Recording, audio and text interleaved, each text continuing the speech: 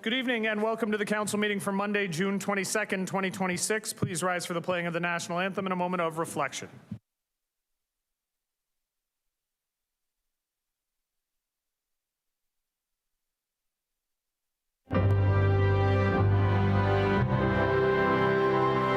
Oh, Canada, our home and native land, true patriot love in all of us command. Car ton bras s'est porté l'épée, il s'est porté la croix. Ton histoire est une épopée des plus brillants exploits. God keep our land glorious and free. Oh, Canada, we stand on guard for thee. Oh, Canada, we stand on guard for thee.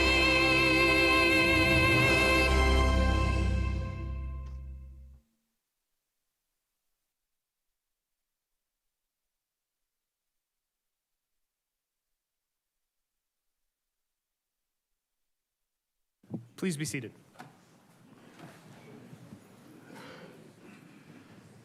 At this time, I will look to Councillor Mako to read the land acknowledgement.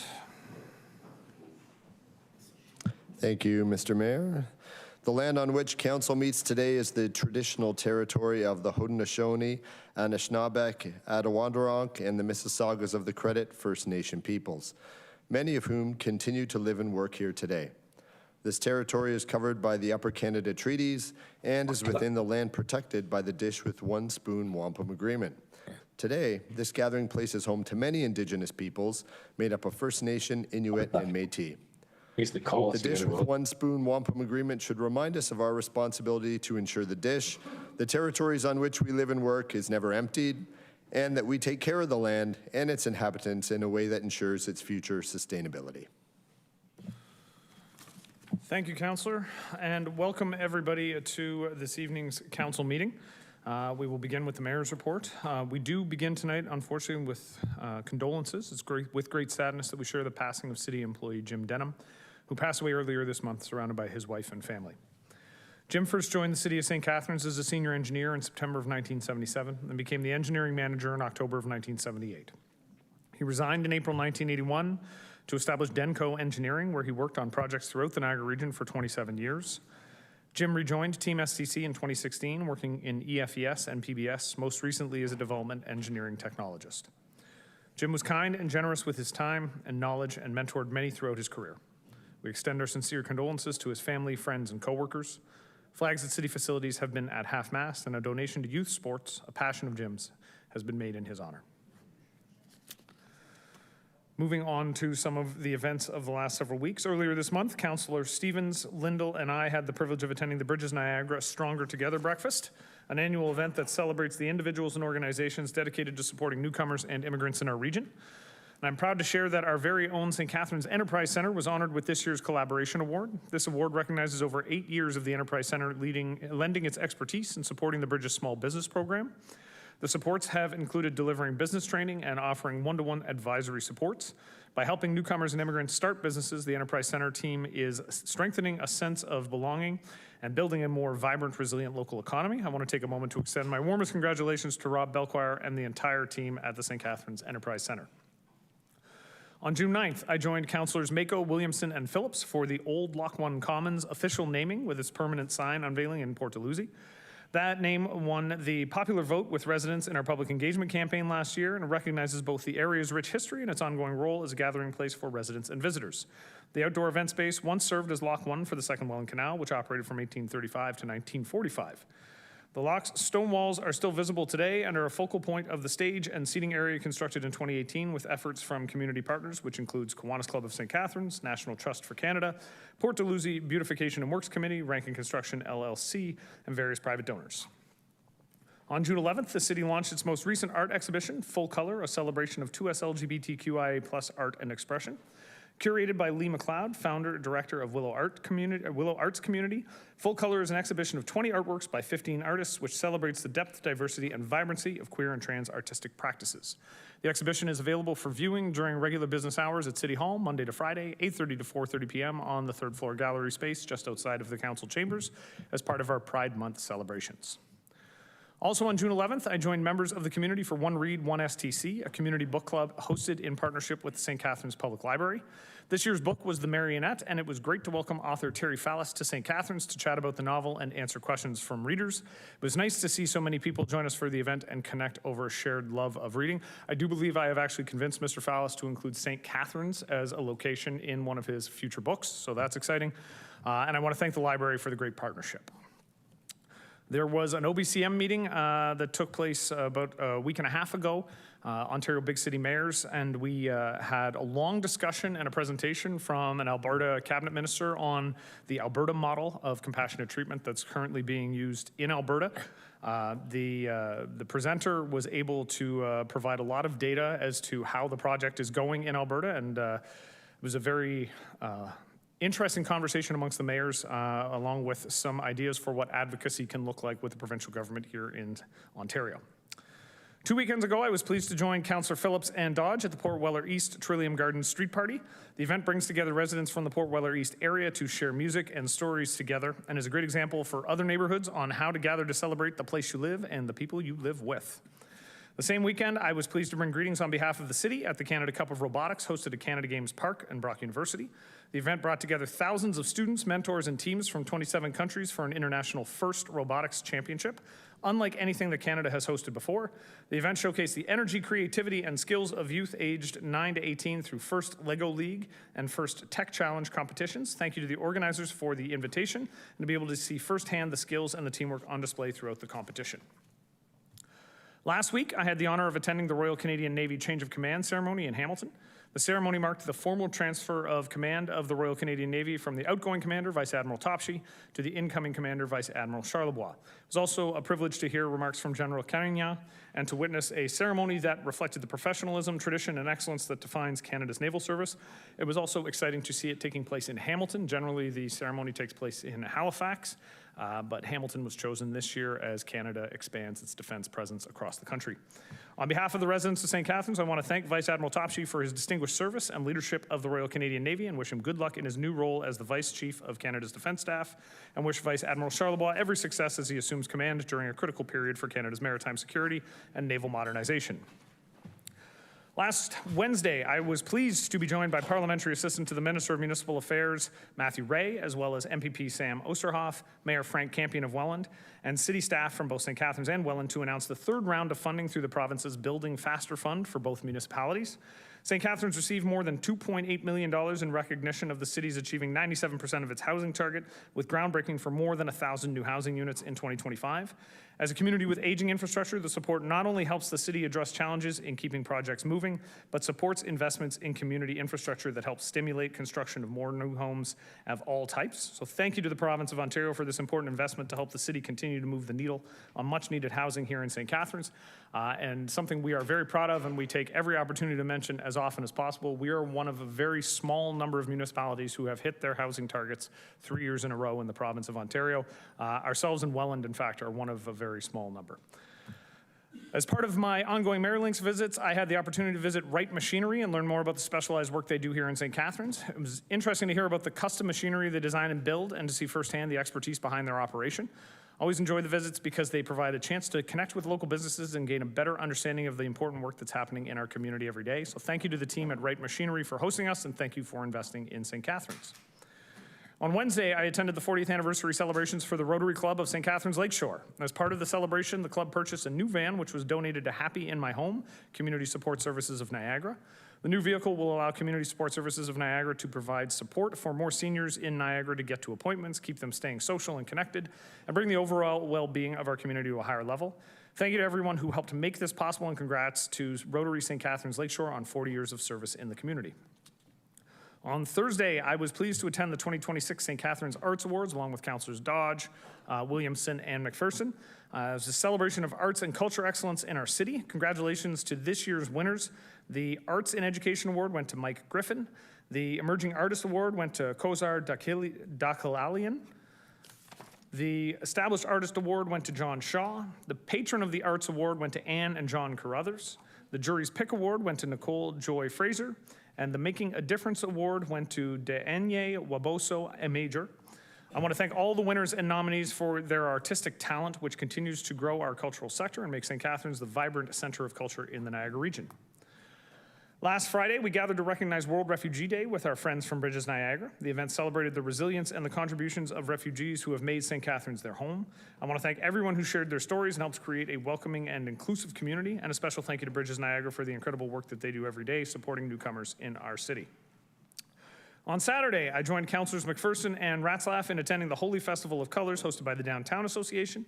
This event is always one of my favorites to attend every year, as it is truly about community celebration and the sharing of culture.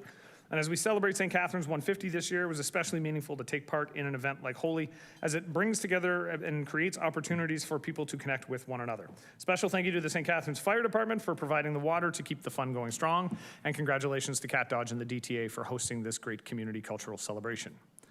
Also on Saturday, I was joined by Councillors Mako and Williamson as we attended the Dalhousie Yacht Club's annual sail pass, and Ratzlaff, sorry. The Dalhousie Yacht Club's annual sail pass that marks the start of the 2026 boating season. The sail pass is a chance to come together, reconnect after the winter months, and celebrate everything that makes being out on the water so special. Of course, the most important part of the event was the blessing of the fleet, which gave us the opportunity to wish everyone a safe and enjoyable navigation season ahead. Thank you to the Dalhousie Yacht Club for hosting the event and wishing everyone great memories together on the water. On June 21st, we raised the 2-row wampum flag at City Hall for National Indigenous Peoples Day as a symbol of the ongoing relationship between Indigenous and non-Indigenous peoples, founded on mutual respect, cooperation, and coexistence. As part of the National Indigenous History Month, the city was also pleased to support meeting workshops led by Indigenous Dreams. These sessions provided residents and staff with an opportunity to learn about Indigenous artistic traditions and connect through shared learning and cultural exchange. And we extend our sincere thanks to Mika Woolley for sharing their knowledge, creativity, and teachings with our community. And this morning, I was joined by MPP Sam Osterhoff, MPP Jenny Stevens, and Councillors Dodge and Phillips, to celebrate, and Councillor Lindell, to celebrate the official grand reopening of Sunset Beach. This was a $6.9 million renovation project that has transformed this popular waterfront destination with new amenities, enhanced accessibility, and environmental features designed to protect the shoreline for years to come. Guided by the 2019 Sunset Beach Community Vision Study and supported by $4.4 million from the province, this renovation aims to protect, restore, and enhance the park while preserving its unique character and natural assets. Thank you to all the staff involved in bringing this project across the finish line. In 16 years now, being a member of council, we have done a lot of projects. This is the first project I have ever encountered where there is not a single naysaying voice that I have heard since the soft lunch a month ago. Everybody has been very enthusiastic in their support. And is Mr. Martuccio here? Good. So this morning when I was going through my list of thank yous, I thanked very specifically the CRCS staff. And when the event was done, Councillor Dodge came up and said, "You didn't mention engineering." And I thought, oh shoot, I didn't mention engineering. So I want to express my thanks to engineering as well as CRCS. I will say, as we were talking about the different engineering staff members who did a great job, I expressed to Mr. Christie, well, Ralph's been working on park projects for so long, I just assumed he was in CRCS at this point. So congratulations to your staff for all the hard work that they do, and I apologize for missing you this morning at the event. A couple more and then we're done. Last week, Councillor McPherson and I were on hand to officially open the new Eastside Mario's located at 295 4th Avenue. It was great to hear that the franchise is making a comeback in Ontario. Most of us remember when Eastside's was located on Ontario Street. For all of you wondering, they still have all-you-can-eat breadsticks and salads, so you might want to make your future dinner plans accordingly.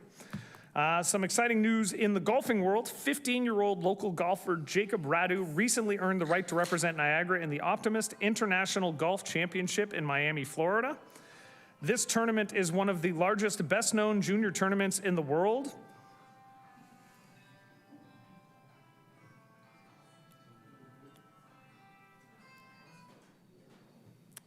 Thank you. This tournament is one of the largest, best-known junior tournaments in the world, having been played by many professional golfers when they were in the junior golf ranks. In fact, Tiger Woods won this tournament 6 times as a junior, so this is a huge accomplishment for Jacob, and we wish him luck in the upcoming championships as he represents St. Catharines and his family on the international golf scene. And the last of the congratulations, the credits have rolled, and on June 21st, Lester D's Real Diner closed its doors after 18 years of business on Hartzell Road. The Lester D's team served the community with great breakfasts and lunches, and we would like to thank them for being a part of Meriton and St. Catharines restaurant scene. Last one, Canada Day. The city of St. Catharines is set to celebrate Canada Day in a special way this year. July 1st will feature a full day of music and celebration at Montebello Park in downtown St. Catharines, headlined by Canadian rock favorites The Trues, and the city's first ever fireworks and drone show at night at Rennie Park in Port Dalhousie. The celebrations, also part of the city's 150th anniversary activities, will help create a day that reflects both national pride and the common ground that connects the community. Stay tuned to the city's social media pages for more details, and I look forward to seeing everybody out there to celebrate the country and our city together. With that, I will open the floor to councillors and any additions to the mayor's report. Councillor Townsend. Thank you, Mr. Mayor. That sound is also the wrap it up, you're taking too long song. Teasing. I want to just give a shout out to Mayor Sisko and I attended Parkway Social, Evan McGrath's L's Jersey Charity Bowl-a-thon, which was a great event. It brought in a lot of NHL superstars to help raise money for Smile Zone here in the Niagara region. Nick Spalling was there, Michael Misa, Darren McCarty, Marcel Dion, Matthew Schaefer, Arbor Skagey. It was a good opportunity for us, Mayor and I, to be reminded of we may be tall, but there's always someone younger and taller who plays in the NHL. So it was a really fun event, and I just want to congratulate Evan and his family for putting the event together, raising $50,000 for Smile Zone. It's a lot of work to coordinate schedules for these players to be there. It was interesting talking to Matthew Schaefer, who had let us know he was at the Nick game the night before and flew into the Niagara District Airport to be a part of the event because it was such a special event for him to be at. So just a shout out to Evan. And I also want to give a shout out to Director Martuccio and Director Murad. I just want to thank them for the work that they've done down on Lakeside Drive. Councillor Stevens and I have been working with residents for a long time, and it's really appreciated that staff did go out, do a lot of the repairs on the road. So just I want to say thank you to our staff for doing that. Thank you. Councillor, I sat here and I had a whole bunch of sarcastic posts that were going to come back at you, and then you said a bunch of really nice things about a bunch of really good people, so I decided, you know what, I'll let that one slide. Councillor Stevens. Thank you, Mr. Mayor. Yeah, I just want to add that we were out of the airport on June 15th to open an art exhibit that was done through all our staff down at the museum there, displaying the history of the museum during World War II and the amount of activity that was going on during the war. And if you're driving by the airport and you just want to pop in and look at a nice little airport, you can pop in there and see some nice pictures of some of the history that happened down there. And also one thing I really wanted to add was on June 14th, I was invited to the Polish Society to on behalf of the St. Catharines, City of St. Catharines and the Polish Congress of Canada. They do a remembrance every year at this time down in Niagara Lake for all the Polish soldiers and airmen that came here and trained during World War II, and some lost their lives during training. And it's a very moving ceremony they have, and there's a church service and followed by a meal at the Polish Society. And I had the privilege, honor, I sat between the Polish ambassador to Canada and the Polish consul general of Canada, and there was a small group of soldiers. There was a brigadier general. There's a armored brigade, 12th Armored Brigade, celebrating their 30th anniversary this year, and they were there as well. And it was very humbling in that to talk to all these people. And that, so it was very good. So just wanted to add that. Thank you. Thank you, Councillor. Councillor Williamson. Thank you, Mr. Mayor. This week there'll be a lot of high school commencements, and I know this council would, including those of us who have spent some time in the classroom, like to extend our congratulations to all the students who have made it over the finish line, and to the family members and the educators who helped them get there. Your hard work has paid off. Also, congratulations to those students who have completed programs at Niagara College and Brock University and have celebrated those commencements, graduations.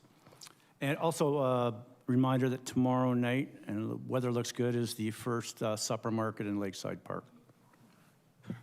Thank you, Counselor, and thank you for mentioning the high school graduations. I have a conflict of interest because I'm finally moving one of my children through the system tomorrow night, so I didn't want to bring it up myself, so thank you. Counselor McPherson. Thank you, Mr. Mayor. Just wanted to, again, say thank you to Fire Services for making the Festival of Holi a very cool event. Okay. And just to mention, I'm sorry that you didn't join in the paint pit and that once again you sacrificed your chief of staff to the coloring, and she certainly got colored. As well, the Festival of Holi, the Downtown Association actually had an event on the Friday night, and it was a Bollywood party, and it was a great event with lots of folks came, and looking forward to next year's Bollywood party and Festival of Holi, and look forward to seeing you in the paint pit. And also just wanted to thank staff for the work in Mountain View Park, fixing the trail and getting it walkable. I took a couple of spins around with my dogs, and it was fantastic to walk on a nice, even path. Thank you. Thank you, Counselor. Counselor Mako. Well, thank you, Mr. Mayor. You mentioned the launch of the Old Lock One Commons in Port Dalhousie. We had the first outdoor concert on Saturday evening. It's called the Rock on the Locks concert series. So all summer, there's going to be different themed concerts hosted by the Port Dalhousie Beautification and Works Committee. So you can look them up on social media. It was an international night Saturday, so Caribbean, Latin music, the steel drum band, fantastic evening. And it's just such a great use of the outdoor space. So it's going to be fully animated all summer and free concerts for the public. Anyone's able to come on down and join us this summer. And there were the incidents that have happened a couple Fridays in Lakeside Park, and so I did just want to give a shout out to Niagara Regional Police. There was definitely, I was stopped by Friday evening, much more proactive enforcement, walking the beat, no issues. And I spoke with the operator, Jeff Mackey, down there, and he was appreciative and wanted to extend that to council as well. I know we have another meeting coming up this week talking about it, but this past weekend, no incidents to report. Excellent. All right, seeing no additional commentary with respect to the mayor's report, we'll move on to the adoption of the agenda, and I will look to the city clerk. The following amendments have been made or requested to the agenda. The first is that the discussion reports would start after item 6, approval of the consent agenda, until 6 p.m., at which time council will have the Accessibility Matters Awards and the starting of the public meetings. Mayor Cisco has requested to add an additional closed session item regarding a verbal update for 25 YMCA Drive. There's additional correspondence that has been placed in Council Sugar Sync folder. This will be on the Council correspondence listing on our website on June 25th. One is correspondence from the Meridian Center regarding support for item 6.1, digital signage bylaw. Item 2, additional correspondence from residents regarding item 7.1, which is 263 Pelham Road. And item 3 is correspondence from Develop Smart Inc. on behalf of ESH regarding proposed amendments to sign bylaw, to the sign bylaw. All right, and I know I have a couple of deferrals and referrals forthcoming, so I'll start with Councillor Harris. Yes, Mr. Mayor, I was hoping we could refer item 7.2 and have staff meet with the applicant to discuss the outstanding issues before it comes back to council. Okay, so that's a motion to refer, and if I could request that when it does come back, any outstanding issues in terms of disagreement between staff and the developer be laid out in a table format so that council can see clearly what the differences are in the proposals. It's a motion to refer, it's non-debatable, so all those in favor of referring 7.2? Opposed? That's carried. Councilor, did you have another? No. No? Okay. Unless someone else might be doing the sign one. Then I have Councillor Mako is up next. Thank you, Mr. Mayor. Mine was regarding 6.1, the sign bylaw. I was hoping to defer this one to a subsequent council meeting. It's almost 50 pages, and we had a number of residents who were hoping to delegate to that one, so hoping it could come back either at the next meeting or following and be placed on the consent agenda for that meeting. Discussion. Sorry, it's on consent. You got me. We could leave it on consent tonight if you want, but I think there is going to be some discussion around Opposite. that. Yes. All right, so this is a motion to defer. Respectfully, I'll ask that we get it onto the July. Okay, so a recorded vote on the deferral? Okay, so it'll be a recorded vote on the deferral, always appropriate. I will, again, respectfully request that it come to the July meeting. I know that there's a number of people that want to get this dealt with. So I will look to the clerk. Just turn voting mode on. I'll look to the clerk to call the roll on the deferral. Counselor Mako. Yes. Counselor Harris. Yes. Counselor Lindell. Yes. Counselor Williamson. Yes. Counselor Dodge. Yes. Counselor McPherson. No. Counselor Phillips. Yes. Counselor Ratzlaff. Yes. Counselor Kushner. Yes. Counselor Townsend. No. Counselor Miller. Yes. Counselor Stevens. Yes. And Mayor Cisco. No. And that's carried.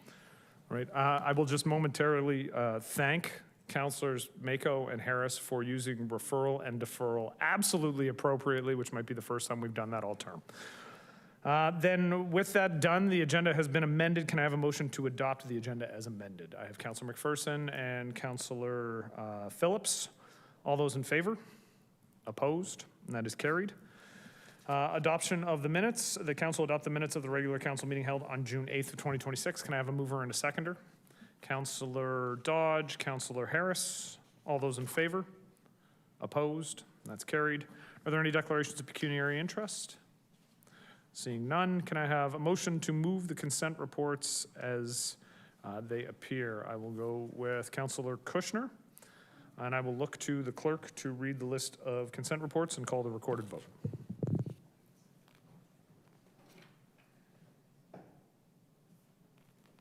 Today's consent agenda includes item 6.2, CRCS 2026 St. Catharines Culture Investment Program Funding, rounds 1 and 2.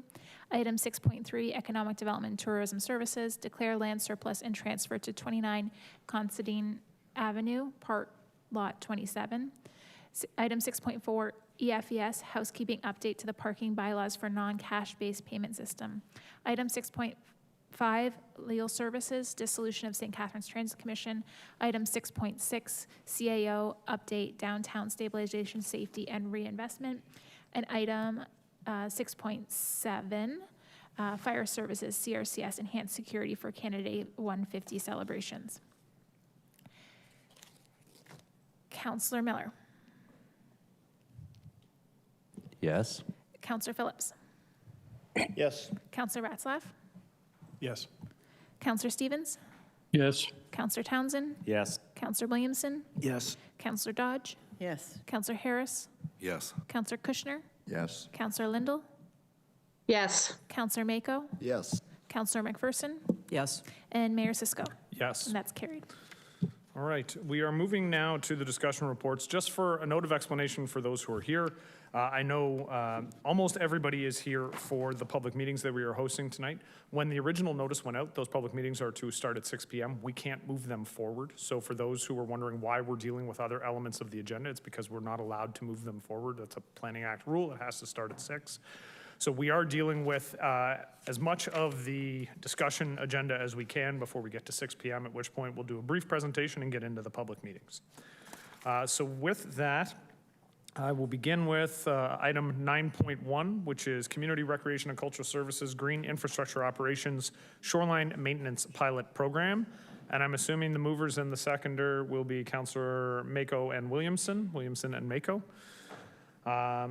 So the staff recommendation is on the screen, and Councilor Williamson, you can go first. Thank you. Yeah, just to, talk a little geography. We're a municipality that's set on a Great Lake, a wonderful inland sea, and sometimes we forget that. And I don't want to go to places like London, Ontario, or Kitchener, Waterloo, or Guelph, and I don't know, I always have a sense that in these landlocked places, something's a little bit missing, but something's missing because we locally here have tremendous advantage of being able to access the waterfront.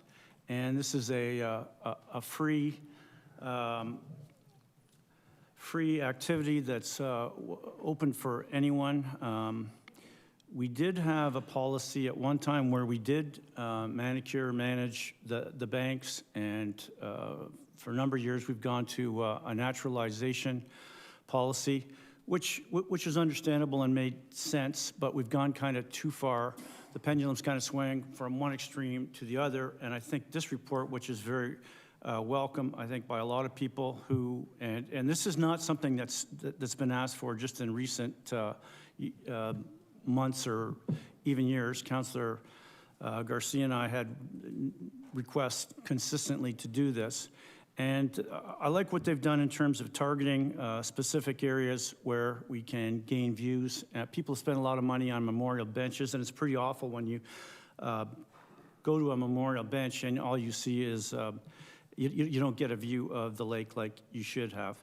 I also like the fact that they have incorporated, staff has done a good job of looking at the environmental sustainability implications. No healthy indigenous trees are going to be removed. So I think it's a great approach. They've taken all the best practices from other municipalities, integrated it into this report. Unfortunately, there is a price tag to, I'll say, re-adding a service that we used to provide, but obviously it's going to be done in a new and improved and more with the times kind of approach. So hopefully this will get passed, and it is it's a project that is going to come back to council to see how it, a pilot project to see how it works, and hopefully things will create a situation where people are better able to enjoy their views onto Lake Ontario. Thank you. Thank you, Councillor. Councillor Mako. Thank you, Mr. Mayor. I'll just add on to that we had the Port St. Lucie Town Hall meetings last fall, and this was one of the issues that certainly dominated the town hall. So it's certainly a topic that's come up in conversation, and I think the community is really looking towards us for this pilot project to implement this year. Is this a time I can ask staff questions as well? This is the only time. Thank you. Question number one for staff, through you, Mayor, would be the timing of it. And right now we're towards the end of June. Just looking at the other municipalities, could you speak to a best practice for time of year typically for this type of maintenance? Through the mayor to the councillor, it would be best for us to do this in the spring. That usually is when other municipalities are doing this type of work. Thank you. That's important to know. I know we're doing it this year because the report's just coming back, but perhaps in future years we could trend more towards the spring. And with that in mind, I see the recommendation is for the evaluation to come back in Q2 2027. Wondering if we could modify that and say by the end of Q1, because that would be March 31st. Then that would just give you the time to be able to implement in spring of 2027. Just thinking if we bring this back in Q2 of next year, it's already too late to implement the best practice next year, if that's reasonable. Through the mayor to the councillor, staff would be happy to do that. The only request from staff would be that council consider this as part of the next multi-year budget, because if you want us to act on it earlier in the year, then we would need the financial resources to be able to do that. Thank you. Makes sense. Thank you. And one other question I had is just around the height. The 3 feet height guidance, is that based on any sort of best practice? Is there any sort of rationalization in terms of evidence for why the 3 feet limit was chosen as opposed to some other height? Through the mayor to the councillor, I will defer to Mr. Cooper in a second here, but I will say I wanted to point out actually that in the request for quotation document that was released for contractors to bid on, the scope of work actually called for a cut height of 0.5 meter. So that the 3 feet, understand, councillor, that we've been working on this report for a few months now, and so many hands were in this report. So I do apologize for not catching that in the multiple times that we reviewed this, and for presenting information that was incorrect to the public. So we did ask for a 0.5 meter, and I'll turn it over to Mr. Cooper to explain why one or the other. Thank you.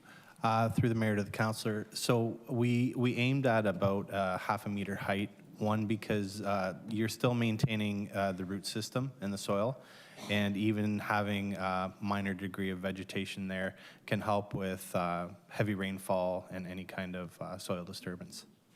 Thank you. It's outside my area of expertise. That's why I'm asking. So when we get into these questions from the public, I appreciate the experts chiming in on the height. And just to echo Councillor Williamson, thank you for making this happen this year. It really was a priority that came to us from the community, and I think you've identified those pilot sites that are probably the most well-used and visible. One of the comments was we have benches, memorial benches right now looking at invasive species. So it's ideal that those benches were placed there for a reason, and it's to have a view of the water. So now we're helping to make that happen for this year and hopefully future years as well. Appreciate it. Thank you, Councillor. Mr. Cooper, you just got called an expert by a member of council, so you should put that on your resume somewhere and hold on to that. Councillor Phillips. Thank you, Mr. Mayor. Great project. To piggyback on Councillor Mako just indicated, now it sounds like it's going to be an annual, because it hopefully is going to get into budget every year. Do you have a list of other areas, particularly in Grantham Ward, that need similar treatment? Like, is this being a pilot project, but going forth, is there a list, or will you be making one so that we will be able to see that in the future? Through the mayor to the councillor, we do have a preliminary list of sites. We had to narrow it down to try and fit it into a reasonable budget for this pilot, but we do have a list of sites, and of course we'll be working with you, the ward councillors, to identify any future sites as we move forward with this project. That's great, thank you. All right, seeing no other comments, I will look to the clerk in a moment to call the roll. I do want to express my thanks to staff. This was something that I know Councillor Williamson, Councillor Mako, and myself have heard a lot about, and I appreciate staff being able to turn this around, look at the best practices that exist in other municipalities, and bring forward a plan that I think makes sense. I look forward to the results of the pilot project, but I know that this is going to make a lot of residents happy. I've heard from folks who, walk along the waterfront trail in the Port de Lucie area, and this will make them happy. Sitting on the benches and being able to look out will make them happy. So thank you to staff for that, and I will now ask the clerk to call the roll on this vote. Councillor Mako. Yes. Councillor Williamson. Yes. Councillor Dodge. Yes. Councillor Phillips. Yes. Councillor McPherson. Yes. Councillor Ratzlaff. Yes. Councillor Townsend. Yes. Councillor Stevens. Yes. Councillor Harris. Yes. Councillor Kushner. Yes. Councillor Lindell. Yes. Councillor Miller. Yes. And Mayor Sisko. Yes. That's carried. It's unanimous. Moving on to 9.2, Office of the Chief Administrative Officer, Lakeside Park Beach Security. Can I have a mover and a seconder for this one? I'm going to go with the ward councilors again. Who moved the last one? Okay, so Councillor Williamson to move and Councillor Mako to second. And if there are any comments or questions? Councillor Williamson? Well, Councillor Mako gets to go first this time, or since it's pushed, I'll be short.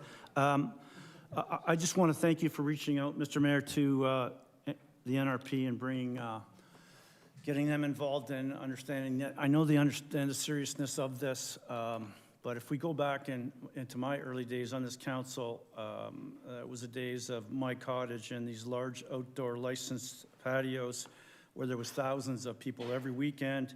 Police were there in force. They were often there with the paddy wagon in tow, and there was lots of big issues which the police largely handled. There was some rough behavior. So this is not something that's new. It's been around, and it seems to have kind of changed location to the focus of near our concession stand in Lakeside Park. But like I said, I won't speak long. I appreciate us taking the initiative on this. I do think, though, that the police presence has a lot more value than the private security firm. Anything will help to have eyes on it, and I appreciate the fact that we're adding some cameras. I don't necessarily like Big Brother, but this is a situation where they're in need. And just through you to Chief Upper, we had Beach Day recently, and I know that there was some costs involved. I just wonder if the chief could Oh, he's not in the room, sorry. Oh, he's here, he's fast, like he gets the calls quick, right? I just wonder if you could speak to the cost, the additional cost for the police presence and whatever else was needed for emergency planning, et cetera, for Beach Day and what we're looking at here, if you could add any context to it. Through you, Mr. Mayor, to the councillor. Several of the things that we had to put in place for Beach Day, which I just want to make sure we're clear, like that's an unsanctioned event. So the city does not host that event. It's not a Niagara District School Board event. It's an unsanctioned event. The policing that day, now they pulled some resources and had to add others, but the end of the day, that bill cost $60,000 to have the Niagara Regional Police present at the beach. It's a significant cost to the community. I know it's a regional cost, but still as taxpayers, we all have to pay that. We had cameras installed through a pilot project. It's going to be through the summer, through the Emergency Management Fund. We were able to work with Trace Anderson from Security to do a pilot project over the summer. So we've got security cameras that are going to be in place at both Lakeside Park and Sunset Beach. And we've been able to cover those costs. They're about $2,200 for the season. So we're looking forward to being able to have those cameras up and seeing how they can help us mitigate some of the issues. For Canada Day, of course, we've got a few special things in place with regards to traffic control with archers, and we've been able to cover some of those costs. Some of the other costs we're going to pull from some of the other funds. And then looking specifically with regards to the behavior at the beach, as you can see, we've worked with security, and we're looking for an additional $40,000 to cover the summer, to cover the weekend, so we can have security presence there. And then the police are going to also have a significant presence at the beaches. They've committed a lot of resources through the summer, so I think it's a really big effort across both the emergency services plus the Corporation of the City of St. Catharines. Thank you very much. Certainly we want everyone to feel comfortable to go to Lakeside Park and all our beaches, and for the most part, they are safe. These were kind of two one-off incidents, so I don't think, I think people understand that, and they should still feel comfortable and be enjoying our important, as I said in the last, over the last item, very valuable opportunities that we have to be recreating right on this waterfront. So thank you to staff for looking to this, and to the mayor for getting NRP directly involved. We, as Councillor Mako said, we have a meeting with stakeholders on Thursday. Thank you. Thank you, Councillor Williamson. Councillor Mako.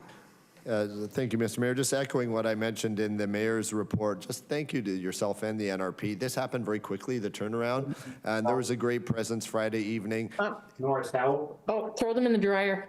And they were mobile as well. They were not just sitting still. What I really love seeing is them getting out of their vehicles and just talking to the teenagers, right? They were out there building rapport, building relationships, and it was just really nice to see that sort of walking the beat, which is what we were asking for in the beginning. So that was great to see. Regarding the private security patrols, my one question through you to staff is just, is it one organization or multiple? Because I saw them wearing different T-shirts and different uniforms. So maybe just for consistency, it would be nice if the private security was just more easily identifiable, because a few of the gentlemen were wearing all black shirts and pants, and you just couldn't really tell that they were security. So, but then someone else had a fluorescent yellow T-shirt on. So maybe just for consistency was my one question. To the Deputy CAO. Through you, Mayor, to Councillor Mako. We'll go take that back and review it. We did have interim arrangements in place for this weekend, pending Council's decision this evening, just knowing the events that had occurred the past number of weekends. So we'll take that back and make these arrangements more permanent, make sure that these individuals are readily identifiable. Thank you. That might be the explanation of it, because I had my eyes peeled, so I was kind of on the lookout. But if you didn't know better, it's ideal if they're visible if someone's looking for help. But generally, they were out there still walking back and forth. So it was just, yeah, if last Friday was a sign of things to come, I definitely saw an improvement. Thank you. Thank you, Councillor. Councillor Townsend. Thank you, Mr. Mayor. Through you to staff. Last year, obviously, there were significant issues with the city event at Lakeside Park. I just want to make sure that this year, Niagara Regional Police will be on site this year rather than last year where they were not. Yes, they did react quickly, which I give full credit to them for doing that, but it concerns me when, we just have security guards down there, which, it's tough to put some of the security guards in positions where last year we saw groups in, brawls, shooting fireworks at each other. So I'm just wondering if, just to reassure council that, we have a plan and we're ready and that it's going to be safe down at Lakeside Park.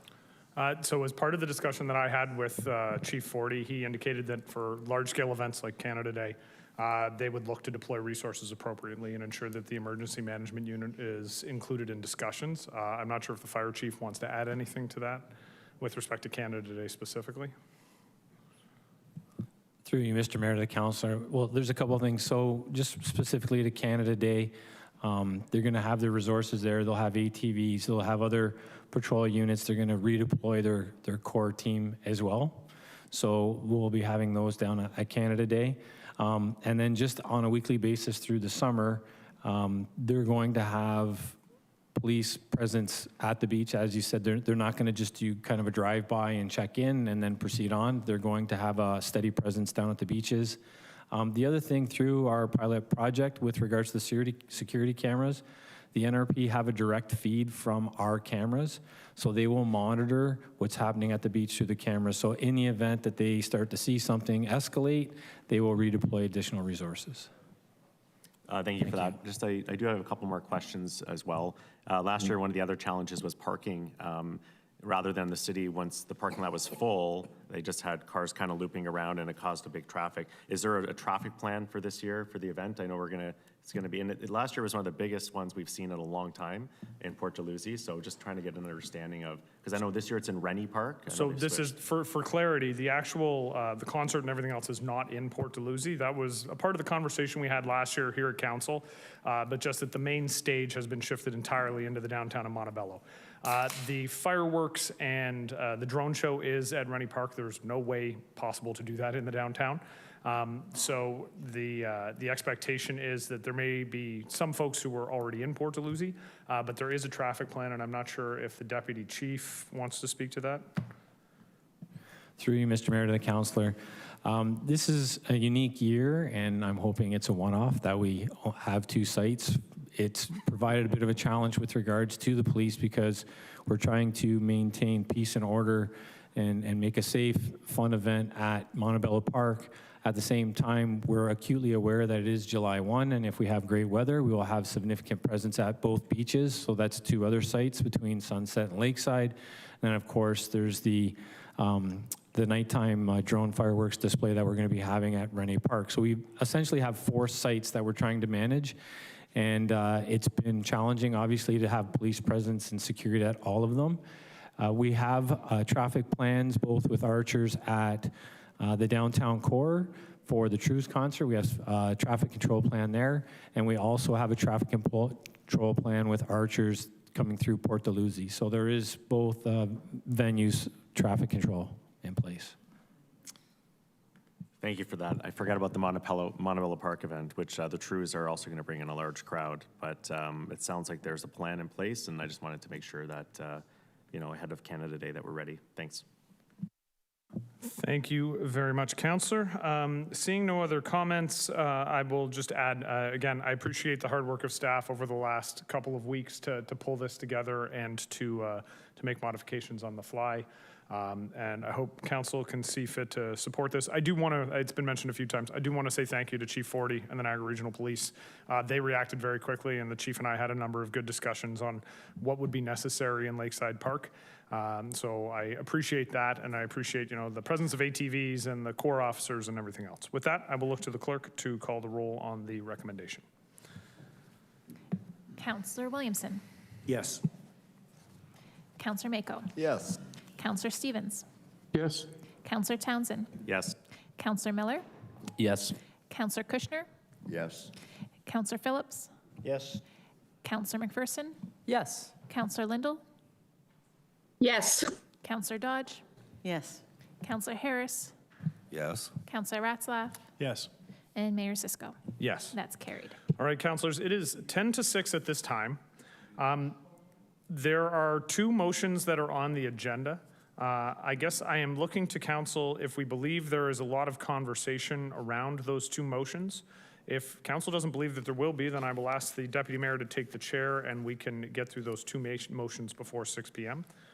Right, so we're going to move to 10.1, which is the waiving of building permit fees for 159 Ontario Street. And deputy mayor will take the chair so I can present the motion.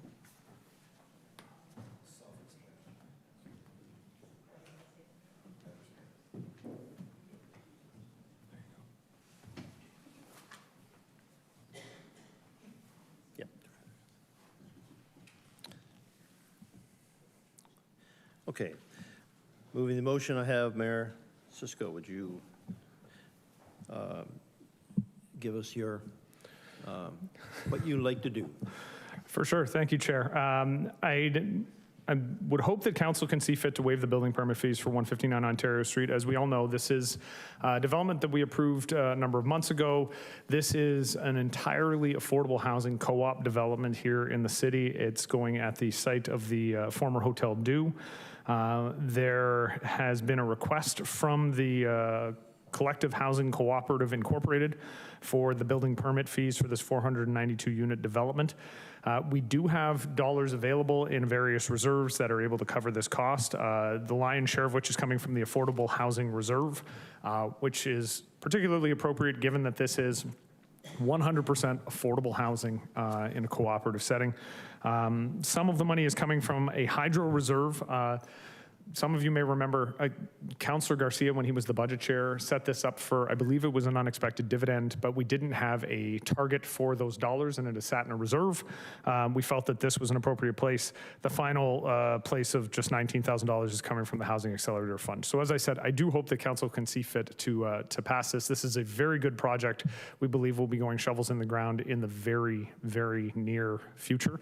And so I hope we can make this contribution. As the developer has mentioned several times, every dollar that is saved on the building side of things is a dollar that is saved for residents on the rental side of things. So this is our opportunity to have a direct impact on affordable housing in our community. Thank you, Mayor. I failed to mention that this is being seconded by Councillor McPherson. Questions from council at all? Councillor Ratzlaff. Make a comment? Yeah, my only comment is this is a game changer for the city. 500 units in St. Catharines anywhere, but especially in Ward 4 is welcome. And there's a lot of units that we've approved in the city. A lot of them are waiting on funding. But this one has applied for CMHC funding. And if that gets approved, it'll have shovels in the ground immediately. So this is something that, we will see shovels in the ground and work happening on very shortly. It's not something that is a proposal that might not happen, and I'm really excited for this to get started. Thank you, Councillor. Any further questions, comments? Yep, Councillor Harris. Through you, Mr. Deputy Mayor, to perhaps maybe the CAO, are we going to come up with some sort of policy so when this comes up every once in a while we know how we're going to deal with it, or are we just, these are one-offs that? CAO? Yeah, through you, Mr. Deputy. We actually do have a policy, Councillor, for this specific project. We didn't anticipate a project of this scale, but we do in fact have a policy and a program in place, but it's capped at $50,000. Okay. And perhaps through you, Mr. Deputy Mayor, to the CAO, is this applicant going to be coming back for anything else with regards to the development? Through the deputy, no. Okay, thank you. I see our Director of Planning also shaking her head, so that's definitely confirmed. Any further questions? Seeing none, ask the clerk to call the vote, please. Mayor Cisco. Yes. Councillor McPherson. Enthusiastically, yes. Councillor Harris. Councillor Ratzlaff. Yes. Councillor Williamson. Yes. Councillor Dodge. Yes. Councillor Townsend. Yes. Councillor Kushner. Yes. Councillor Lindell. Yes. Councillor Miller. Yes. Councillor Stevens. Yes. Councillor Mako. Yes. Councillor Phillips. Yes, And that's carried. thank you.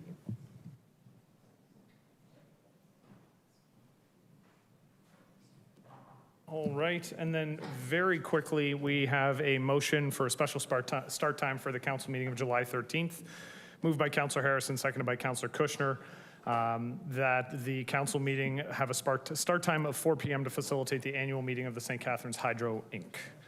Are there any speakers to the motion? Seeing none, I will look to the clerk to call the roll. Councillor Harris? Yes. Councillor Kushner? Yes. Councillor Lindell? Yes. Councillor Mako? Yes. Councillor McPherson? Yes. Councillor Miller? Yes. Councillor Phillips? Yes. Councillor Ratzlaff? Yes. Councillor Stevens? Yes. Councillor Townsend? Yes. Councillor Dodge? Yes. Councillor Williamson? Yes. And Mayor Cisco? Yes. And that's carried. All right, at this time, we will take a pause. We have a presentation, so the individuals who are having the presentation done will come in, and then we will move on to the public meetings.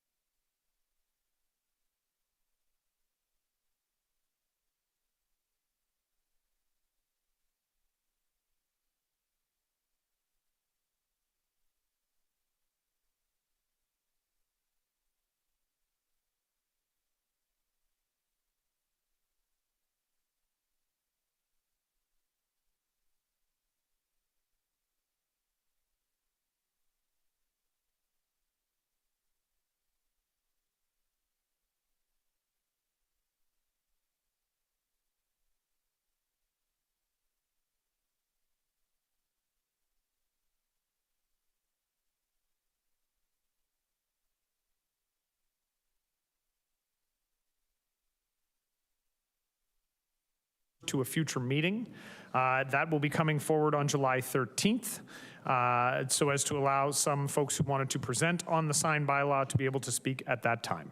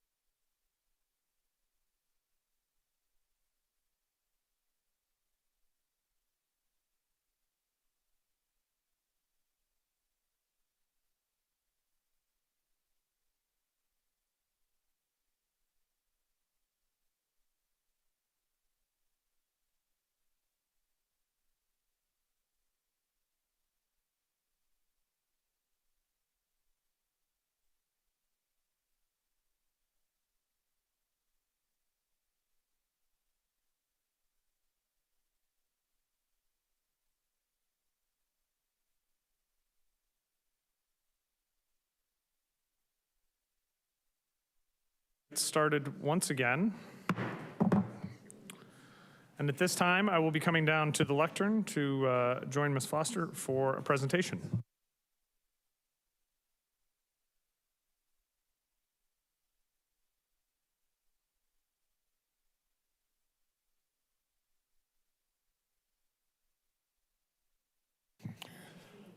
So today we are pleased to present the 2026 Accessibility Matters Here Award, an initiative of the St. Catharines Accessibility Advisory Committee that recognizes businesses and organizations making meaningful progress toward more accessible and inclusive spaces.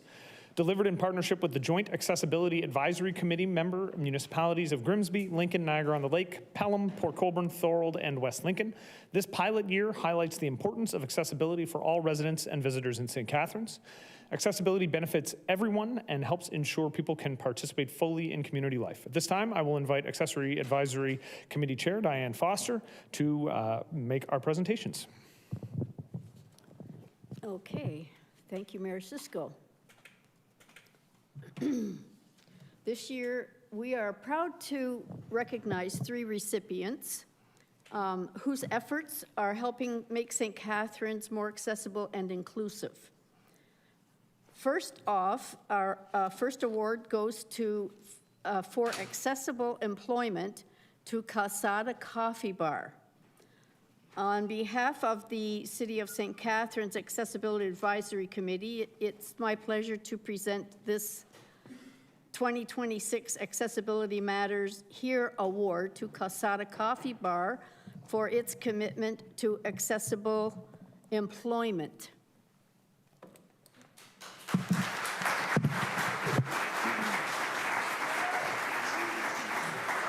Okay. Mr. Bonnie Del Rosa and Mr. Benny Del Rosa are accepting this award. Thank you very much for making your business more accessible to everyone.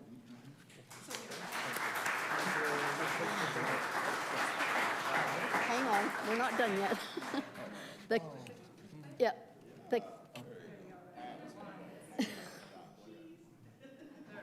I'm not done yet. Calzada Coffee Bar was opened by owner and chef Ms. Leah Del Rosa, who is unable to be here tonight to attend, to create a meaningful employment environment for her son Benny, who is on the autism spectrum.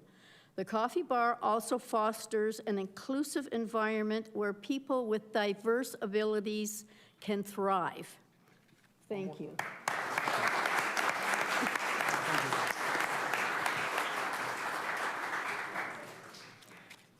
Our second award is for Accessible Built Environment, and it goes to Westview Center for Women.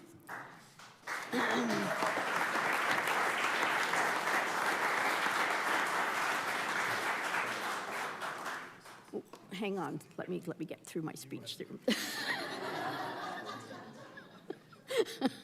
Westview Center for Women is being recognized for creating a more accessible built environment.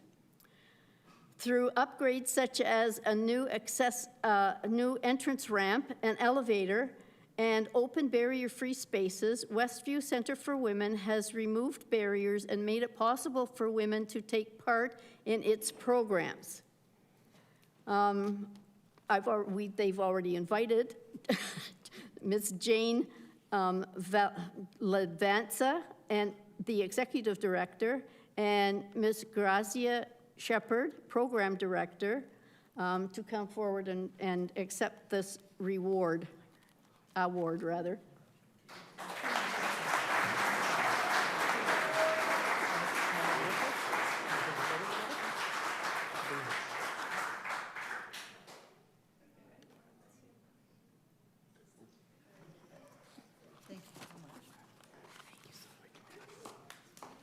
One more time.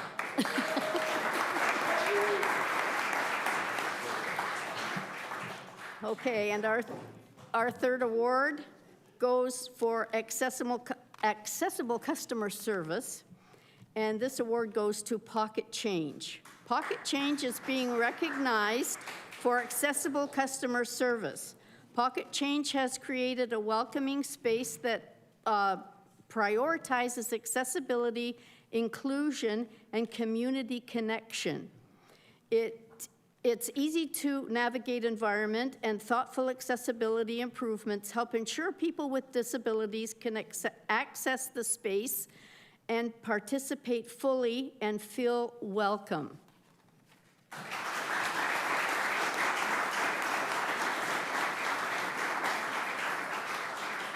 I invite Ms. Melissa Parkins, owner of Pocket Change, to come and receive this award. Thank you.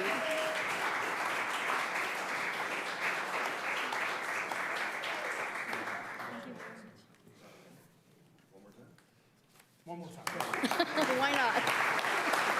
For all of the recipients. I'm done. It's yours. All right, so I do want to say thank you to each of this year's recipients.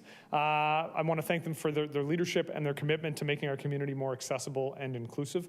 I will say from a personal standpoint, with family members who have accessibility challenges, it's always really wonderful to see businesses that go above and beyond to try and make their spaces accessible to more of the community. So your contributions truly demonstrate that accessibility matters here in St. Catharines. Again, on behalf of council and staff, thank you. One more round of applause.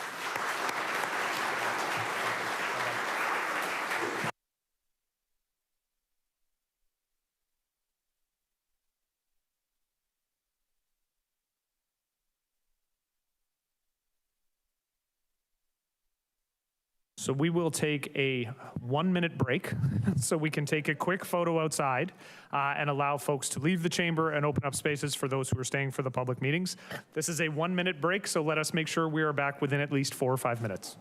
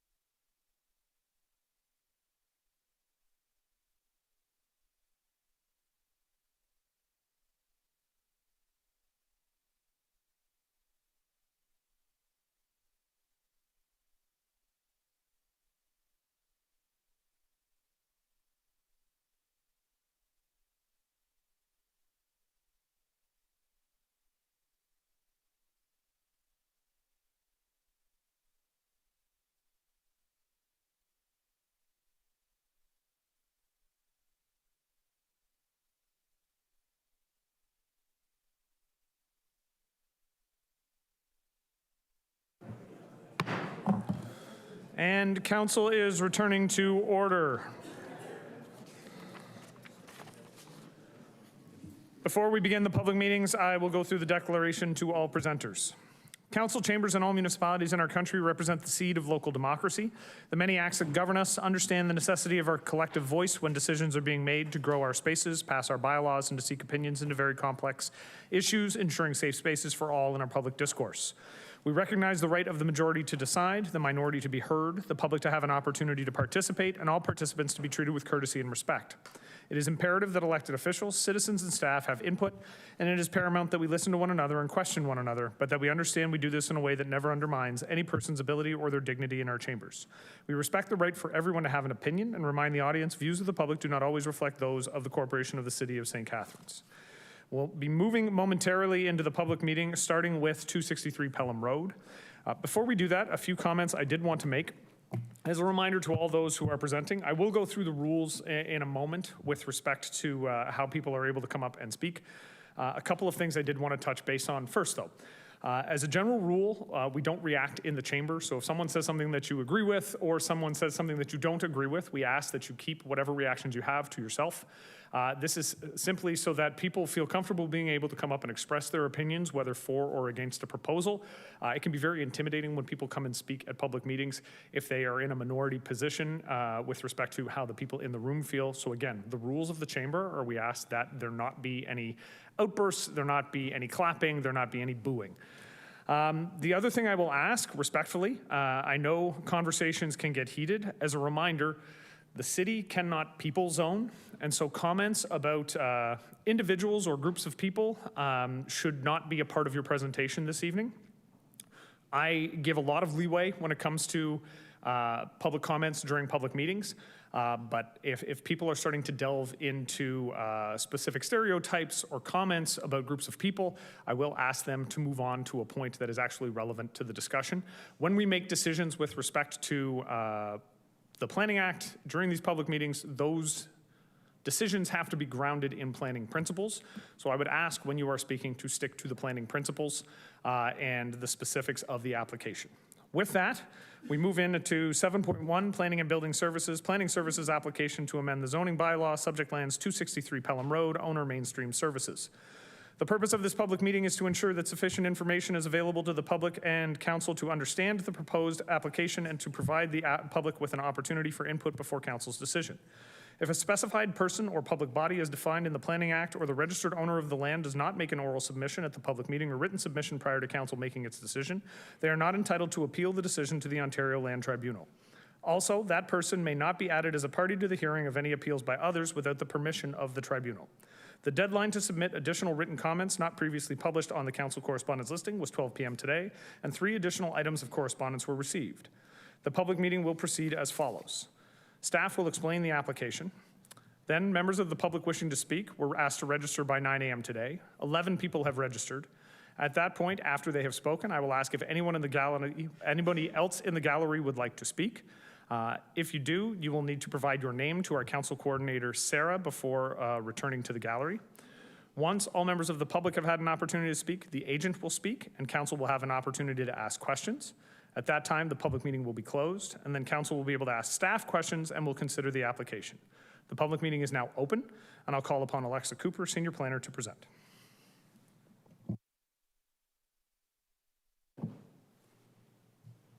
Okay. Thank you, Mr. Mayor. As mentioned, we're here tonight for an official plan and zoning bylaw amendment for 263 Pelham Road, and I'm going to get right into it. Can you click the screen there, Sarah? There we go. Mainstream Services has applied to amend the city's zoning bylaw to rezone the property to I2 with special provisions to permit a 4-story apartment building on the property with some site-specific zoning provisions.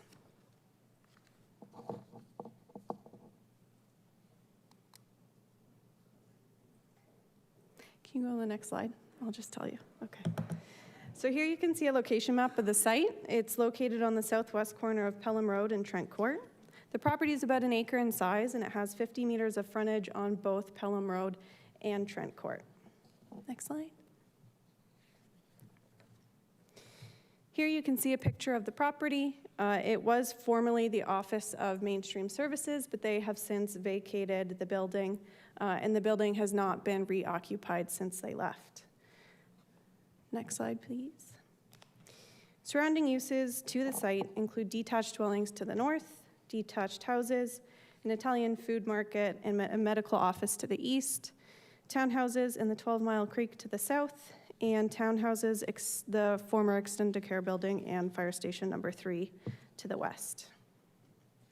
The proposal is for a 4-story, 45-unit apartment building with 32 surface parking spaces at the rear. Access for the apartment building is proposed from Trent Court for vehicles.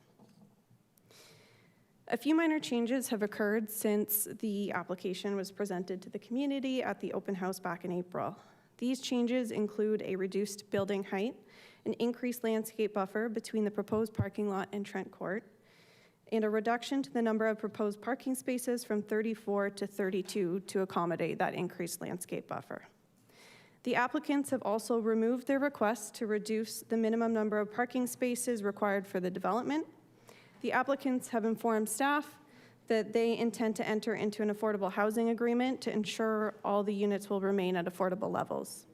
Affordable housing units are exempt from providing parking spaces as approved by council in January of last year. The property is currently designated low-density residential in the city's official plan. Medium-density development may be permitted without the need to amend the city's official plan when it's located on an arterial road. The subject lands do have frontage onto Pelham Road, which is considered an arterial road.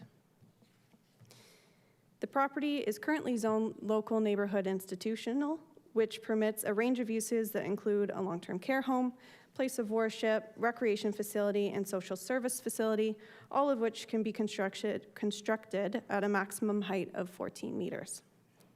Under current permissions, 4-story uses could be constructed on the property that have a similar or greater intensity of use and activity on the site as an apartment building would have.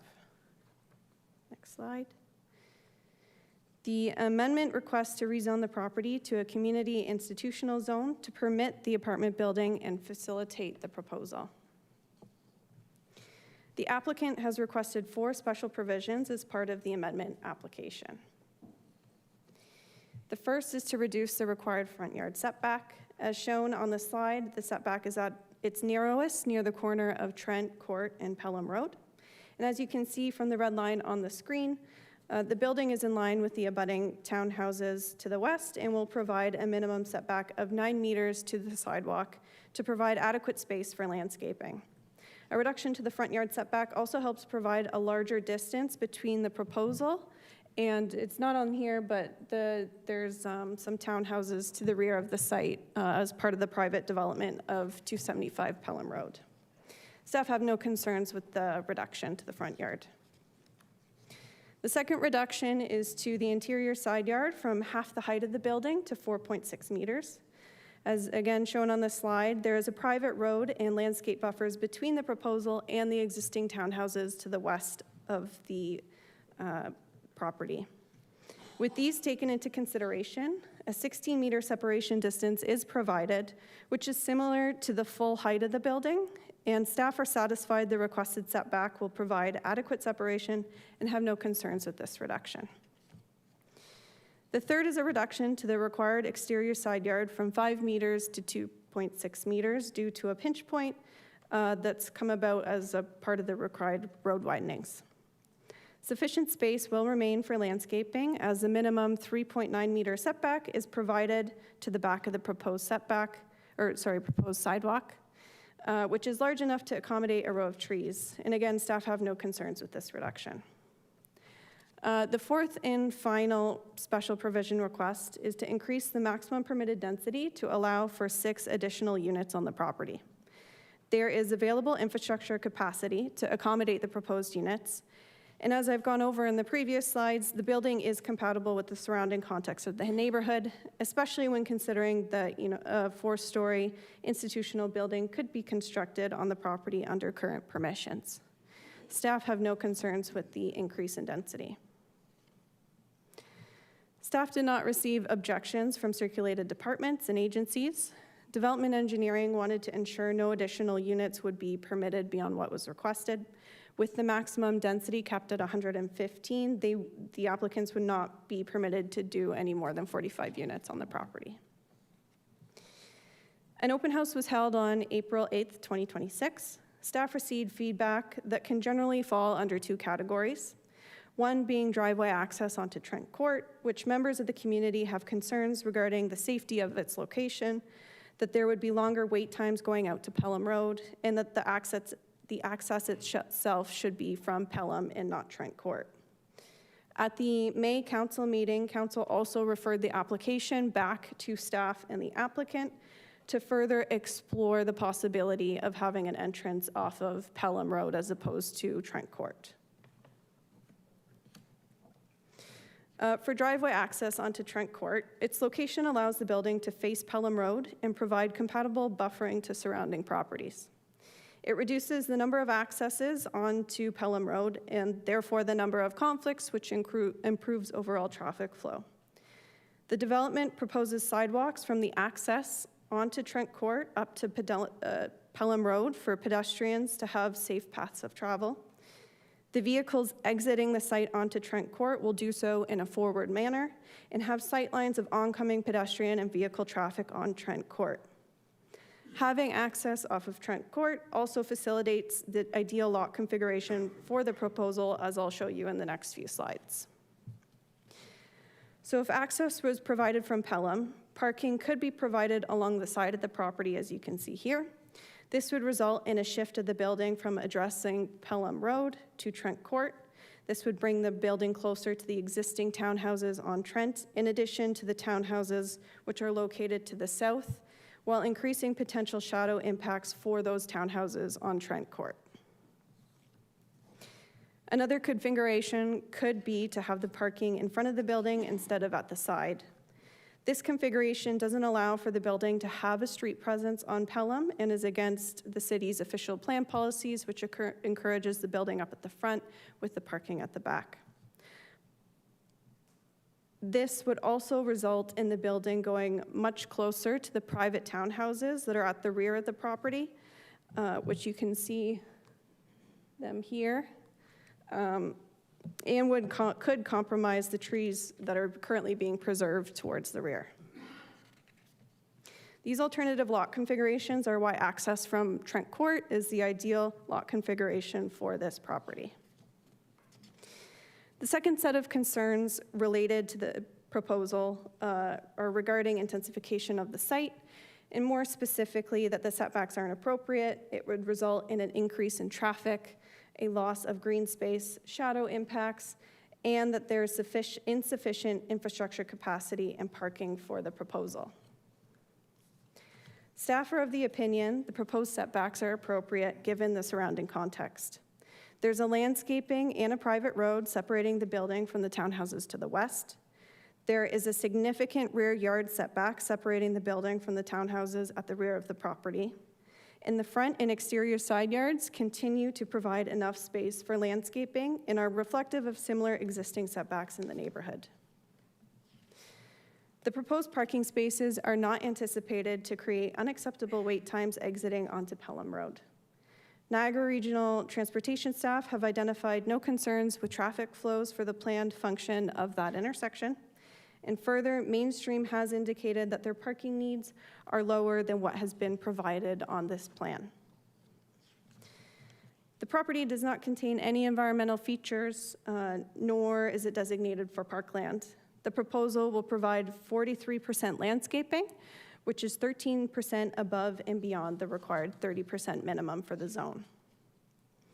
Surrounding properties are not anticipated to experience significant shadow impacts as a result of the proposal.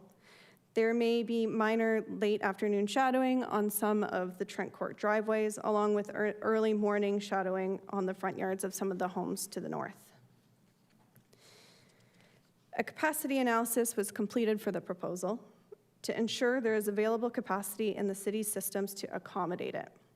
Development engineering staff reviewed the results of the capacity analysis and concluded there was sufficient capacity below basement flooding levels. The development proposes 32 parking spaces. As mentioned earlier, the request to reduce the minimum required parking spaces for the proposal has been removed from the application. This means that Mainstream will have to enter into an affordable housing agreement with the city to ensure the units will be affordable for a time period of a minimum 25 years. Affordable housing units are exempt from parking requirements. In conclusion, staff recommend that council approve the requested zoning bylaw amendment to facilitate the proposed development. The proposal is of a similar built form and intensity of the uses that are already permitted on the site. The access to Trent Court is appropriate and the preferred location for site access. And the proposal represents an appropriate and desirable use for the site. Further, staff recommend standard direction for staff to issue notice of a decision, forward any appeals received, if any, confirm that no further notice is required, and then the clerk be directed to make all necessary notifications. Thank you.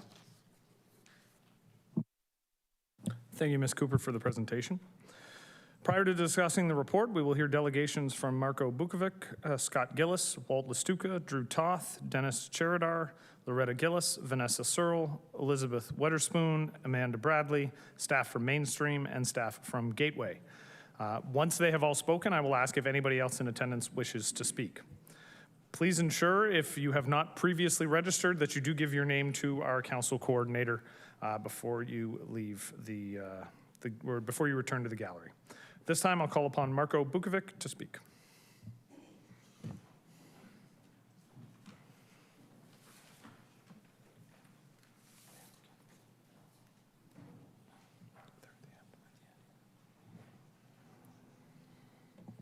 Sir, the lectern is yours.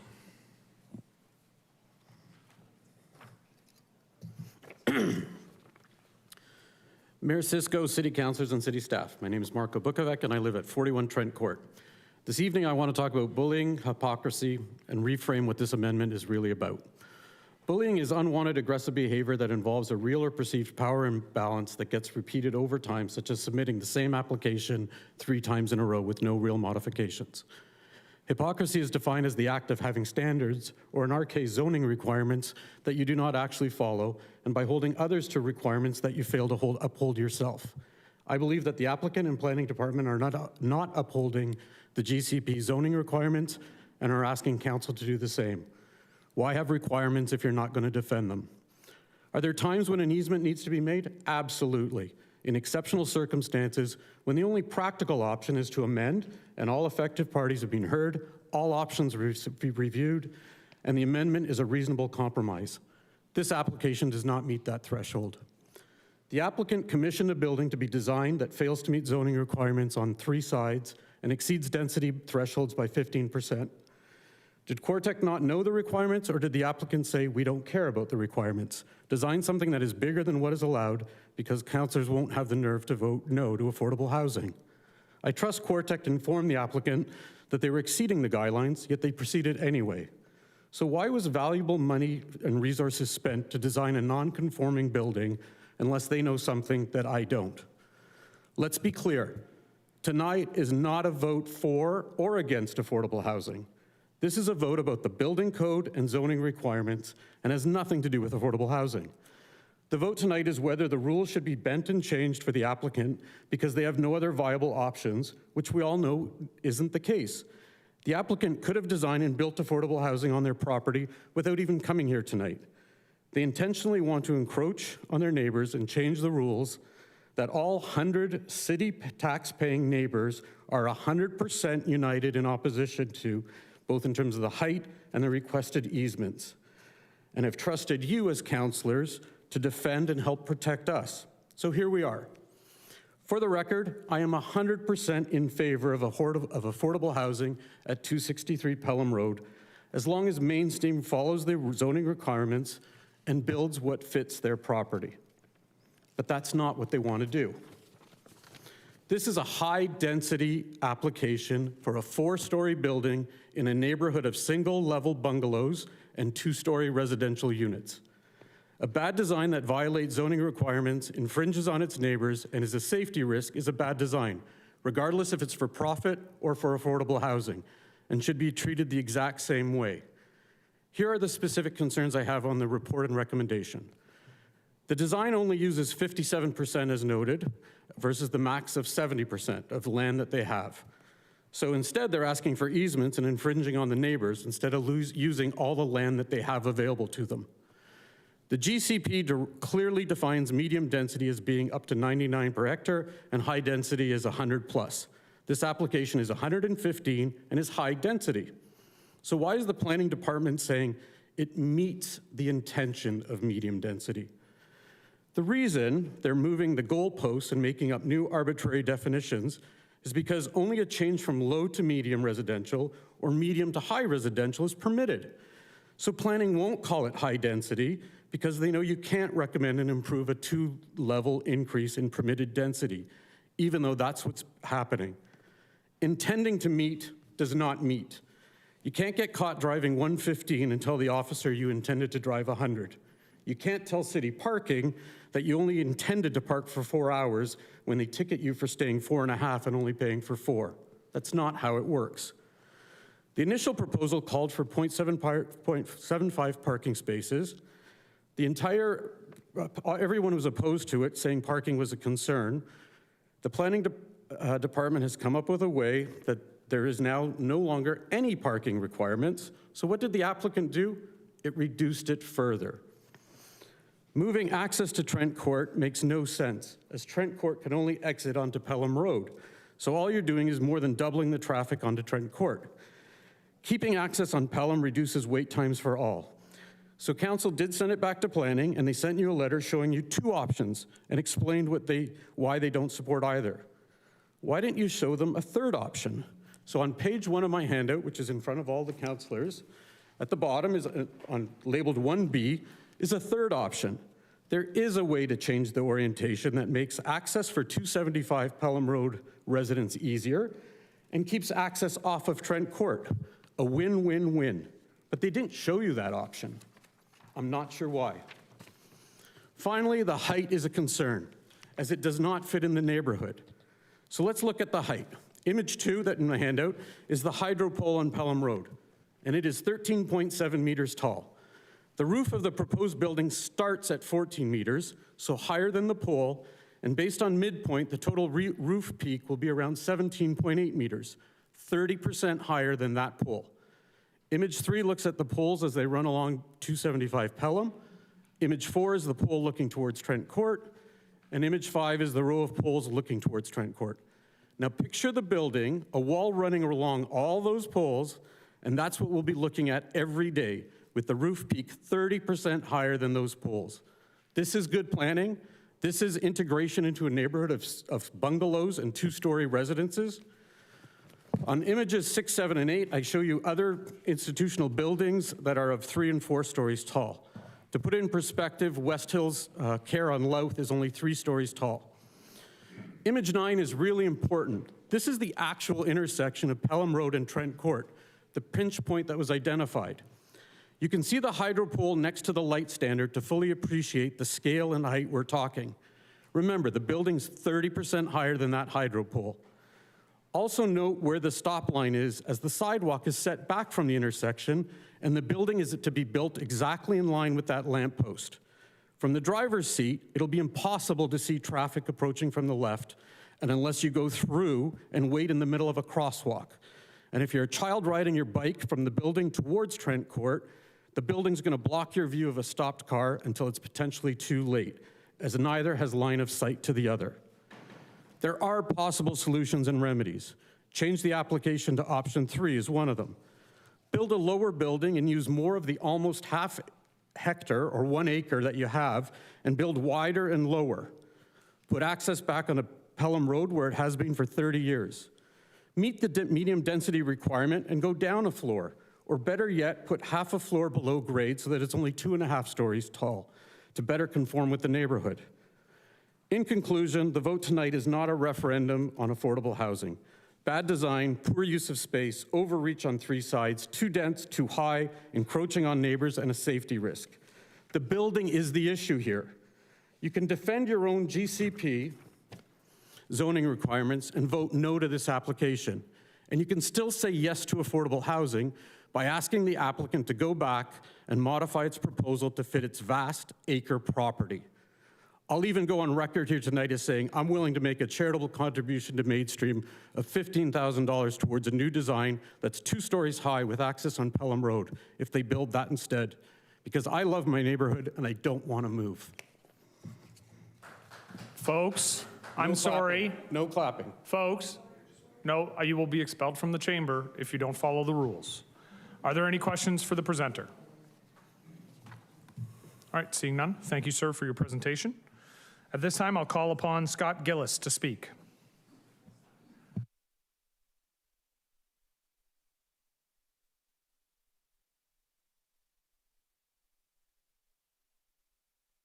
Mr. Gillis, the lectern is yours. The lectern is yours. I'd like to thank Mayor Cisco and councillors for this opportunity to speak about this proposal tonight. Firstly, I want to reinforce what Marco has said and tell you I agree with everything he said. We're a very close community on Trent Court. We're 33 units, all except 4, I think, are retirees. And we've worked our entire lives and saved our money to have a good retirement, to live in a beautiful community like Trent Court. And that community is under attack. And we are not going to just sit back and take it.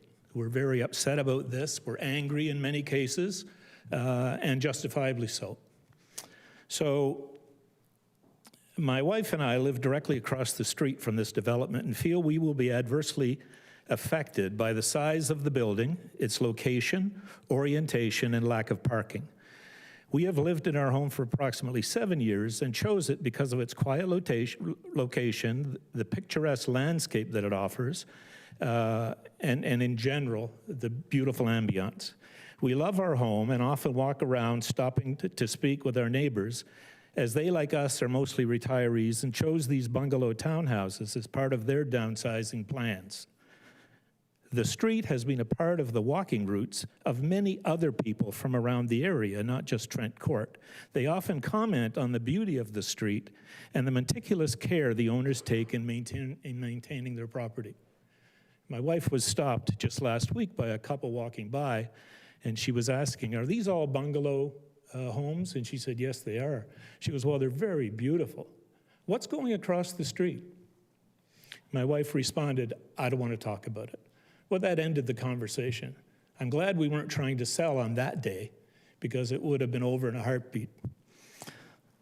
The development at 263 Pelham Road will have a visual impact on the Trent neighborhood due to its height at 4 stories, while most of the area is comprised of 1- or 2-story homes. There was recently a 3.5-story building that was rejected by council at 704 Niagara Street. One of the issues stated was that it did not blend with the neighborhood housing. We have a similar issue here. This huge building will generate serious issues for the surrounding residents. The building is too big for the land on which it will sit, and to get around, Cortec is proposing to move the access from Pelham Road to Trent Court. This will have a very detrimental impact on Trent residents. The result will be traffic for 45 to 100 persons, plus delivery vehicles, caregivers, and service providers, all utilizing an entrance and exit off Trent Court in front of my house. That traffic, coupled with inadequate parking, will result in log jams on Trent Court directly in front of 3 of the 33 homes on Trent. There was a video posted last week by one of our councilmen, and in that video, he referred to the project as supportive housing, not affordable housing. Supportive housing are units and occupants who require care, some form of care, be it mental care, be it living in the community care, whatever kind of care is required. These people have issues and they deserve care. That will increase traffic again. So we're not just dealing with the few parking spaces, 32 parking spaces and potentially 32 cars. We're dealing with a lot more. I'd like you to come and sit in my house one day and watch the delivery vehicles go by our windows. Those crazy guys, they don't follow speed limits. They drop off a package, jump in their car, their van, whatever it is, and they zoom down the street. So we're often faced with that kind of delivery, and we're not another 100 people. We're the same people. So add that to that building and those people who apparently won't drive, it's going to be even more than that.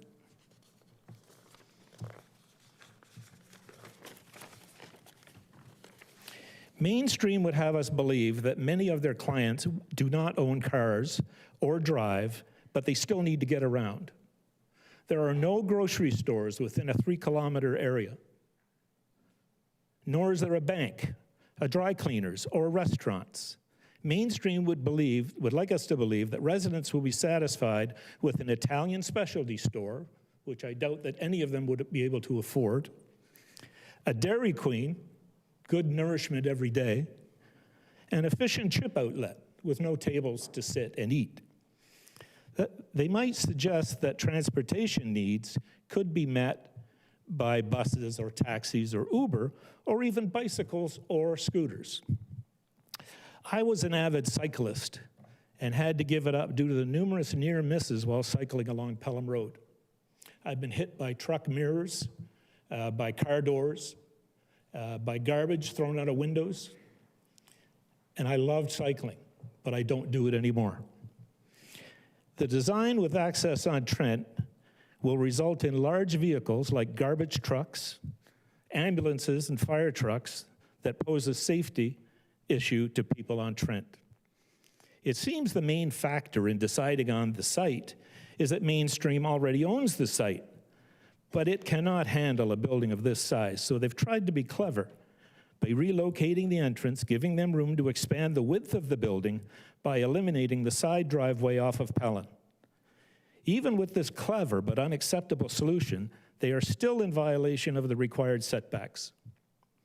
Mainstream would like everyone to accept their request to change the density for this piece of land to high density from the current zoning of low density. This is not acceptable and only serves to ensure Mainstream receives the highest levels of funding that they can get.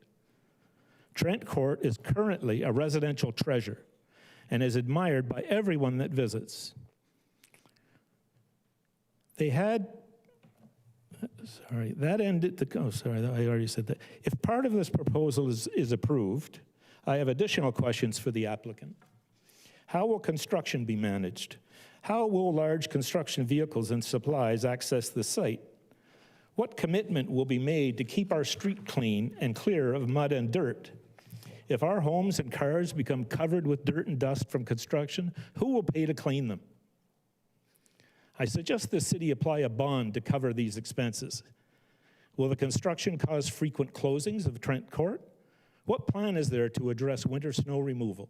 And I'm talking about Trent Court. We're lucky if we get a single pass down the middle of the street at a 4-inch height blade setting.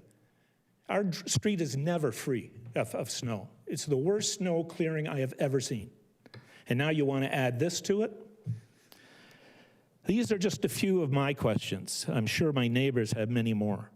I would also appreciate knowing who we can call when things are going poorly for us in light of this project. I want to thank you all very much. One thing I just want to do, I don't even know if this is permissible, Mr. Mayor. I want to ask everyone that lives on Trent Court. No. I can't do that? Nope. Okay, I'll tell you that most of the people over here live on Trent Court. And while I support Mainstream and what it's doing, what it's trying to do, I don't support this building in that location. And if people from Mainstream want to get up and talk about the virtues of Mainstream, that's great, but it doesn't represent people that are going to live this every day. We are homeowners. That is our home, and we're very proud of it, and you can't speak to our home and how we're going to feel and what it's going to do to us. We live there. Thank you. Thank you for the presentation.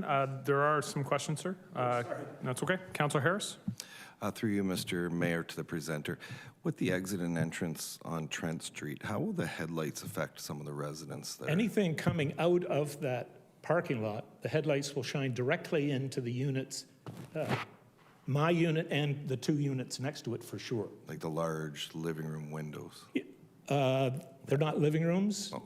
They're bedrooms or dining rooms or TV rooms. Okay, perfect, thank you. But yeah, that for sure. Thanks. Okay. Thank you, Councilor. Councilor Kushner. Thank you, Mr. Mayor. To Mr. Gillis, did Mainstream ever contact the neighborhood to see? Talk to anybody in our neighborhood, as far as I know. Okay, because at the previous council meeting, we had this deferred or referred, and that would give them the opportunity to contact you, but they did not. I don't think they're interested in how we feel about this. Okay, thank you. All right, thank you, sir, for the presentation. At this time, I will call upon Walt Lestuka to speak.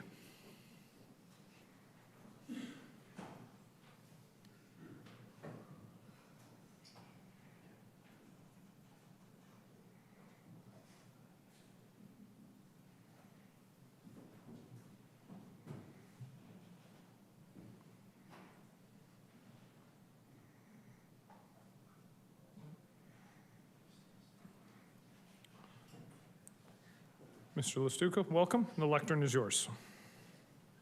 Thank you, Mr. Mayor. I'm sorry that my back is facing you. Quite all right, I'm used to it.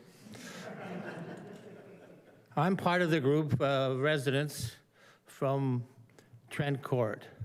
And let me begin by saying we are very disappointed in this project with zero consideration of the adjoining citizens. This project is a typical shoehorning of the building into a small area. This total area is just a little bit over 1 acre, 0.05 to be exact. The project itself is being pushed into a small area. If it doesn't fit, change the zoning. That's why there's a zoning change. Still doesn't fit, make a bunch of amendments to the revised zoning. Still doesn't fit, call it close enough. Better still, it meets the intent. That's not good planning. Let's be clear. When the planning department says the applicant has submitted slightly revised plans, absolutely nothing from the citizens has been included. Nothing. And as Mr. Gillis said, nobody talked to us. We are saying that Trent Court is going to be congested. We should be heard on that. Trent Court is a group of senior citizens living at home. Many of them have medical problems and require assistance daily. Our latest citizen lived to 103, and we're proud of that. Medical deliveries, nurses coming, public service workers, family visit daily into our area because of the makeup of the citizens. The younger retirees, and I must commend them, they assist the neighbors. They help each other. People are cutting the grass. In the wintertime, they shovel the snow. They put their garbage out. They take the bins back in. They rush people to the hospital. They do a lot of things for the neighborhood so they can live longer. And that's being a good Canadian.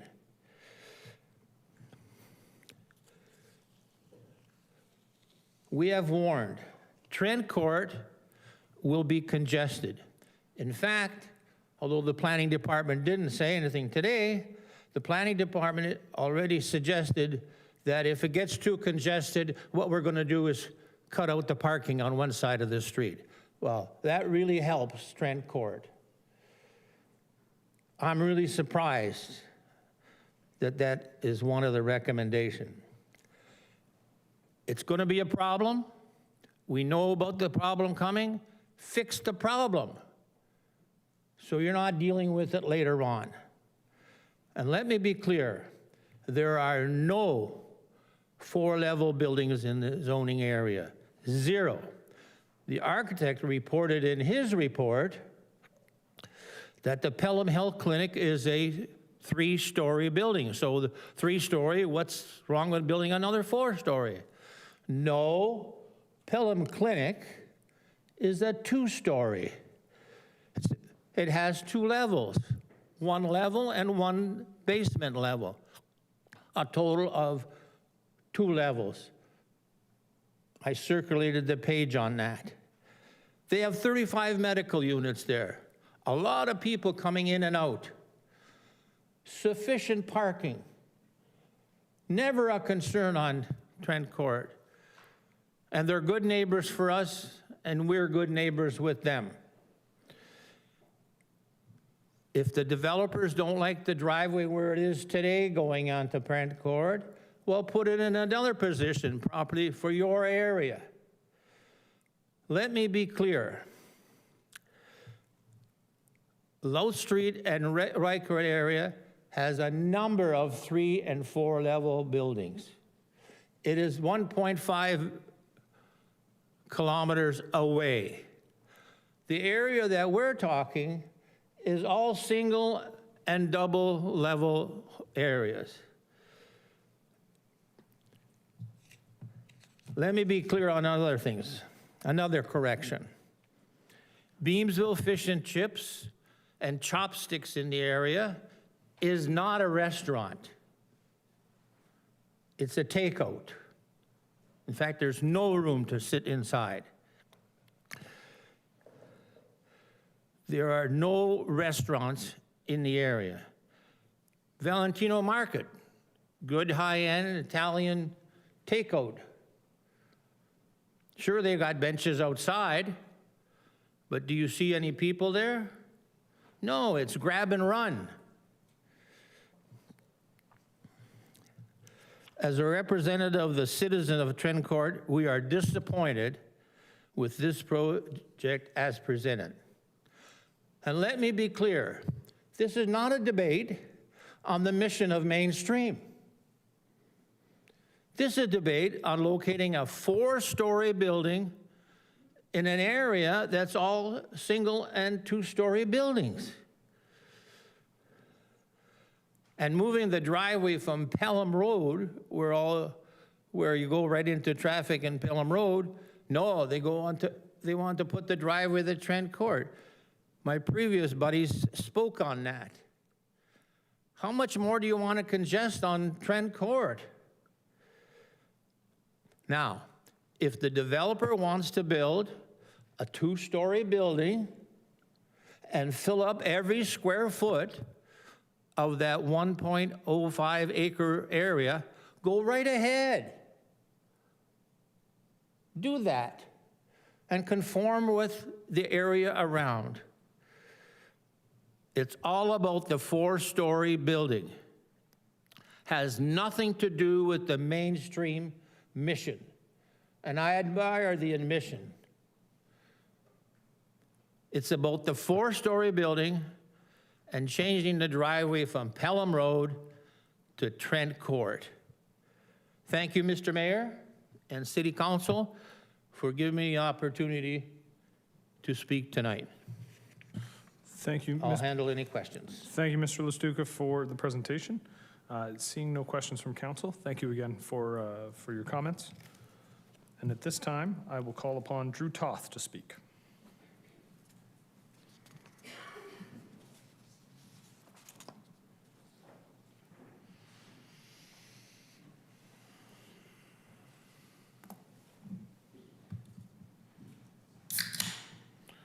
Mr. Toth, welcome. The lectern is yours. Thank you, Mayor. Good evening, Mayor, City Council, and the general public. My name is Drew Toth, and this evening I'm not in my normal hat to speak. I'm in a neighbor of Gateway and Mainstream.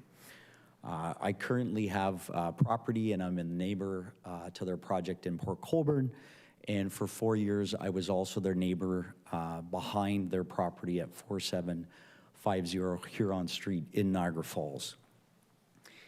I wanted to talk as well to the existing neighbors. First of all, I come with great empathy when there's change in your neighborhood.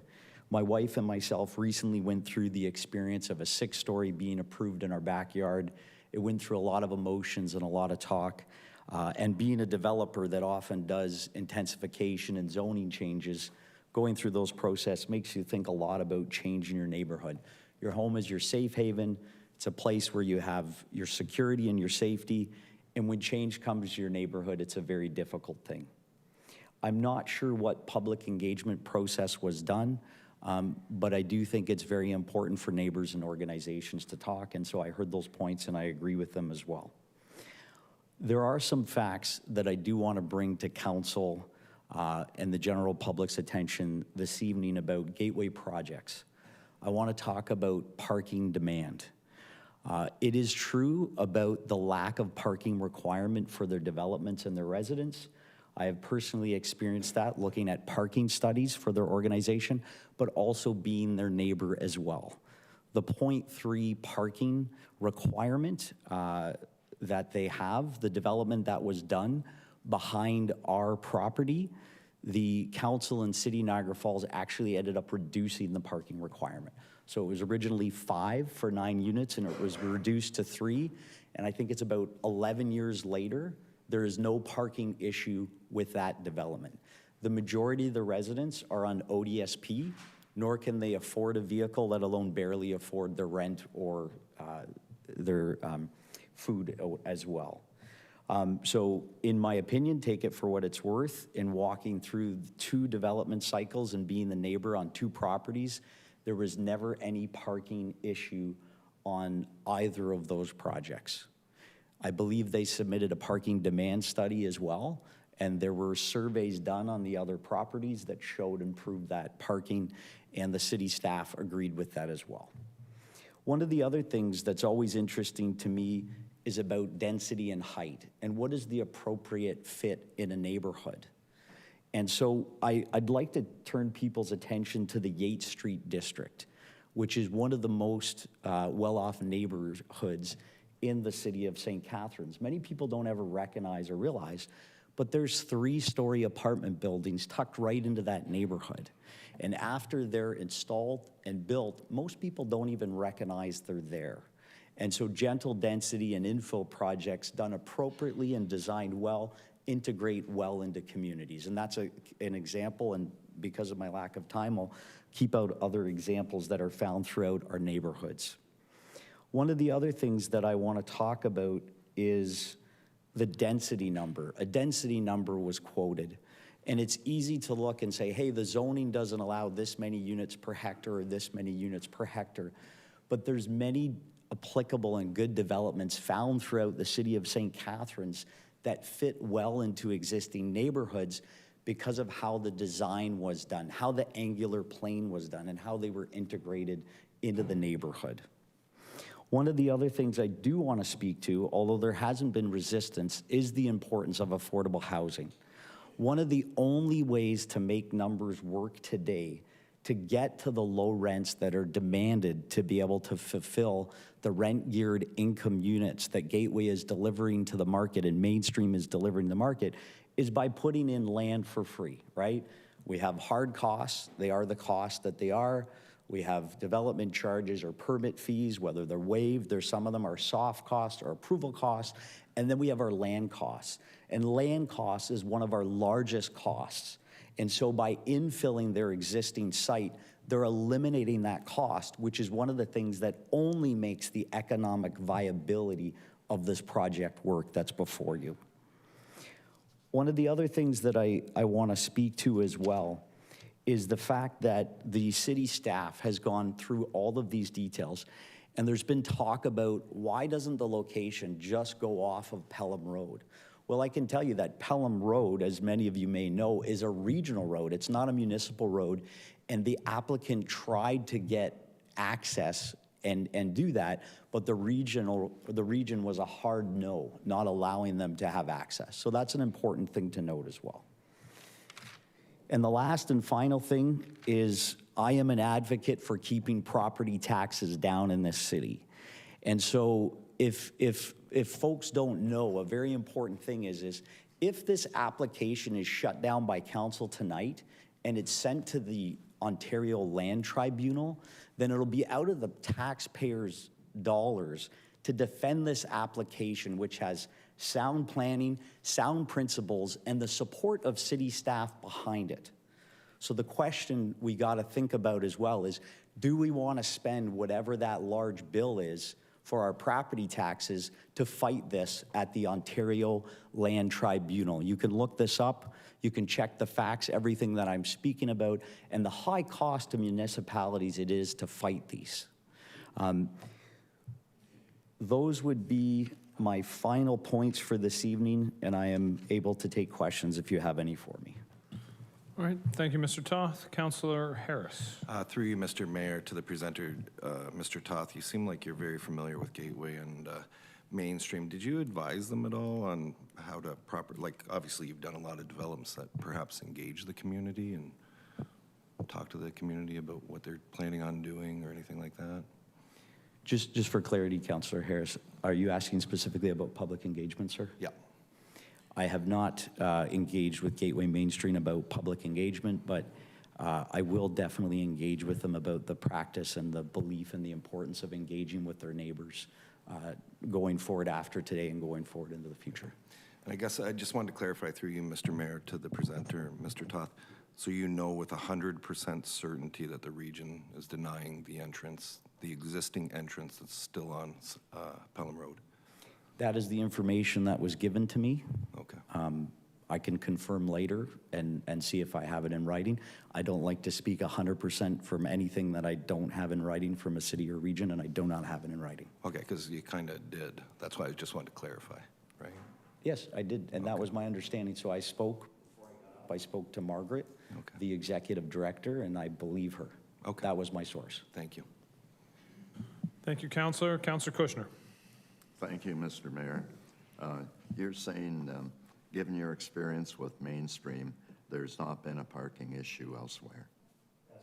I've been their neighbor on the one site since 2016, and the other one, I ended up selling that property, but I was their neighbor for 5 years. Okay, and therefore, are you suggesting that 32 spots for 45 units for banquet hall, for staff visitors, and medical visitors will not be a problem? That's correct. In fact, the location in Port Colborne beside me has 0 parking spots. Okay, you also talk about this could be a very expensive project in terms of appeals.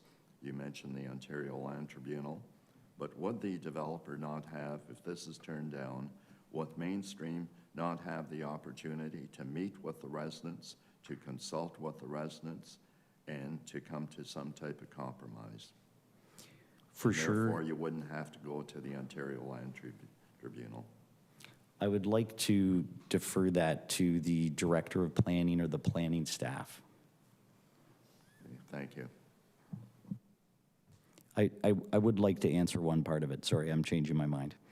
There's always room for negotiation. One of the first steps of the Ontario Land Tribunal is to get together and try to do mediation. Although you have to understand that there is an immediate cost to the nonprofit organization and to the city. So once this is shut down, lawyers are engaged, the bill starts running for the city and for the applicant. You have to file an appeal within a certain time frame, and at that point, there's always still room for remediation, but money is starting to be spent right out of the gate. Okay, but can you not approach mediation before you make an appeal to the Ontario Land Tribunal? You've got an opportunity there. If I were the developer, I'd say I'm not going to the Ontario Land Tribunal. I'm going to meet with the neighbors, find out what is acceptable to them. Again, I'm not the applicant. I don't want to speak out of turn or put my feet into someone else's shoes. I believe there has been discussions and conversations back and forth, not only with staff, but also trying to come to a resolution. Thank you. Thank you. Thank you, Councillor. Seeing no other questions, thank you, Mr. Toth, for your... Nope, I'm sorry, folks. We don't take questions from the audience. Thank you, Mr. Toth, for your presentation. I'll now call upon Dennis Cheridar.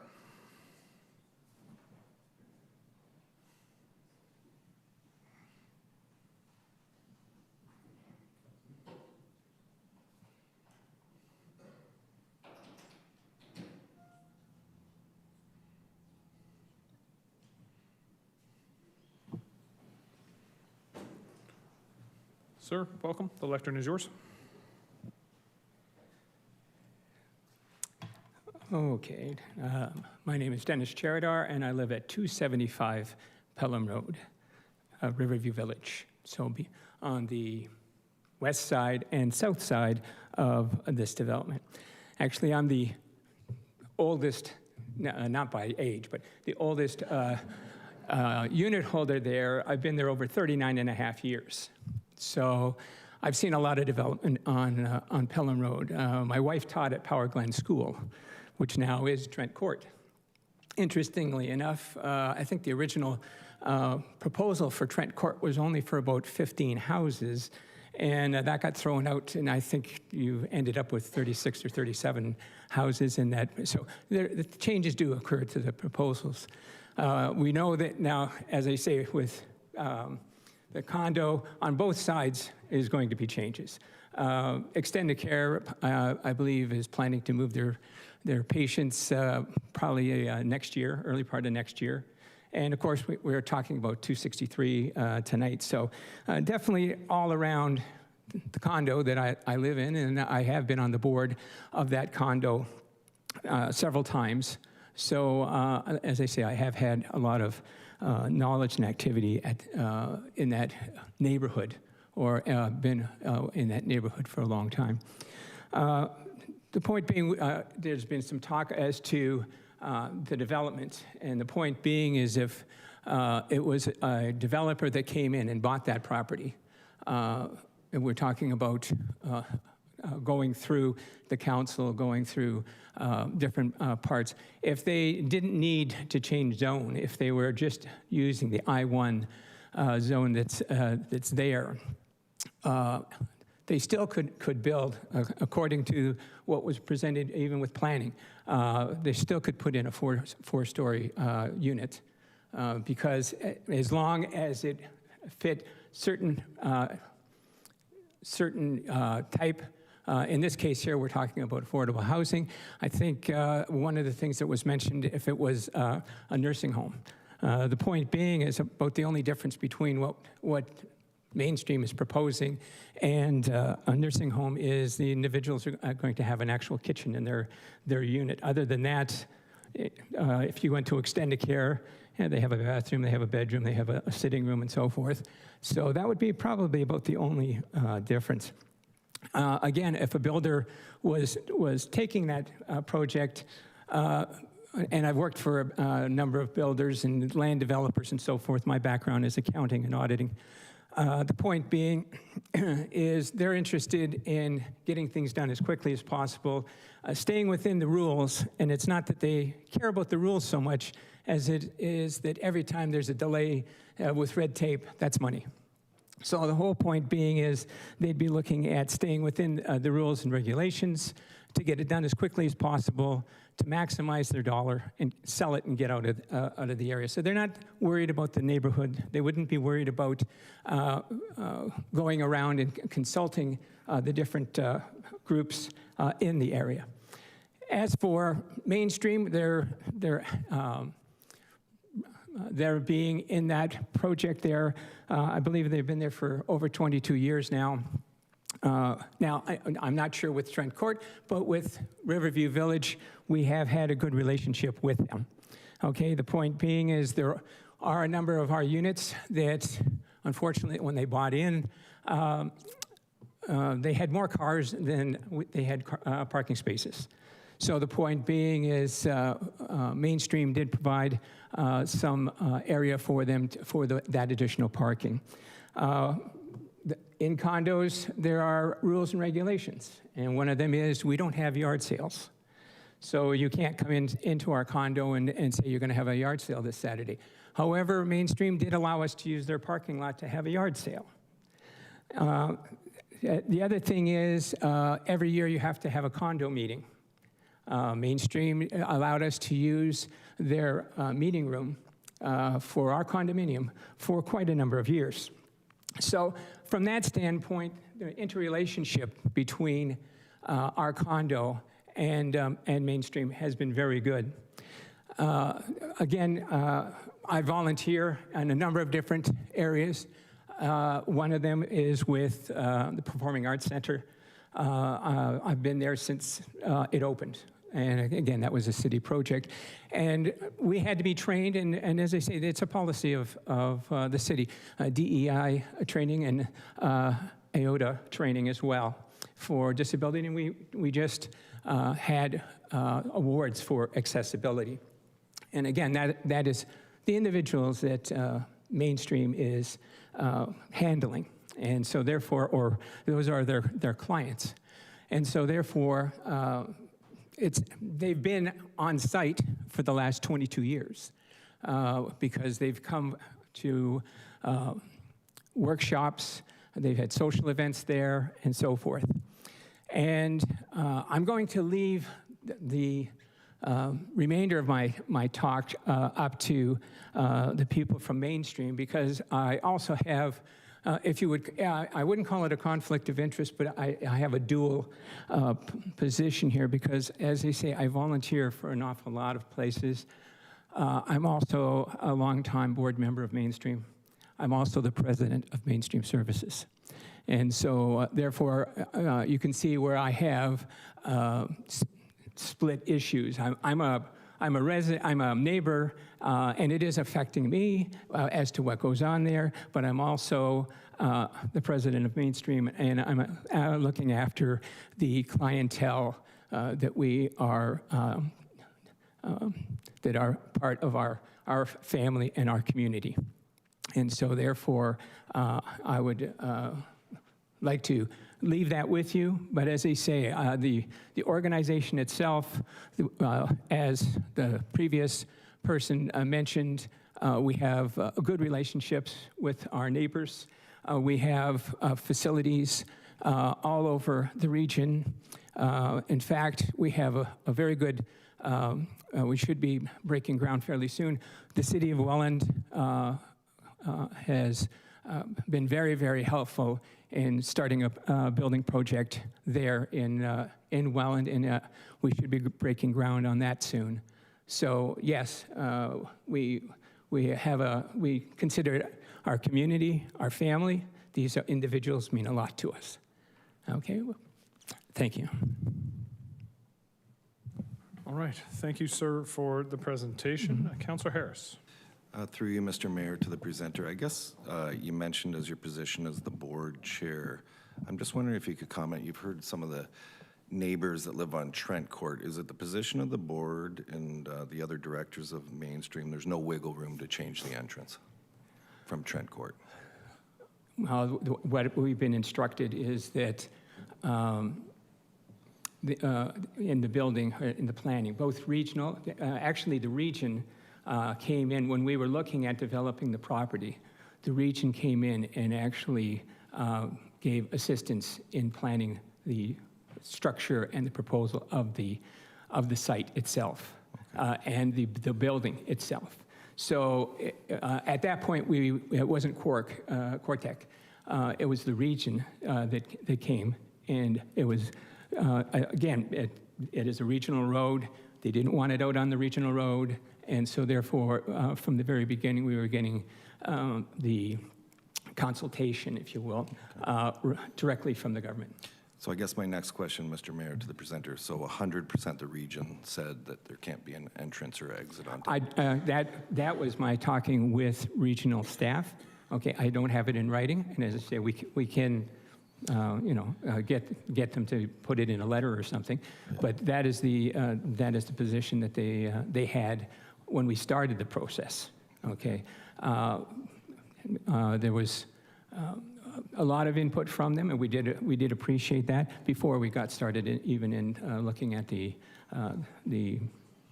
full amount of the parking and landscaping and all the rest. So they were very interested. Again, remember over a month ago in the St. Catharines Standard front page, where the region is committed to building 945 units in the next 10 years.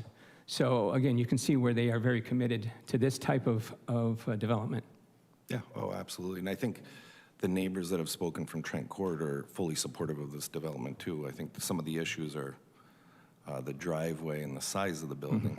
I guess my next question is, because a lot of the councilors might not be too familiar with the neighborhood, so I'll go through the mayor to ask you this question. What's the difference between your driveway and Trent Court? Well, basically, we are when you say a difference. Well, I guess because they're both kind of similar. Well, I guess we've got one's a- extended care on the one side of us, and we've got and when I moved in, it was Glenview United Church on the other side of us. So, I mean, the only way you could get in was at that point. It was going to have to go to Pelham.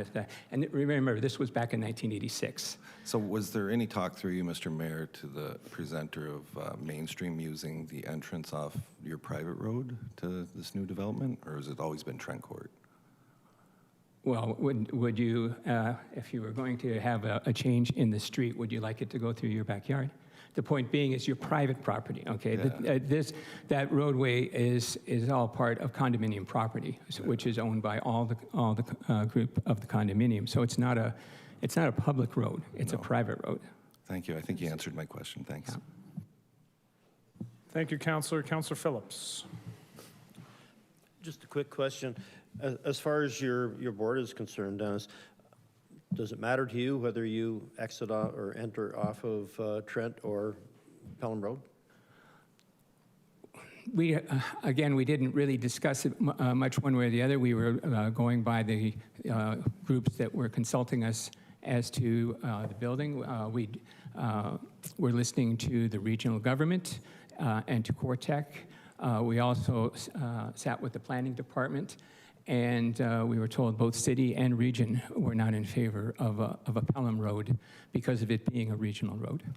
So as far as your group is concerned? Well, it was brought to my attention after the last meeting that if we did move the road back to, or the roadway would be coming out of Pelham, you would have the building facing right onto Trent Court, 4 stories high, 27 units.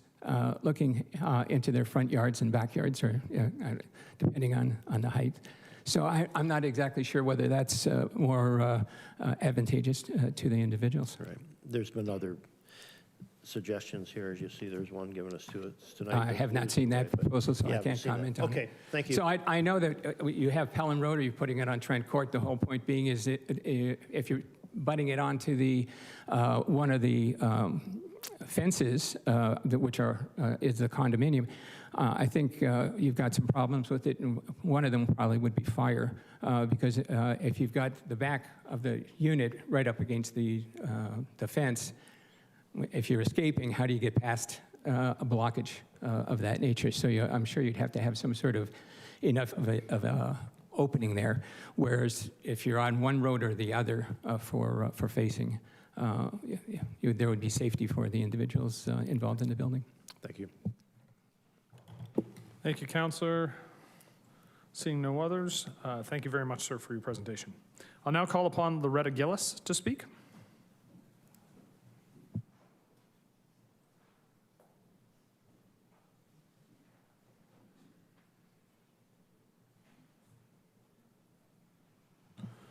Ms. Gillis, the lectern is yours. Mayor Cisco and council members, my name is Loretta Gillis, and I live on Trent Court. When my husband and I decided to move after becoming empty nesters, we chose to buy on Trent Court. We always admired the street on our many walks around the area. We were so thrilled when we lucked out and our unit came up for sale. We thought we hit the jackpot. We also knew that we would be protected by the existing zoning laws and bylaws put in place around us. That gave us confidence, knowing that we would be able to live here safely and enjoy a wonderful quality of life as our last home.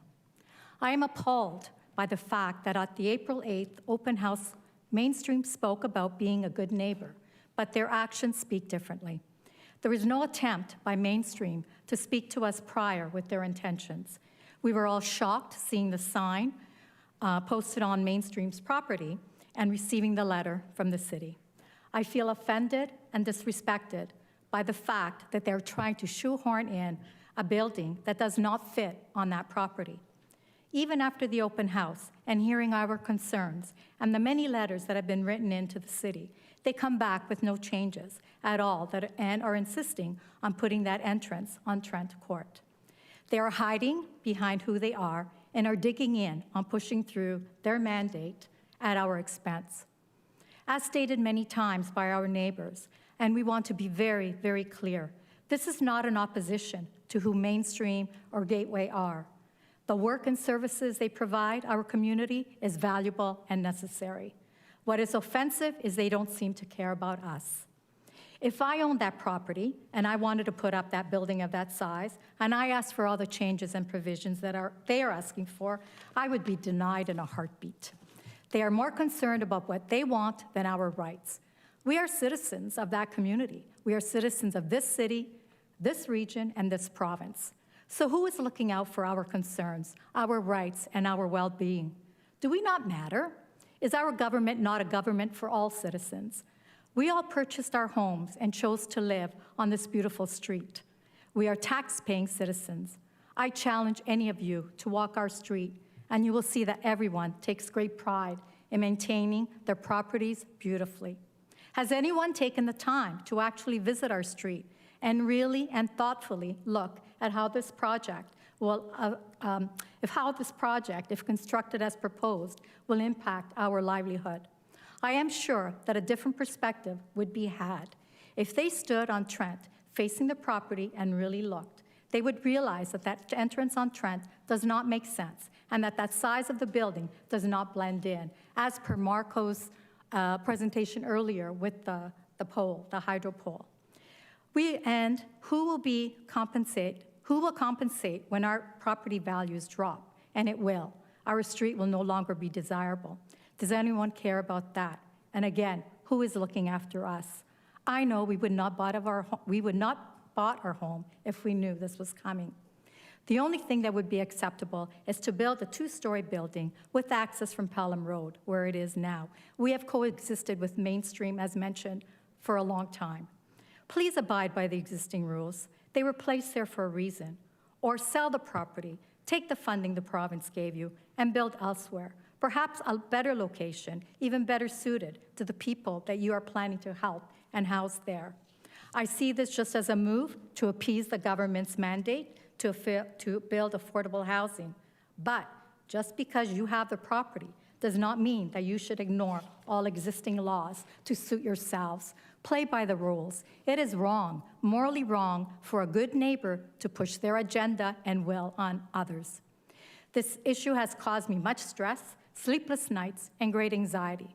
The thought of opening my front door and seeing that huge eyesore of a building is just unimaginable. I am asking you, Mayor Cisco, and council members to please not allow this project to go through as proposed. I thank you. Thank you for the presentation. Seeing no questions, thank you again. And at this time, I'll call upon Vanessa Searle.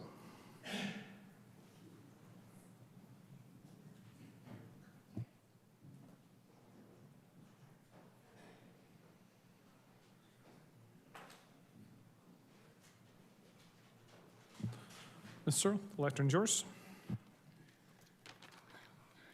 Good evening, Mayor and members of council. I come to you tonight with a biased perspective. I do work for Mainstream. I work in their supportive independent living program. So this proposed housing does directly affect, oh, sorry, thank you, I'm so short. It does directly affect the people that I support.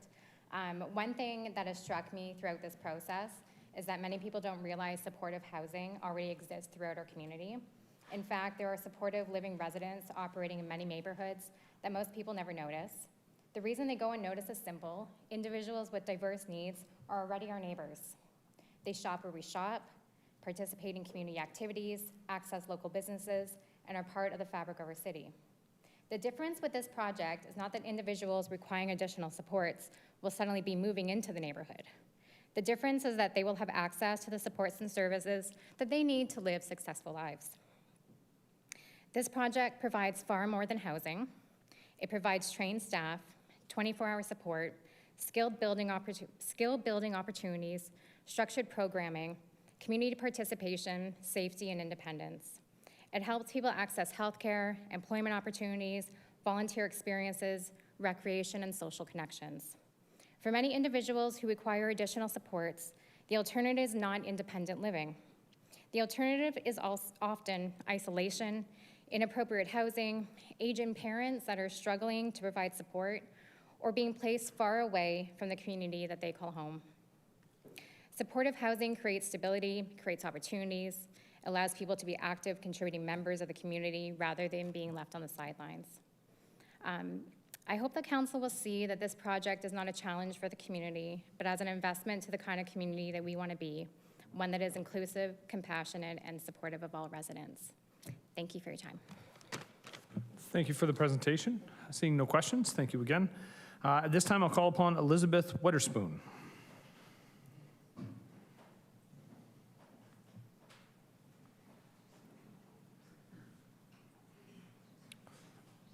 Ms. Weatherspoon, the lectern is yours. Hello, and thank you for allowing me to speak this evening. I really am here just to speak about the virtues of Mainstream. As stated, my name is Elizabeth Weatherspoon, and I've been employed with Mainstream for over 27 years. I was inspired from the beginning when seeing the impact even a little support can make in a person's life. This organization has always been committed to connecting with people in a respectful, dignified, and compassionate way. I am born and raised in St. Catharines. I love the city and I love the people in it. I can tell you this with certainty. When a person is able to secure stable housing, it creates true opportunity for growth. It is almost impossible for a person to improve on their physical, emotional, and social well-being if they're sleeping on the streets or moving from shelter to shelter. A person cannot think about giving back or contributing to their community when they don't know where they're going to sleep or eat next, and not to mention the danger aspect. Secure, affordable housing can eliminate the risk of hunger, fear, and loneliness. I personally am very excited at the prospect of this new housing opportunity.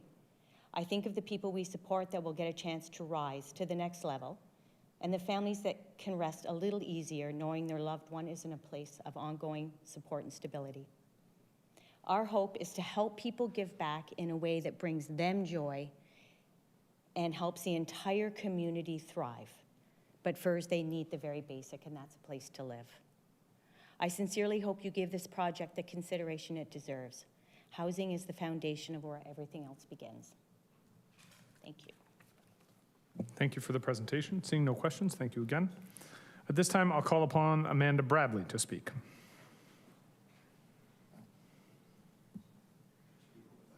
There are people in the back room, so we may just have to wait for a moment if we could ensure. So we'll pause for a moment to see if Amanda Bradley is in the overflow room.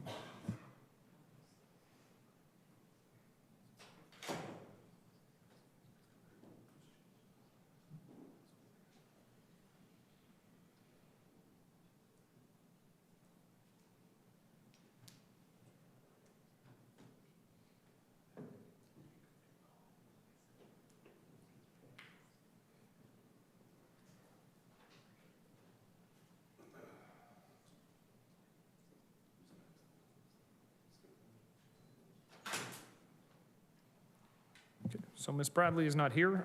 If she does come back, we'll be able to fit her in at a later time in the meeting. I'll now call upon Shelley Mousseau for Mainstream Services and Joyce Fretz from Gateway to speak.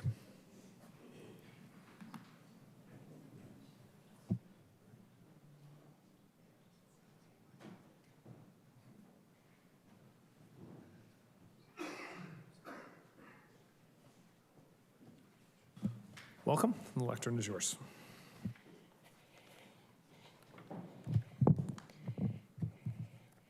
Good evening, Mayor and members of Council, and thank you for our opportunity to speak here today.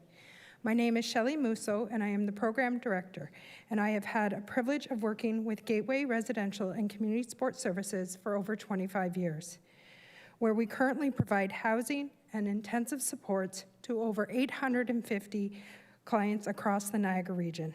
I'm pleased to be here this evening alongside of my colleague, Joyce Fretz. Thank you, Shelley. Good evening, Mayor and members of Council. My name is Joyce Fretz, and for the past 3.5 years, I've served as Program Director for Mainstream Services, where we provide housing and individualized residential support, for 68 individuals with developmental disabilities. Together, we're here to speak in support of the proposed 45-unit supported housing development on Pelham Road.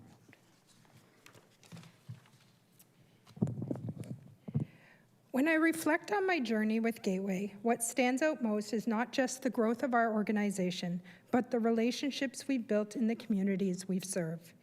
Each of our developments have become part of the neighborhoods they are in. Throughout my career, I've had the privilege of building Gateway's programming, which includes permanent supportive housing, Housing First Initiative, Niagara Assertive Street Outreach, and now Heart Hub Niagara. Together, all of these programs ensure people have access to safe, affordable housing in a community they choose. Over the years, I've been directly involved in supportive housing developments across Niagara, including Welland, Port Colborne, Niagara Falls, and here in St. Catharines. Each one has been shaped by local needs, but our approach has always remained the same. We are not just creating housing, we are building homes, fostering a connection, and strengthening a community together. Every day, we see the difference that stable housing and appropriate supports make, but we also see the consequences when those supports are not available. Too many vulnerable people in our community are living in crisis because there is simply nowhere appropriate for them to go. Families across Niagara are aging, they're exhausted, caring for adult children with complex needs while worrying about their future. Others remain in hospitals, shelters, or unsafe housing, not because they need to be there, but because supportive housing does not exist in sufficient numbers. In our experience, when new developments are introduced, we understand there can be questions and uncertainty. What we've learned is the key to success lies in relationships that are intentional, respectful, and ongoing relationships with our neighbors, partners, and the individuals we support. We take an open-door approach, ensuring we are accessible, transparent, and responsive. This creates space for communication, builds trust, and allows concerns to be addressed openly and quickly. Over time, what we've consistently seen is when barriers come down, a stronger, more connected community arises. Today, Gateway supports over 800 individuals across the Niagara region who need long-term supports, not separate from the community, but an active value member of it. Our staff play a vital role in helping these individuals build the skills and confidence to contribute positively to their community, to be a good neighbor, to navigate shared spaces, and to feel a sense of belonging. The need for supportive housing in Niagara is undeniable. The region's own supportive housing strategy identified that 945 additional units are required to meet demand. In late 2025, the Ombudsman of Ontario released the report Lost in Transition, which documented the devastating impact that lack of supportive housing has had on adults with developmental disabilities across Ontario, and noted nearly 30,000 individuals with developmental disabilities are waiting for supportive living and living supports. The numbers are not just statistics, they represent real people. This report also noted that Ontario's system remains reactive and crisis-driven, leaving vulnerable individuals institutionalized by default. This is not just a housing issue. It's a healthcare issue, a community safety issue, and fundamentally, a human dignity issue. Supportive housing works because it combines affordable housing with the services people need to succeed. It reduces pressure on hospitals, emergency rooms, shelters, and police. It creates stability where there was once crisis, and it allows individuals to live with dignity while remaining connected to their communities. The individuals we support often face complex challenges: homelessness, mental health, substance use. But they are also our neighbors, their community members, and individuals with strengths, resilience, and definitely a desire to belong to their community.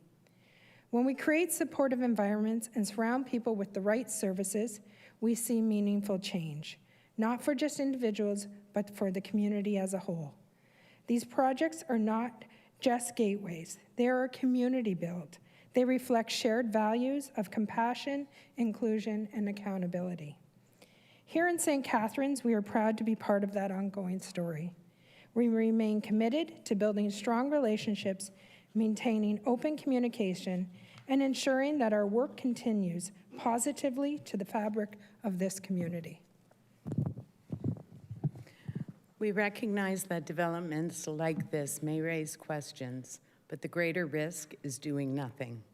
When communities fail to build supportive housing, the need does not disappear. It becomes more visible in emergency rooms, shelters, streets, and crisis systems, and we all bear the cost. This project will not solve the entire housing crisis in Niagara, but for 45 individuals, it will mean safety, stability, belonging, and hope. For some of their families, it will mean relief and peace of mind after years of uncertainty. Approving this development is an opportunity for Council to demonstrate leadership and compassion. It's an investment in prevention, in community well-being, and in human dignity. We urge Council to support this development and to continue championing supportive housing initiatives across our region. Thank you. Thank you for the presentation. We have questions. Councillor Harris. Thank you. Thank you, Mr. Mayor. First of all, I want to thank you for the work you do. As a parent of a child with special needs, I truly appreciate everything you do. I guess we're in a difficult position here because I think overwhelmingly nobody's against affordable housing or supported independent living. You've listened to some of the other people in the neighborhood speak. What do you suggest we do when there's glaring concerns about where the driveway is in the height of the building? How can we manage this to make everybody happy? I guess that's the question I'm asking both of you.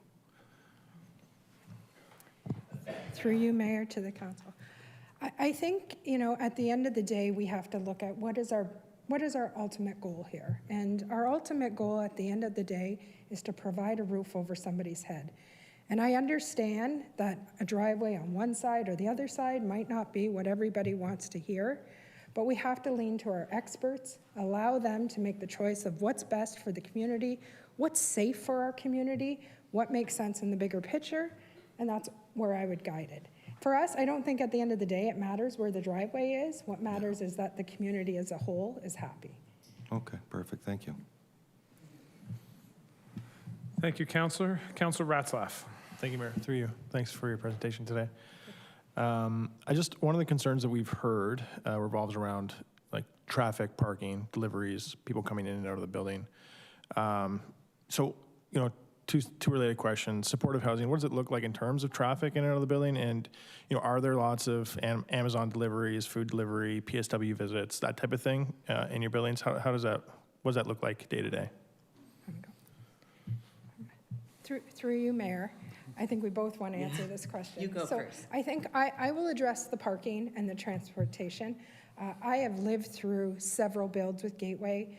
Some of our buildings have 60 units in it, and I can tell you there is very little people that park there. Our support is not every day 24/7. We are not building highly intensive housing. We're building supportive housing where there would be a staff person on site, possibly two, who would support the whole building. Yes, there could be deliveries coming and going. These are people who live independent lives, just like your neighbors do, and they deserve to have their deliveries like all of us do here. But if you ask me, is it not enough parking? I'm going to tell you absolutely not. I have drove to every single one of our properties, at various times of every day, and I have never had a problem getting a parking spot. I'd just like to add that we heard before from one of the residents of Trent Court, the number of already existing PSWs, Amazon drivers or delivery drivers going through, and we're not even there yet. So the volume exists already. What I can say is the people that we support through Mainstream anyway, those 68 people, the number of deliveries that they get is huge, huge, but it's the staff support that's providing the delivery of those items. It's not the Amazon deliveries delivering right to their door. It's us delivering them to them, which does decrease the number of delivery vehicles going in and out. Thanks, that's helpful. Appreciate it. Thank you, Councillor. Councillor McPherson. Thank you, Mr. Mayor. Thank you for your presentation. Could you, Shelley, you talked a little bit about other builds that you've gone through. What's your experience been with other developments, like in other municipalities? I'm going to assume that change, change is hard. What's the relationship been like after the build? So I'm going to bring you back to our first build in Welland, 178 King. And I go back to that because that was a learning experience for us. And we have a gentleman here tonight who's going to speak, and he's lived there since we opened the doors. It was change for the neighborhood. We put a 3-story building in a residential neighborhood off King and off Griffith Street. Same idea. What I can tell you today is we have a very strong relationship with our neighbors. We meet with them all the time. When there's a problem, we talk things out and we work things out together. It's about communication. It's about an open door policy. It's about being part of a community. It's not about we're here and you're there. It's about working together. We don't get to choose who our neighbors are. When I bought my house, I didn't get to choose who lived on either side of me.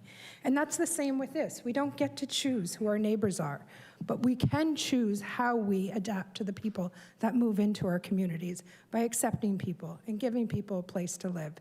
And I can tell you, Robert, all of our properties are like that now. We have neighbors who celebrate with us. We have neighbors who come and they, do activities with our clients and help us out, bring food to our clients that don't have necessarily all those means. So we're become part of a neighborhood. That's one, and it doesn't matter if we're a 3-story building, a 4-story building, or a condo complex. We're all one in those communities. Thank you. Councillor Harris for a second time. I just wanted to touch base, Mr. Mayor, regarding the traffic again. If there's less traffic, would it not have made sense to come off Pelham Road? Because wasn't the argument that it's dangerous to go on Pelham Road, and you guys have been there for 30 years, and there used to be 40 cars there pretty well every day? So I'm going to defer the question because I do programming and I have no idea. I don't know if our... Okay, well, I'll wait till later. Okay. Yeah. Okay. Councillor Phillips. Thank you, Mr. Mayor. As far as staffing the building is concerned, how many people are on staff each day at a regular time, overnight, during the day? I'm not sure how you staff your building site, and this kind of relates also to parking. Speak again to our 2 builds in Welland. There are 2 largest projects. One is 57 units and one is 32 units. Both those buildings have 2 staff that are there on a regular basis, Monday to Friday, not Saturday, Sunday, not evenings. The individuals we're working with are meant to live independently, and we work with individuals to work within the system to get the supports they need, and they don't rely on us 24/7 for supports. As we build and we adapt to today's society, that may look a little different. We may need to, say, add a weekend staff to do recreational activities or an evening staff to do recreational activities. But this isn't healthcare. It isn't, it is just supporting individuals who need the supports to live independently, not address health needs. It's not 24-hour supportive living. I don't know if you want to add to that. And with regards to people supported through the developmental services, the level of staffing really is based on the person themselves. So the individual that is being supported during intake really is thoroughly assessed to determine what level of support they need to live successfully.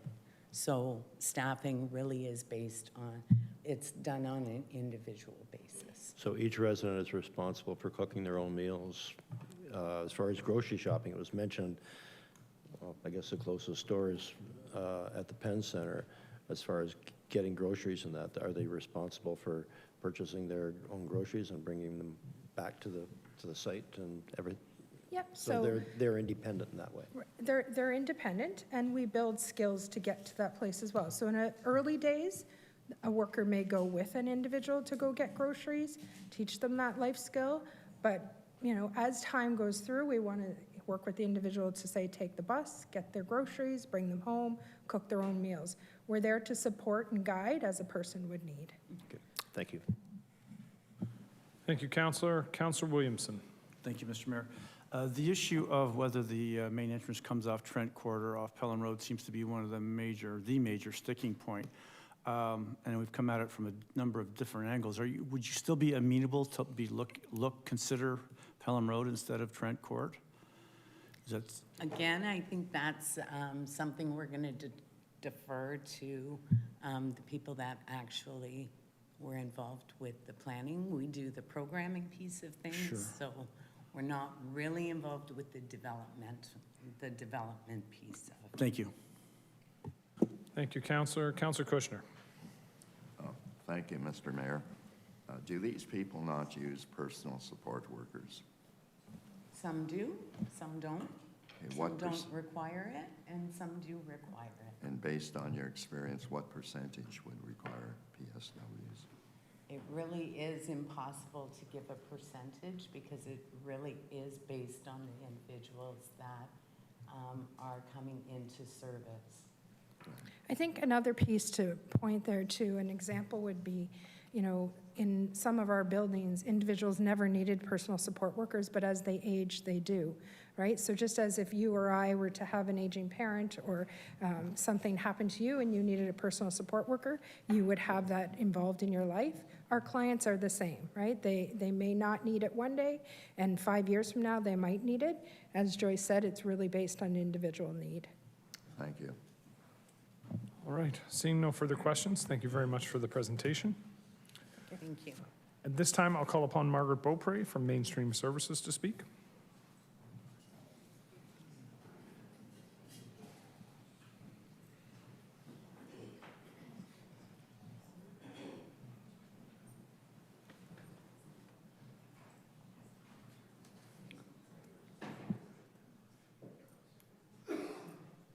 Ms. Beaupre, the lectern is yours. Thank you very much. Thank you, Mayor Cisco, members of council. My name is Margaret Beaupre, and I'm the executive director for both Mainstream and Gateway. For decades, we have been supporting individuals in our community, people living with developmental disabilities, mental illness, addictions, trauma, and chronic housing instability. You've already heard from many of our staff, neighbors, board members about the impact our organization has in the community. I'm going to give it a try.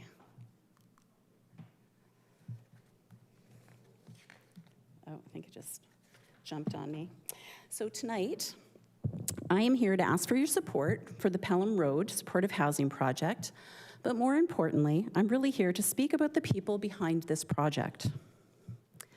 Over the past several months, I know that many of you have received emails, letters, and phone calls from residents who are concerned about this development. And I do understand that they have concerns. Change can feel unsettling, especially when people fear the unknown. I would ask for all of us tonight to pause and think carefully about who we are talking about. At Mainstream and Gateway, we have quietly operated homes and supportive housing programs throughout Niagara for many years. We have been part of our communities across the region, and we are consistently working to be respectful, responsible, and supportive neighbors. The future residents of this building are not strangers to our community. They're already here. They are people currently living in shelters, temporary housing, hospital systems, unsafe environments, or unstable situations throughout Niagara. Some live with mental illness, some have a developmental disability, and some have experienced trauma or homelessness for a variety of reasons. Many have spent years simply trying to find stability, safety, and a sense of belonging. Move it forward. Actually, I think you can go a couple more. And the truth is, what they are looking for is no different than what any of us are looking for, or for looking for someone that we love. We all want a safe place to sleep, a stable home, a chance to live with dignity, a community where we belong. Supportive housing is not a shelter. It's professionally supported housing with wraparound services. Staffing, maintenance on site, and accountability built directly into the model. This is a Housing First initiative designed specifically to provide stability and support, so people do not continue to cycle through hospitals, shelters, emergency services, and crisis systems. And we know this model works. We currently have 13 supportive housing projects throughout the region of Niagara, and another 24 units to be starting in Welland in the next month. Supportive housing is not only compassionate, it is practical. Without supportive housing, people cycle through shelters, hospitals, and crisis systems. Hospitalization costs approximately $1,200 per day per person. Incarceration, $350 per day per person. While supportive housing costs approximately $72 a day, it's both compassionate and financially responsible. But beyond the financial argument, this project is about something bigger. It's about the kind of community we want to be. This project aligns with the city's strategic goals around housing, inclusion, and community well-being.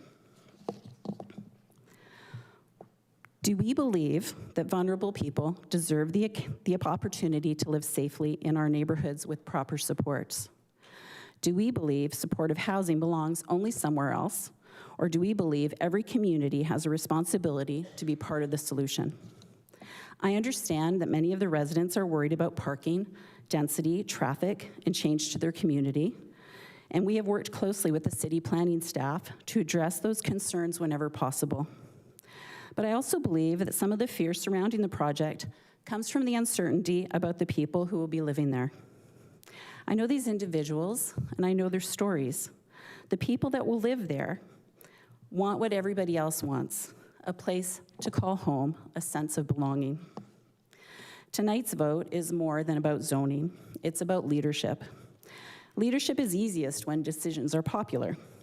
The harder moments are when we are asked to balance political pressure with compassion, evidence, and long-term community well-being. Years from now, I believe that people will look back on supportive housing projects like this and ask whether the community chose fear or inclusion.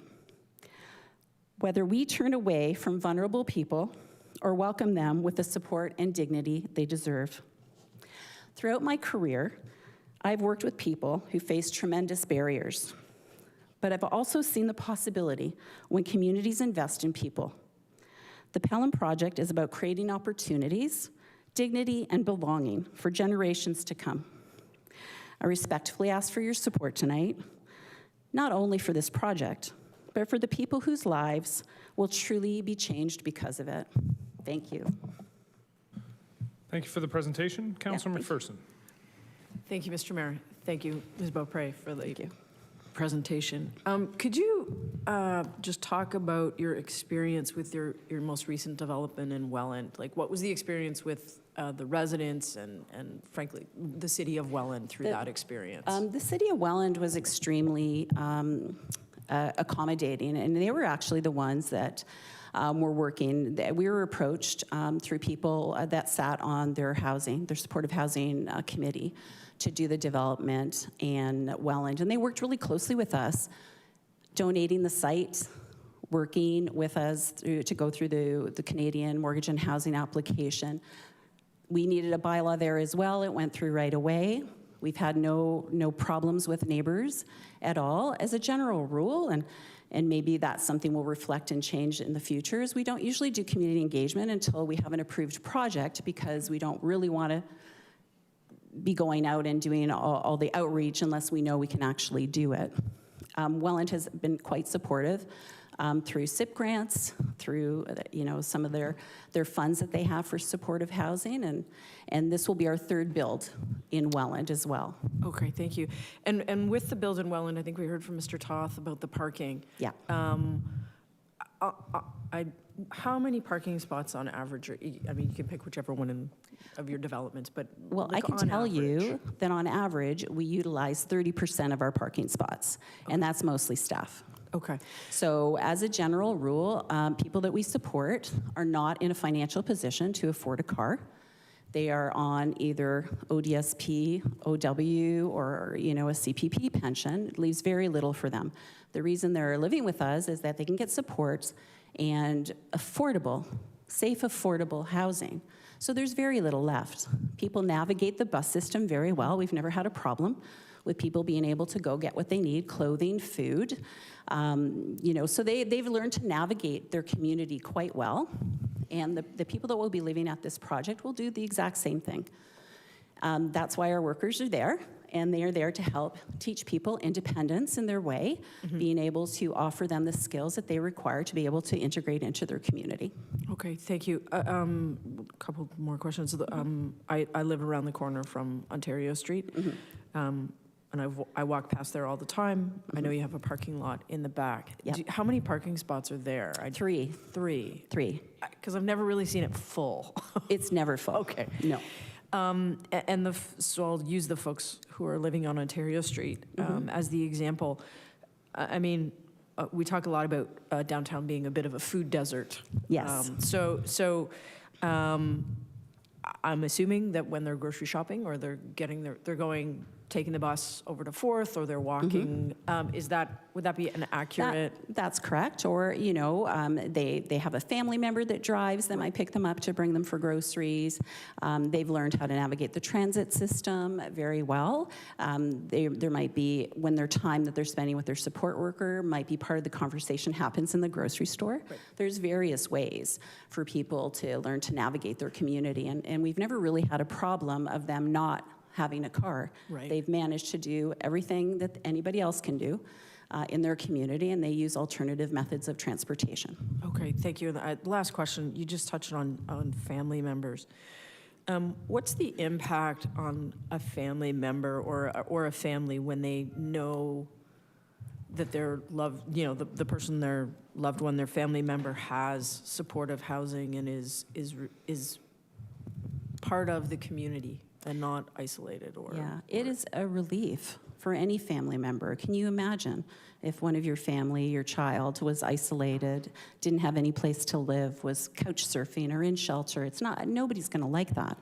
I think the families that we deal with are quite happy to be able to have their family member gain some independence, become stable, become part of their community. We have a lot of people, if you use the housing first philosophy, that's how we address people's needs. Housing first, then we work on all the other issues that may come forward based on what they've identified themselves. We're a very person-centered organization, so we cater our services to the people that are coming through our doors. Okay, and the question has been of the location of the driveway. Yes. Is that, did the region say no? What was the? What happened with the region is that their policy is that no new developments have like a driveway going on to Pelham Road. We are not architects, we are not city planners, we defer to the experts, but they're the ones who told us that that was the best placement for it. You know, we did look at the second drawing where the building was rotated, and I don't know that anybody wants to look at 27 windows either. And based on the traffic patterns that we know, based on our other 13 projects, there'll be very little traffic coming in and out. Okay, thank you. Thank you so much. Thank you, Councillor. Councillor Harris. Through you, Mr. Mayor, to the presenter. So I just want to be clear, there's no wiggle room for changing the driveway. Well, we're just deferring to the city planning recommendation based on the, you know, that the laws that are going around the planning. Like, I don't know the technical terms, but we've had many discussions about changing it, and would that be in the best interest of the project? And between the architect and the city planners, their opinion is that it's best to come out on Trent Court based on the regional policy on no new developments going out onto a regional road, and based on the traffic studies that they've done. So there were traffic studies done on? Well, they didn't have to do an official traffic study, but based on all the regulations in the building code. And be it me, I'm not an expert in the building code, so I don't really want to sort of speak to that. But we're deferring to the experts, and that the city planner did approve to move forward. I guess the next question is, well, I might reserve it for the planning department, but through you, Mr. Mayor, when we're talking about the entrance off Pelham Road instead of Trent Court, did anybody mention that perhaps there's a higher standard of plowing and things like that for fire and different, like the ambulance, like there's easier access on a regional road than a secondary street that gets plowed maybe once a week, once a month? That I'm going to defer to city planning because they dealt with fire. All of that was cleared through fire and all the different agencies in engineering. So we can only go by what the city recommended. I guess through you, Mr. Mayor, to the presenter, I don't think anybody has spoken is against affordable housing or supported independent living. Like, if you were to change and accommodate some of the concerns of the residents, would it just mean that the actual building would change, the design, and perhaps move, or? Well, the design would have to change, the build would have to change, the qualifications for Build Canada Home would have to change. So, you know, it's a multi-factor thing. You know, when we developed this project, our intent was only to enhance the lives of 45 people and build a building that would look nice and seamless into the community that we, by the way, have been part of for 23 years and have been quite good neighbors. So we looked at the fact that we had almost an acre of land, and how could we utilize that land in the best way to support as many vulnerable people as we could and still not oversaturate or have overcapacity on that piece of land. I guess I'll ask the question through you, Mr. Mayor, to you. Like, I think everyone around this table is for affordable housing and supported independent living. How do we balance this situation when you have a group of neighbors, like 100 people, that don't want your entrance on their road?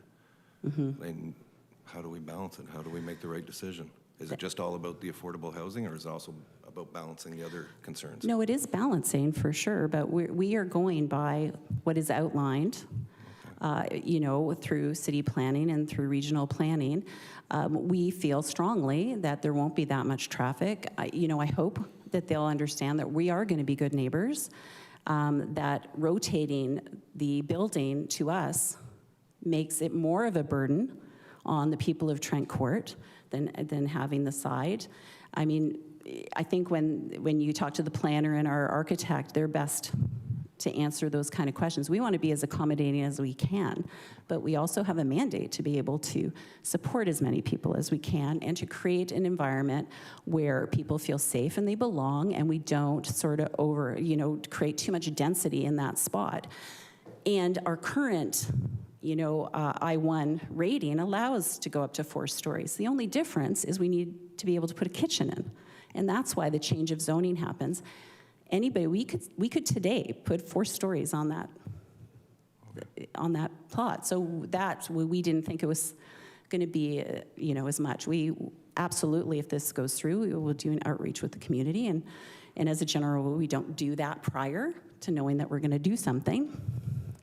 Just like anybody else moving in doesn't usually go around and ask, but we're willing to accommodate as much as we can without, dealing with the intensity or the structure that we're building. Never mind, I'll ask the questions of the planners. Okay, thanks. Thank you, Councillor. Councillor Phillips. Thank you, Mr. Mayor. This is probably a strange question coming from me because I'm a guy that always wants more parking. Yeah. There's 32 parking spaces in this parking lot. Is that too many? Honestly, yes. I believe so. So we could reduce the size of that parking lot possibly. We could reduce. Creating over parking on any of the side streets.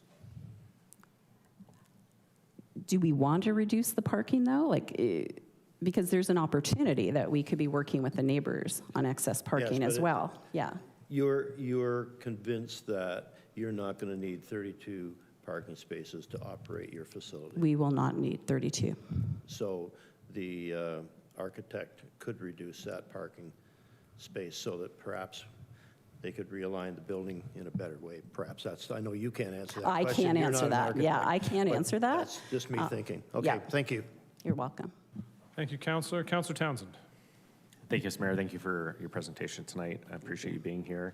I also appreciate you saying you're willing to negotiate, you're willing to find a path forward with the neighbors. That's very reassuring. And I understand you're presenting to us the concept of you were told this by the region and by the city, and you're deferring to the experts. I appreciate all of that.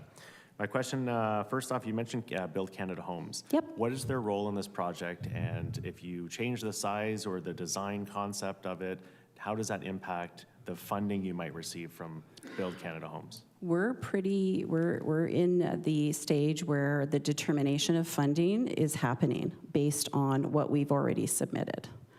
And we have actually expensed quite a bit of soft cost as an organization to advance to Build Canada Homes. And so right now, we would need to ask, right now, the minimum density for Build Canada Homes to support is 45 units. If we go down, there is a great potential that we're going to lose that opportunity to be able to get funding through Build Canada Homes. Thank you. Through you, Mr. Mayor, to the presenter. So 45 units, yes, it is the threshold for it, that. Were there any other design concepts that would accommodate 45 units, whether they're 1 or 2 story units, townhomes, or is this the only concept, the 4-story building that can accommodate this type of build? Well, I'm going to defer to the architect for sure, but when we were going through the planning stage, we were trying to create 1-bedroom units to fit on that lot size, to be able to have people have a house that they're proud of and stay within a certain budget threshold, because I think everybody knows affordable housing, there's a means test. We have to make sure that the affordability stays in line, and depending on the building itself would really determine how much debt we could take on and still remain affordable. So a lot of factors went into the determination of what that building was going to look like. We worked really closely with our architects and the region, because we have been working with the region as well on this project, to make sure that we were able to provide something that would blend into the community, that would look nice, that would provide people with a nice home that they could belong to, and with staffing on top. So it's very complex. It's not a one answer. I'm assuming, through Mr. Mayor, to the presenter, I'm assuming there's some accessibility piece to this as well. Absolutely. For the people that are living there, so you'll need an elevator on site. So if you were to build, say, townhomes that are 2.5 stories, and there's a lot of stairs in them, that would not be deemed as accessible? It would not be deemed as accessible. In fact, we have, a few properties in our portfolio that are not accessible, and we're going through the process of converting them. But any new projects moving forward, our organizations say they need to meet the accessibility standards set out, and we do find that the age group we support can go anywhere from 16 to 90. So we have a really big range demographically. We want to make sure that we have more than enough accessible units. And in fact, in this build, we have 12, and we're exceeding the accessibility at this point. Thank you. Thank you, Councillor. Seeing no other questions, thank you, Ms. Beaupre, for the presentation. Thank you very much. And at this time, I'll call upon Zamima Khan, the intern urban planner and technician, and Matthew Trendata, the architect from Quartec, to present.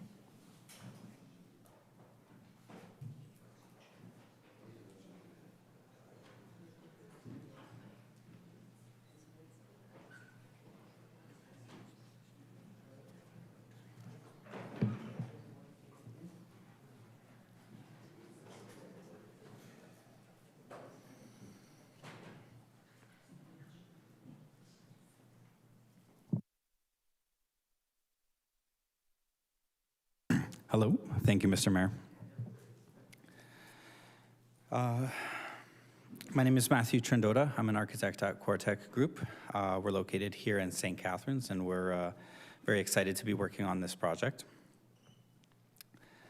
I'll start off by presenting some statistics that we received from Niagara Regional Housing, and then move on to the presentation that Quartec prepared.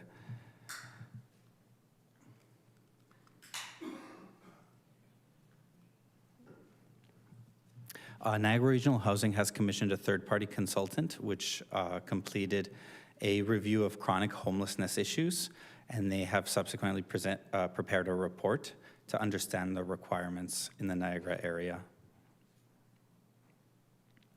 As of 2025, Niagara had 427 housing and support spaces. Only 25 of those were permanent supportive housing units. The region by name data identified 662 people experiencing chronic homelessness. Average daily shelter occupancies between 2023 were at 235, and they jumped up to 226 in 2025, and it's at 96% capacity currently. Niagara's population is expected to increase by 30 to 50% between 2021 and 2046, which is the dates that this study looked at. Residents age 65 plus increased from 103,000 up to 150,000, and residents 75 plus expected to double.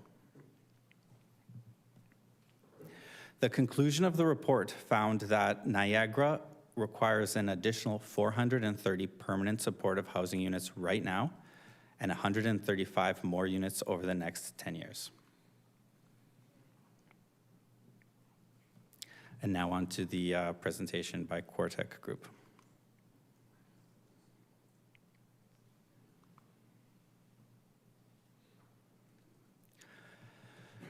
Brief overview of what I'll be touching on, and I've been asked by city staff to reduce the amount of overlap with their presentation for sake of limited time.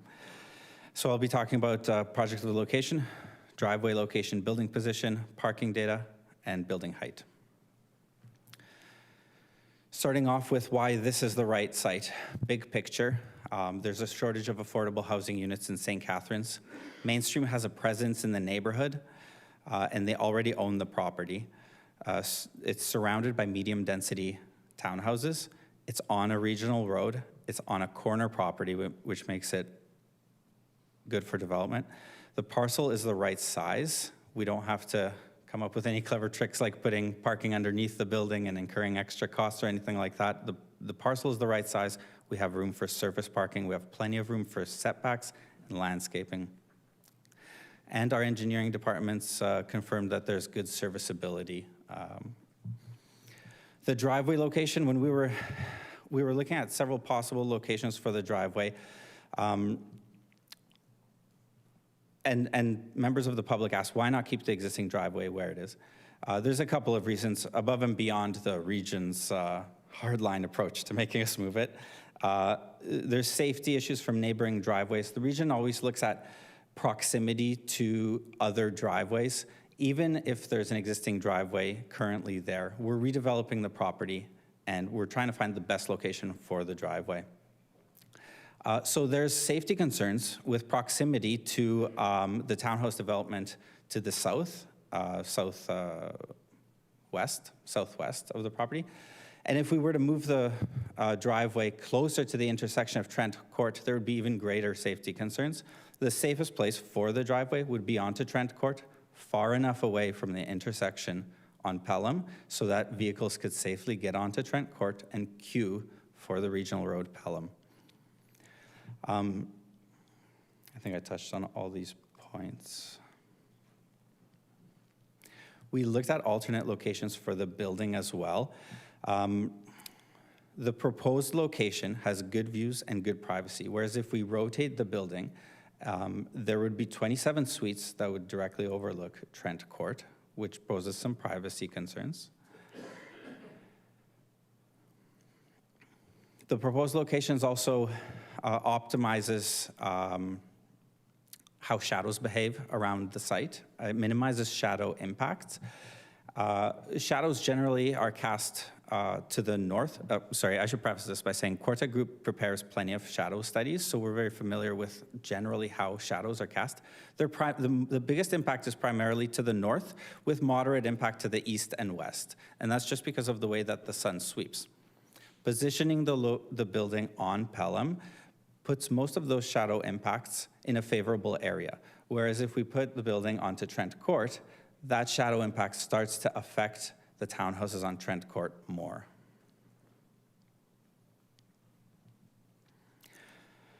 And lastly, the location of the building better complies with city urban design guidelines.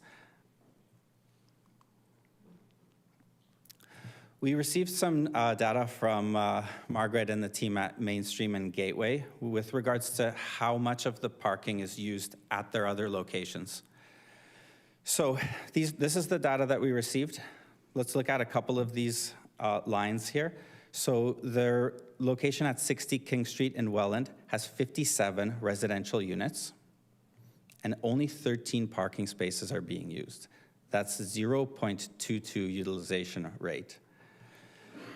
They're building at 178 King Street in Welland, 31 units, and only 3 parking spaces are being used.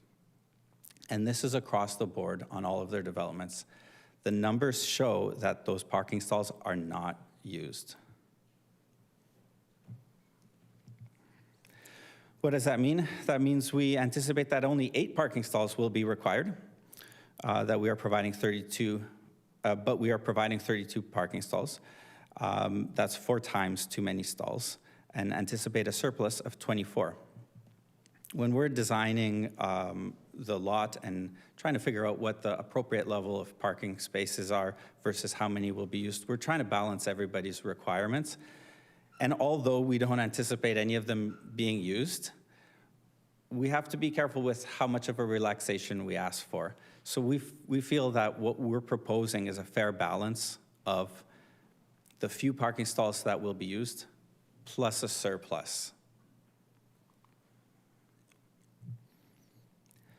During the zoning process, the height was reduced slightly. A 20-meter height is allowed in the institutional 2 zone. We feel that the setbacks are adequate. There's plenty of trees around the site, and we've made an effort to save as many of those trees as possible, including trees on the site.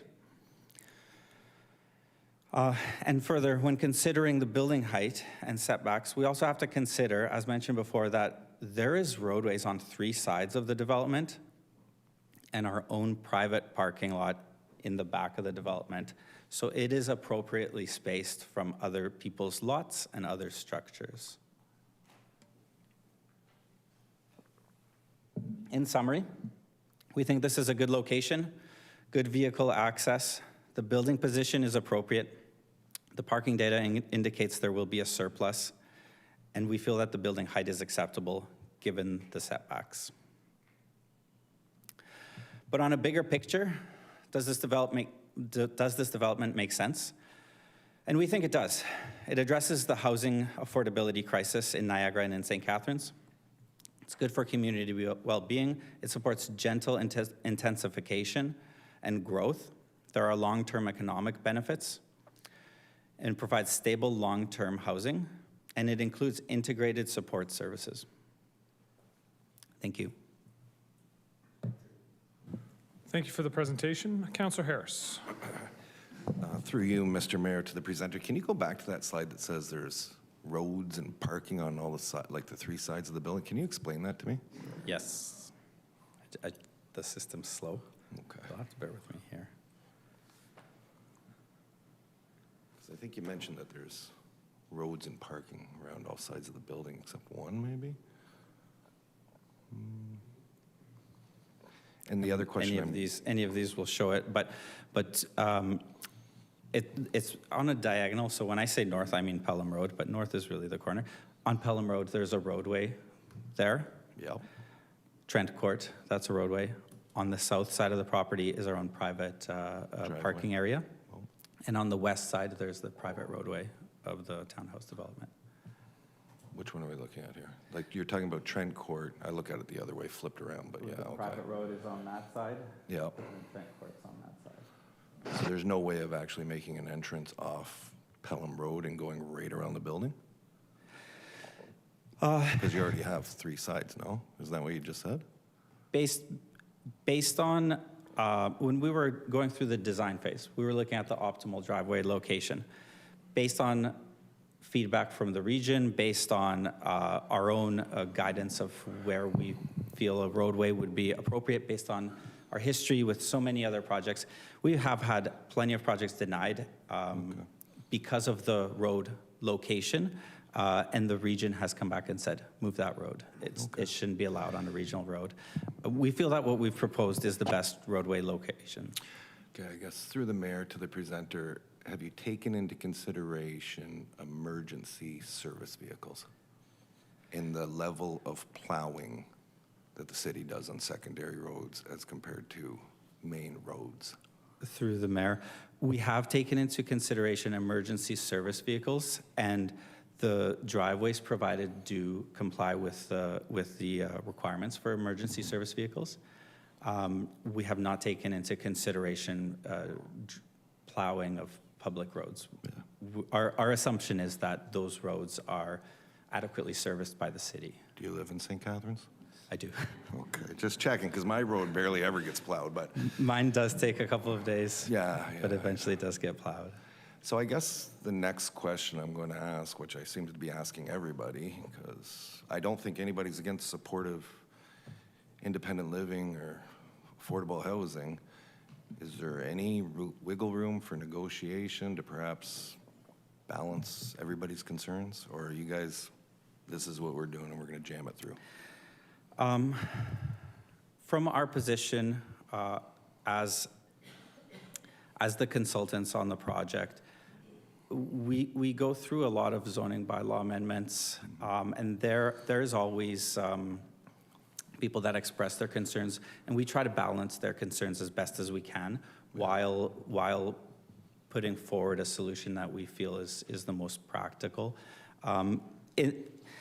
Given going back to the severe deficit in affordable housing and supportive housing especially, we're in a deficit of Yeah, I know, but we're talking hundreds about of design. units. We're not talking about that. Everybody knows that's a need. We're talking about design. So if we reduce this development and the next one and the next one, we'll never meet the targets.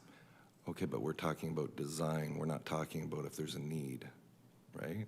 There's two different things we're talking about. Like, you just started a presentation with the need. We're talking about the design. Well, through the mayor, the design is based on the need.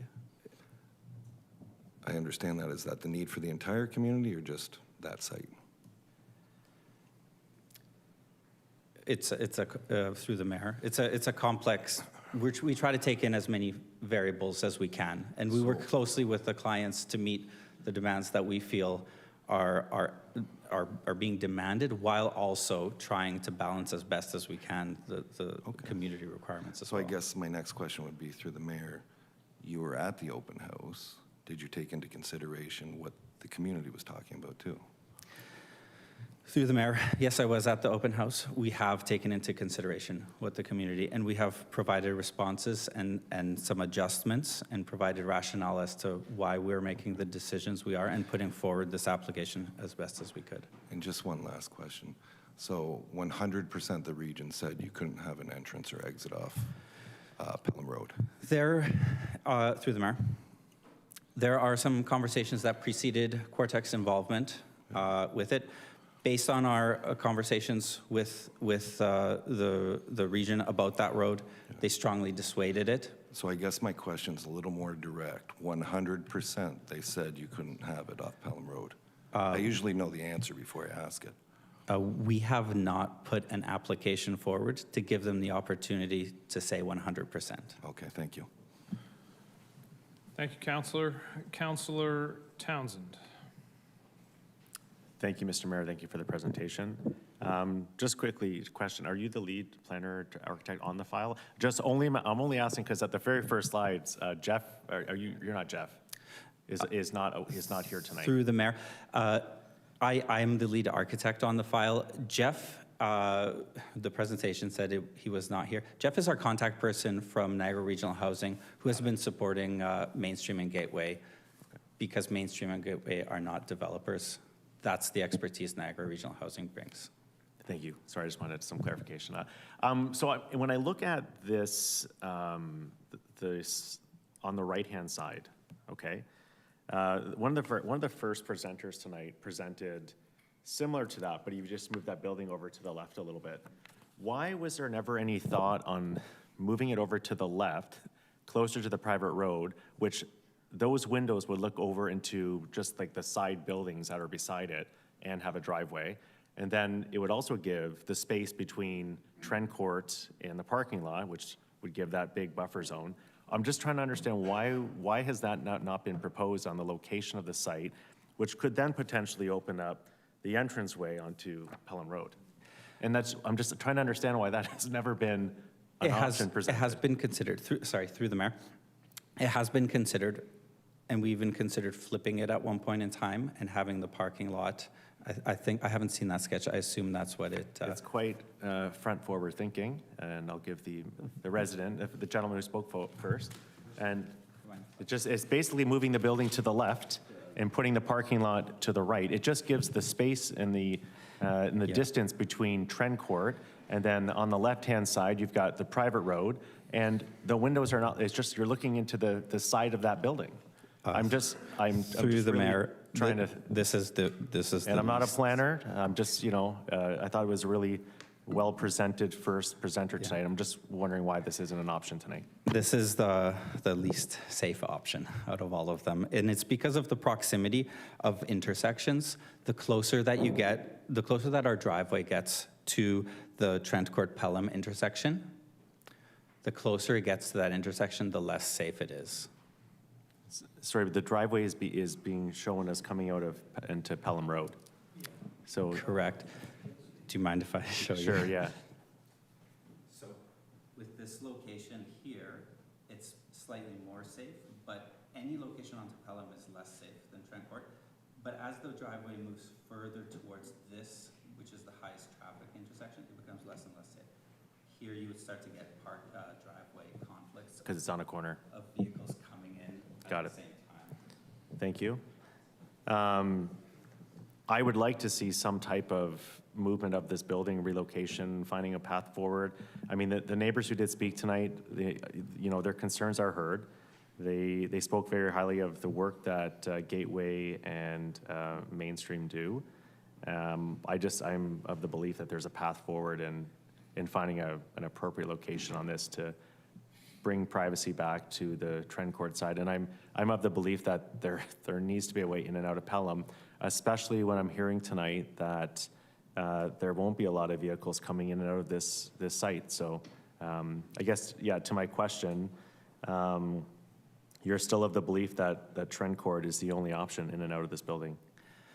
Through the mayor, we do believe that given all of the variables that we considered, we believe that that is the most appropriate location. Okay, thank you. Thank you, Councillor. Councillor Kushner. Thank you, Mr. Mayor. The question I have is, are one of the faults, in your opinion, with going to Pelham Road directly is because of the increased traffic? Through the mayor, there are quite a number of faults of going directly onto Pelham Road. The biggest fault for me is the region's strong opposition and the policies that are in effect, and those policies' opposition to putting the driveway onto Pelham. Okay, but I'm asking, is one reason, a major reason, the increased traffic that will take place?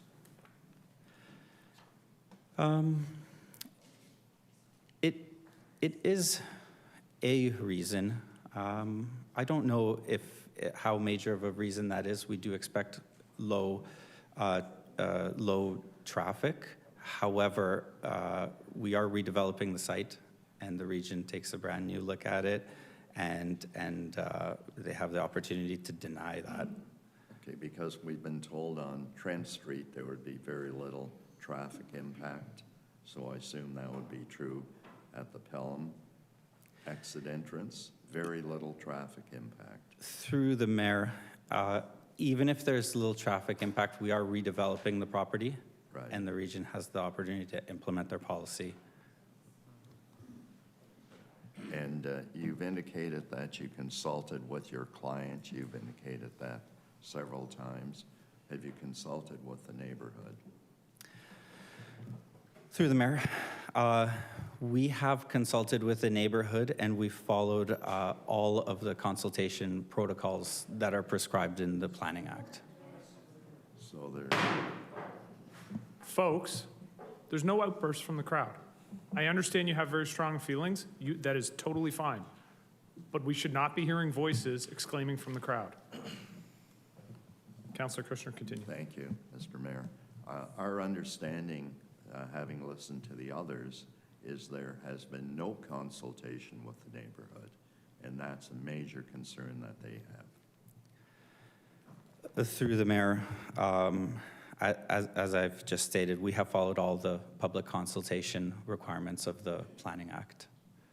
But there's not been any direct consultation. You went to a public meeting that we were at, but that was not consultation, direct consultation with the neighborhood. Through the mayor, I'm not sure exactly what you're suggesting should have happened, but we did follow the prescribed methodology. Right. But what I'm suggesting is you consulted with your client, which means you met person to person, but you've not had that type of consultation with the neighborhood, where negotiations can take place. Through the mayor, we have had person-to-person conversations at the open house meeting. We've also had email correspondence. We have not had, if you're inferring if we had any sort of meetings above and beyond that, we have not had subsequent meetings above and beyond that. Right. Thank you. Thank you. Thank you, Councillor. Councillor Phillips. Through you, Mr. Mayor. Again, looking at the alternate location and going along with what Councillor Townsend mentioned and with this picture that we had, and the reduced number of parking spaces that are required, as you indicated, like even with 32, that's twice as many as you're going to need, more than twice. If you slid that building over to the left and you put half the size of the parking lot there, you could bring, that would probably eliminate a lot of the setback requests that you've had, I would think, by doing that. And we still hope we're going to be able to get access onto Pelham Road. But by doing that, you're not going to have any kind of a shadow concern. If you move that building to the left, you take all the shadow concerns out. The parking lot's going to be there. You can have a buffer of green space, plus instead of paving space for 32 parking spots, you're only going to have to pave 16. So environmentally, I'll go along with my good friend Councillor Williamson, that makes all kinds of sense to do that. And by doing that, if the region doesn't allow us to access Pelham Road, you might be able to move the entrance onto, because as the executive director said, there aren't very many cars going to be parked in that parking lot. You'd probably be able to move the exit out of the parking lot up Trent Court almost, well, quite a bit closer to Pelham Road, which would take away the concerns of some of the residents there. So you would alleviate that problem also. So to me, it's a win. Number one, you're going to move the building over, so you're not going to have residents of the building looking down because you've moved that building over quite a bit. You've reduced the parking lot in half. You're going to create more green space, and with that parking lot there, you might be able to loop an exit if the region, in their wisdom, doesn't allow that, which I hope is not the case. You might be able to get a quick exit off onto Trent that wouldn't affect the neighbors, because we're not talking about a lot of people exiting out of that parking lot at any one time. Is that something you could consider? Through the mayor, there were quite a number of different factors that we looked at when positioning the building, and I appreciate the suggestion that was put forward. We have looked at a lot of different options, and with each option, we're balancing complying with certain policies better than other policies. So for one example, with what you've suggested, in that orientation, the building no longer faces Pelham Road, and it's a good urban design principle in the guidelines that it should face Pelham Road. So that would be a disadvantage, and it may be a favorable disadvantage, maybe unfavorable disadvantage, but in summary, when we looked at all of the factors that we were aware of, we put forward a design that we feel is appropriate and justifiable, and we stand behind that design. We do feel that the application that's put forward is a very good solution, even though that there are some people that object the driveway location. We do feel that it is appropriate. Okay. As an architect, I can appreciate the fact that you think streetscape is very, very important. As a councillors, we believe that the feelings of our residents are very important, because they've got to look at it every day rather than me driving by there and saying, oh, nice building, and I keep on going. And where they live, I was a principal of that school for years. I know what that area is like. For them, I would rather have, and it is a reasonably attractive building if it's going to look like the way it's designed. If it's moved back, they're going to see the face of it rather than one end of it. And it's probably going to me, it would be a little bit more appealing if it's moved quite a distance to the left rather than right in front of me. I think it's a very viable solution to move that building over, put the parking lot close to it, put a greenery in front, and you could exit at the top and get out if you needed to, if we can't get out. I think that's something you should consider. Thank you. Thank you. Thank you, Councillor. Seeing no other questions from council, I actually have a couple questions for you, so I'm hoping, and I apologize, I know it's very awkward with you back to me. I guess my first question, if we take a look, and if you could maybe go back to the driveway location? Driveway location slide. I think it was the third or fourth one. I am not in control. It's the one before that. That's the one. So you're indicating safety issues from the neighbor's driveway. So are there safety issues right now from where the mainstream driveway is? Could we go back one slide?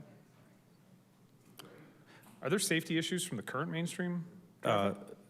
Mr. Mayor, there have been reported safety concerns, and we have heard from Margaret several complaints when the building was operational. Mind you, it has not been operational for about 2 years. When the building was operational, there actually were some safety complaints. Okay, so across the street, and it doesn't show up in this diagram, but between the private road and Trent Court, there are 4 private driveways emptying out onto Pelham Road. Are those a concern? Those are a lesser concern. Okay, We're so- trying to balance the, Adjacent to this, from Trent Court to the easternmost Trent Court entrance, there's another 5 on this side of the street. Are those a safety concern? their safety is we always try to improve it as much as possible. There may be some level of concern, and we're not dismissing the concerns brought forward, but policy as well as our design practice guidelines suggest that that is the best location for it. But there may be some level of concern still. So I would suggest that the horse is already out of the barn on this one. If you go from the Pelham Louth intersection to the Pelham Glendale intersection, I mean, I would wager there's 25 or 30 driveways, roads. I mean, I don't think you're improving that particular situation along here. I do have a further question, though. If we go to the shadow orientation slide, that one works. I guess Councillor Townsend, the last one worked. Councillor Townsend raised this, and I was curious about this as well, why the building couldn't be oriented to the western side. It would then be, backing into the sides of buildings, so you wouldn't have to worry about that. And I mean, I don't do shadow studies for a living, but if I look at this diagram and that oval on the right-hand side shifts with the building over to the western side of the property, now the shadows are just sitting on top of the mainstream property. So that's not causing an impact to anybody except for the parking lot, which we've had the conversation here and could probably be reduced pretty significantly given that, your own numbers say that they're only using, 17% of the parking spaces that they have, but could probably get away with 25% of the parking spaces that are currently listed. So could you not do that and orient, I understand your point about the exit for parking not being too close to Trent Court, but if you shift the building over, you could probably orient the driveway right into the middle of that block, and then it kind of lines up with all the other driveways that are up and down the street. I'm just curious as to why that wasn't considered. Mr. Mayor, we have considered quite a number of different layouts. The shape of the building is also fairly important to the efficiency and cost effectiveness of the building. As we reshape the building into different arrangements, that does have an effect. It's difficult to get into every single arrangement that we have considered. But I'm not asking you to reshape the building. I'm asking you to shift it to the west. Like, I'd use the same building, but shift it to the west so that the shadows, the big oval of shadows, and the most shadows is just sitting on top of the property. I mean, my concern is here, like, you've presented your original, and then you've presented a single alternative when I think another alternative exists that wouldn't have this problem, and I'm just curious as to why that one wasn't presented. Mr. Mayor, there are about 15 alternatives. Well, I agree with you, but you seem to have picked the one which has the biggest impact on the neighbors to demonstrate why it doesn't work. When we were analyzing the other version, where the building was both rotated and located on the west side of the property, that would put the parking lot to the east, which we thought was the least desirable location for the parking lot. Both from an access point of view, from Pelham, the access we feel would ultimately end up on Trent Court anyways, and that orientation. When we analyzed the setback requirements and the policies, we determined that we thought the best solution was to put the building where it is. I understand that there are multiple other potential locations for it. And the short answer to that question is when we analyzed as a whole all of the impacts, setbacks, rear yard, side yard setbacks, location of the driveway, compliance to policies, and we thought that the proposed location is the best. I apologize for not showing also that alternate location. Okay. Seeing no other questions, thank you very much for your presentation. Thank you. At this time, all of the presenters who have registered have presented. I know the council coordinator has already checked in the Burgoyne Woods room, and there was nobody there in addition who wanted to speak. However, if there's anybody in the room, and I have at least one speaker here and then another speaker here. So, sir, if you want to come forward, and I would just ask when you're finished, if you can please just give your name to our council coordinator once you're finished. And the lectern is yours. Thank you, Mr. Mayor. I was a registered speaker this evening.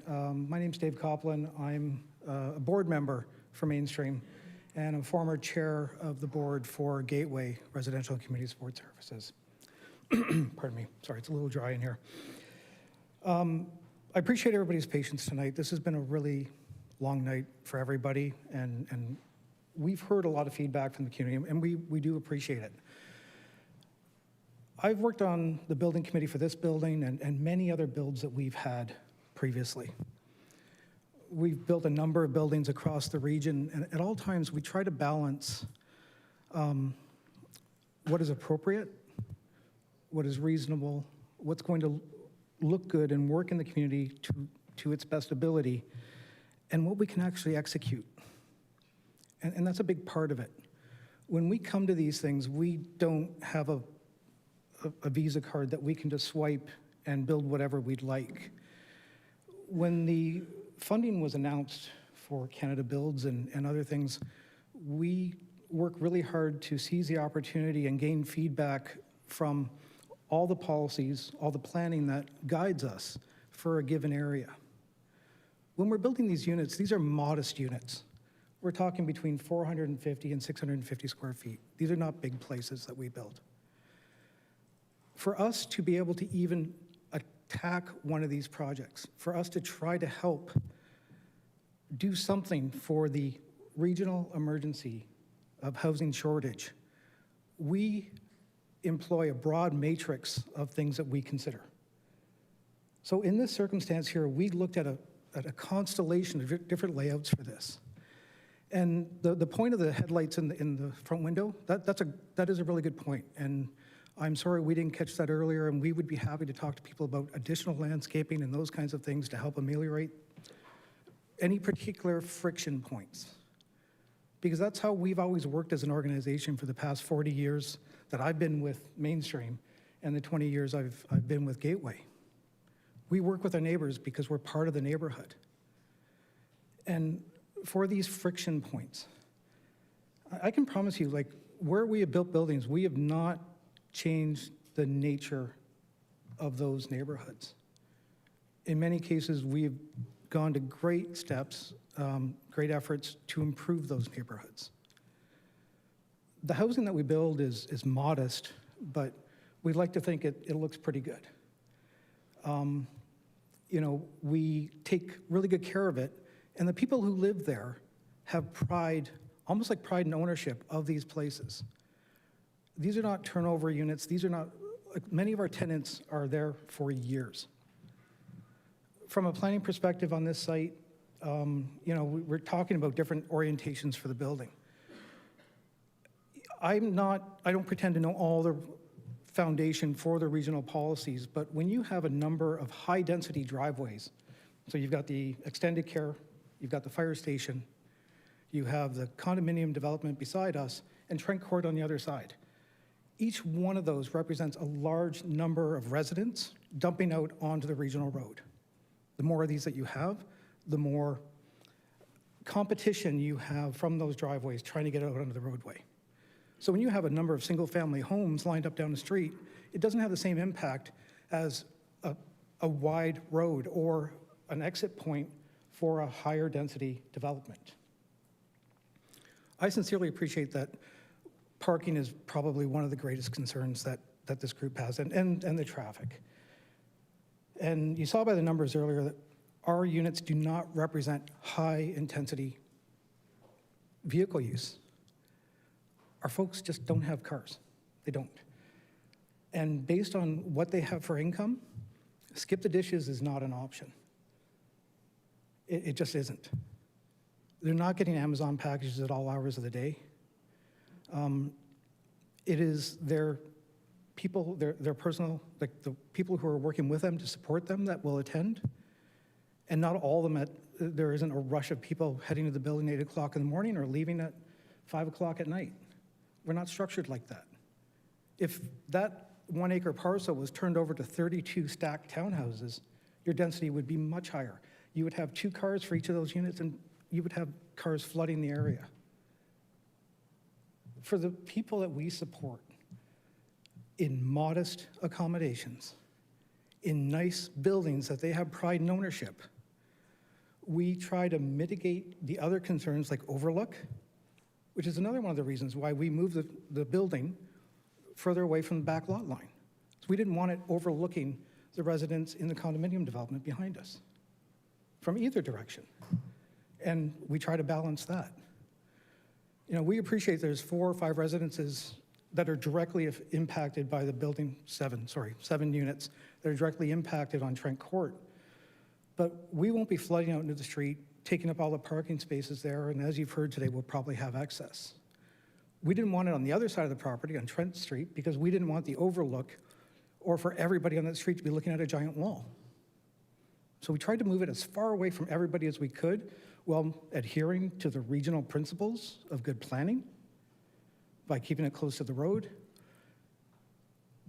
We do everything in our power on every one of our builds across Niagara to make sure that we are responsive to the neighborhood and responsive to the people that we support.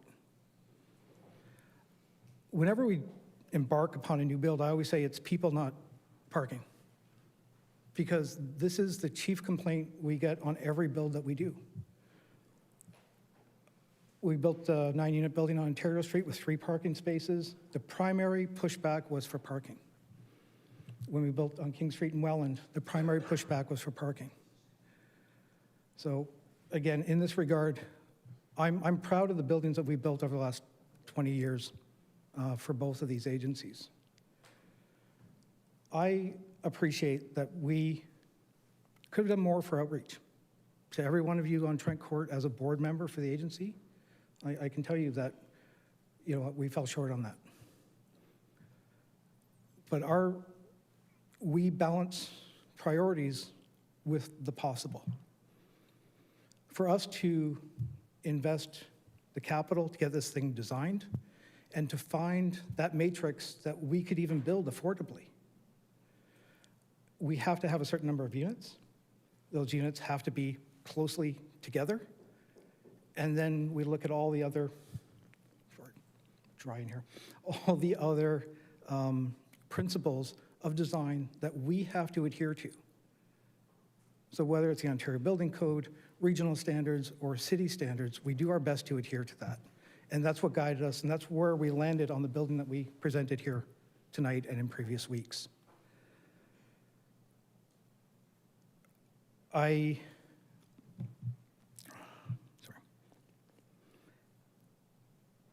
These buildings mean a lot to the people that live in them, and they mean a lot to the board.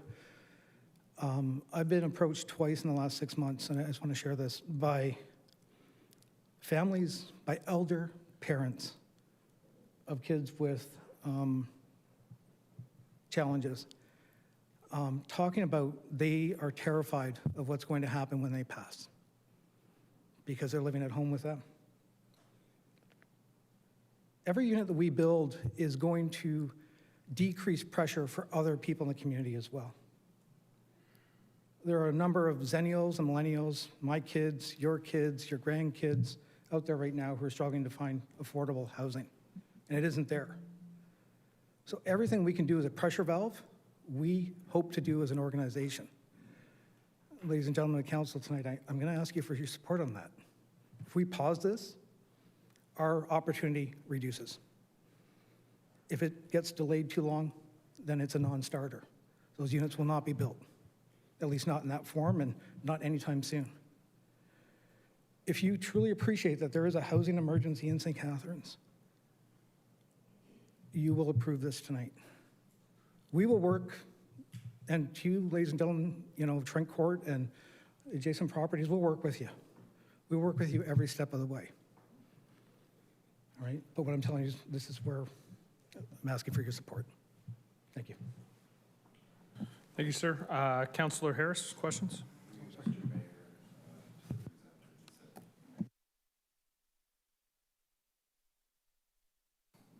Oh, there we go. Through you, Mr. Mayor, to the presenter, you said you want to avoid friction and work closely with the neighborhood. Is there any appetite that perhaps what Councillor Kushner or Councillor Townsend were suggesting, that you could ask your architect to reposition the building and look at the driveway? Because your argument about the traffic flow, if you truly don't have that much traffic flow, it shouldn't really impact Pelham Road. Impact Trent Court either, and that's sort of our point. Okay. And when the overarching goal is to adhere to regional policies that are intended to reduce the flow of traffic and confusion and people dumping out onto the street from different locations, we look at that as saying that the reasonable course of action for the few vehicles we're going to have each day to go onto Trent Court and exit that way. So I'll ask again, so through you, Mr. Mayor, the region suggested or told you you can't have an entrance or exit on Pelham Road? My understanding is that is the case, yes. Based on all the conversations we had and the guidance that we received, again, as part of that matrix that we perform over a number of months to say, can we do it here, can we do it here? And they said you can't do it. That's right. That's what they said, in writing. And so they didn't, I don't know that I have a letter in our files. But through you, Mr. Mayor, I'm just wondering, you said you're going to work with the neighborhood. What does that actually mean? As Shelley spoke about earlier, we have an open door. If our neighbors have concerns about how our buildings, please, okay. If our neighbors have concerns about how our buildings are impacting their neighborhood, how traffic or anything else that happens on any of our sites across the region has an impact on them that they feel is negative, they can let us know, and we will do whatever we can to mitigate that. That's great. But my concern here is if we redesign, resubmit, go back to the funder with a brand new plan, that might be enough to kill this project. Okay. I guess the reason I'm asking that is because there was an open house where there were some concerns, and then it came to council and we deferred it, so a chance that you guys could come back with some changes and nothing happened. So I appreciate what you're saying, but I don't agree with your characterization of nothing happened. We spent a lot of time working with our consultants, working with the city, and conferring with the region and all the people that we have as players, making sure that what we were building except the neighbors was the neighbors. You said all the players, right? But the neighbors. Councillor, you got to let him finish. Okay. Respectfully, the neighbors don't set. They're not responsible for the Planning Act. They're not responsible for the building code. They just have to be your neighbor. Well, my neighbor. I know what you're saying. I hate my neighbor's house. I planted a tree. Yeah. Like I'm saying, like it doesn't like we try to be reasonable in our approach to this, and that's all I'm saying. And like I said, with the concerns we heard tonight, we are more than happy to work with folks and try to mitigate that. Okay, well then I guess I'll ask the question: how would you mitigate some of these concerns? Because the overriding concern was the entrance on Trent Court and exit. Like it's great to say it, but I don't know what that means. I'm just trying to. Okay, well again, so if we're talking about. There was three issues identified, right? So the first one was headlights into a living room. I think on a number of those units, those are dens in the front, or maybe a TV room or an accessory room. We are happy to work with folks on that, either by landscaping or you know whatever we can come up with to try to mitigate that. With respect to the number of vehicles that are going to traverse those roads each day, honestly, I don't know. Based on all of the other builds that we have around the region, that it's going to be enough to be a point of concern, okay? And then the third concern was parking. And I think we've addressed that pretty thoroughly tonight. That we're not going to be parking on Trent Court or adding extra vehicles or doing things like that, and that we may actually have surplus parking, possibly at some point in the future we'd be able to reach back out to the community like we've been doing for the last several years, and allowing our neighbors to park on our lot. Thank you. Okay. Thank you, Councillor. Councillor McPherson. Thank you, Mr. Mayor. Thank you for your presentation. You touched on it, but can you talk about the funding process? Because you're going through Build Canada, there's certain unit requirements. and the timeline, and how much time have you already spent working with Build Canada for the funding? And then logistically, like, if you're in a certain point in the timeline, making any changes, would that result in basically going back to the starting point? That is my concern. All of these interactions are always precarious, right? Whenever you go hat in hand to somebody and say, will you support this? Will you give us money to help do this thing? I can't say on April 7th, this is dead, or sorry, August 7th, or anything like that. I can't. Yeah. What I'm saying is every element of complexity we add into it, because my hunch, based on all the feedback that we've got, if we try to move that driveway, we're going to redesign the building, we're going to incur that cost, we're going to send it to the region's going to say, take off, based on their policies. So when we're looking at these pressure points, we're trying to balance them. We've been working on this development proposal for, I'm going to say, about a year, right around a year. And for a small charity, like a relatively small charity, to try to amass the resources required to design a 4-story building that fits 100 parameters is a massive undertaking for us. And it represents substantive cost and risk. And every day or every change we make adds to that risk profile. Okay, thank you. And the final question is, I know we heard from the residents of Trent Court that there's already a lot of cars parking on both sides of the street. Is there an opportunity for the folks of Trent, when they have, we heard they have lots of, some residents have PSWs visiting and that sort of thing. Is there an opportunity to share or allow them to park in the, since, and like I said, in the past, what we've done at that location at 263 Pelham, because we did have a surplus of parking when we were operating as our headquarters for our agency, we did allow neighbors to park there. And, again, based on all the parking that we talked about tonight, I don't see why we wouldn't continue on with that tradition of helping the community and doing those things. Thank you. Thank you. Appreciate it. Thank you, Councillor. Councillor Williamson. Thank you, Mr. Mayor, and thank you for reinforcing. We definitely know that there's a housing emergency, and we desperately need the kind of housing that you offer. We get that. Everybody in this room does, I know. I'm looking at a Google map of your current operation from this year. You've got 30 parking spots, and when this photograph was taken, aerial photograph was taken, or satellite photograph, 27 of them are occupied.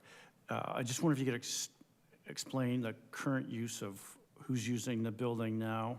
Able to tell me what date is on that Google map? It should be on the bottom left-hand corner. 2026. It's a random picture, right? But yep. Sorry, would the executive director be able to speak to that? Not really. But Okay, sorry. Again, that's a point-in-time photograph from a third-party satellite vendor. I don't know what was happening that particular day, but I do know that we were likely a number of those spaces that are along the fence that you've identified. I don't remember off the top of my head, but are leased to neighbors, are leased to the adjacent property owners. To the private condo, not at Trent Court, 275 Pelham? At the condos, as far as I understand, yes.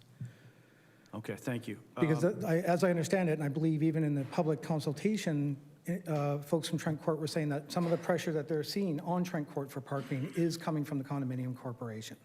So we worked with the neighbors there, and we did our best to mitigate that as best we could. Okay. Plus, it also helped prevent illegal parking on our site, because people who were there were permitted, they had assigned spaces, and it made it pretty easy for us and easy for them. Okay. Thank you. Thank you. Thank you, Councillor. Councillor Kushner. Thank you, Mr. Mayor. I'm glad to hear you say you fell short on communication with this neighborhood. You've not fallen short anywhere else except this. Councillor, is that a question or a statement? I apologize. Yeah, it's a question. You admit you fell short here, but before that, you indicated that you had a good communication with neighbors. I don't believe I characterized it at all like that, sir. What I'm saying is, we've certainly heard the neighbors' concerns tonight, and I appreciate them bringing those forward, and we want to work with folks. Okay. With respect to, and I said, from a consultation perspective, Right. we didn't send out notices and have a get-together at our building there in the previous months, because we still hadn't come up with the concept that was going to work for us. Okay, we know that some developers meet across the table with the neighborhood, and you have not done that. If we approve this project tonight, there's really nothing you can do that's major with respect to negotiating with the neighborhood. If we turn it down, then rather than go to the Ontario Land Tribunal, you would have the opportunity to meet with the neighborhood. I respectfully, I appreciate where you're coming from. Right. And my concern again is, I don't believe that there's another viable location personally for the driveway, based on all the feedback, the plurality of feedback that we've received from all the professionals across the region that we've consulted with about moving that driveway. So that would be a non-starter. Okay, well, But sometimes... but we can, but as far as things like, aiding with landscape buffers, working with the residents who may be directly affected by headlight glare and those kinds of things, we'd be happy to work with them directly. And if you take parking as a concern off the table, which I think we should, and you take the numbers of vehicle accessing and egressing out of that subdivision off the table, as I think we should, based on all of our previous builds, that really only leaves the headlights in the window for some residents on Trent Court. And I would have loved to have had an opportunity to address this 6 months ago, but we just barely landed on a design at that point, and then it was submitted, and for funding and also for permit. We have to listen to the experts, but at times we know they don't speak ex cathedra. They're not always right. And tonight we heard from my colleagues on council on the left here, and on Councillor Bill Phillips and Councillor Townsend and others, that they proposed an alternative, which I thought made sense. But And Council, through you, Mr. Mayor, Councillor Kushner, I sincerely appreciate all the options that we received as an organization, but we have looked at all those pretty exhaustively. And when we look at the mandate set down by regional policies, if we change that, then we're also going to run afoul of other policies.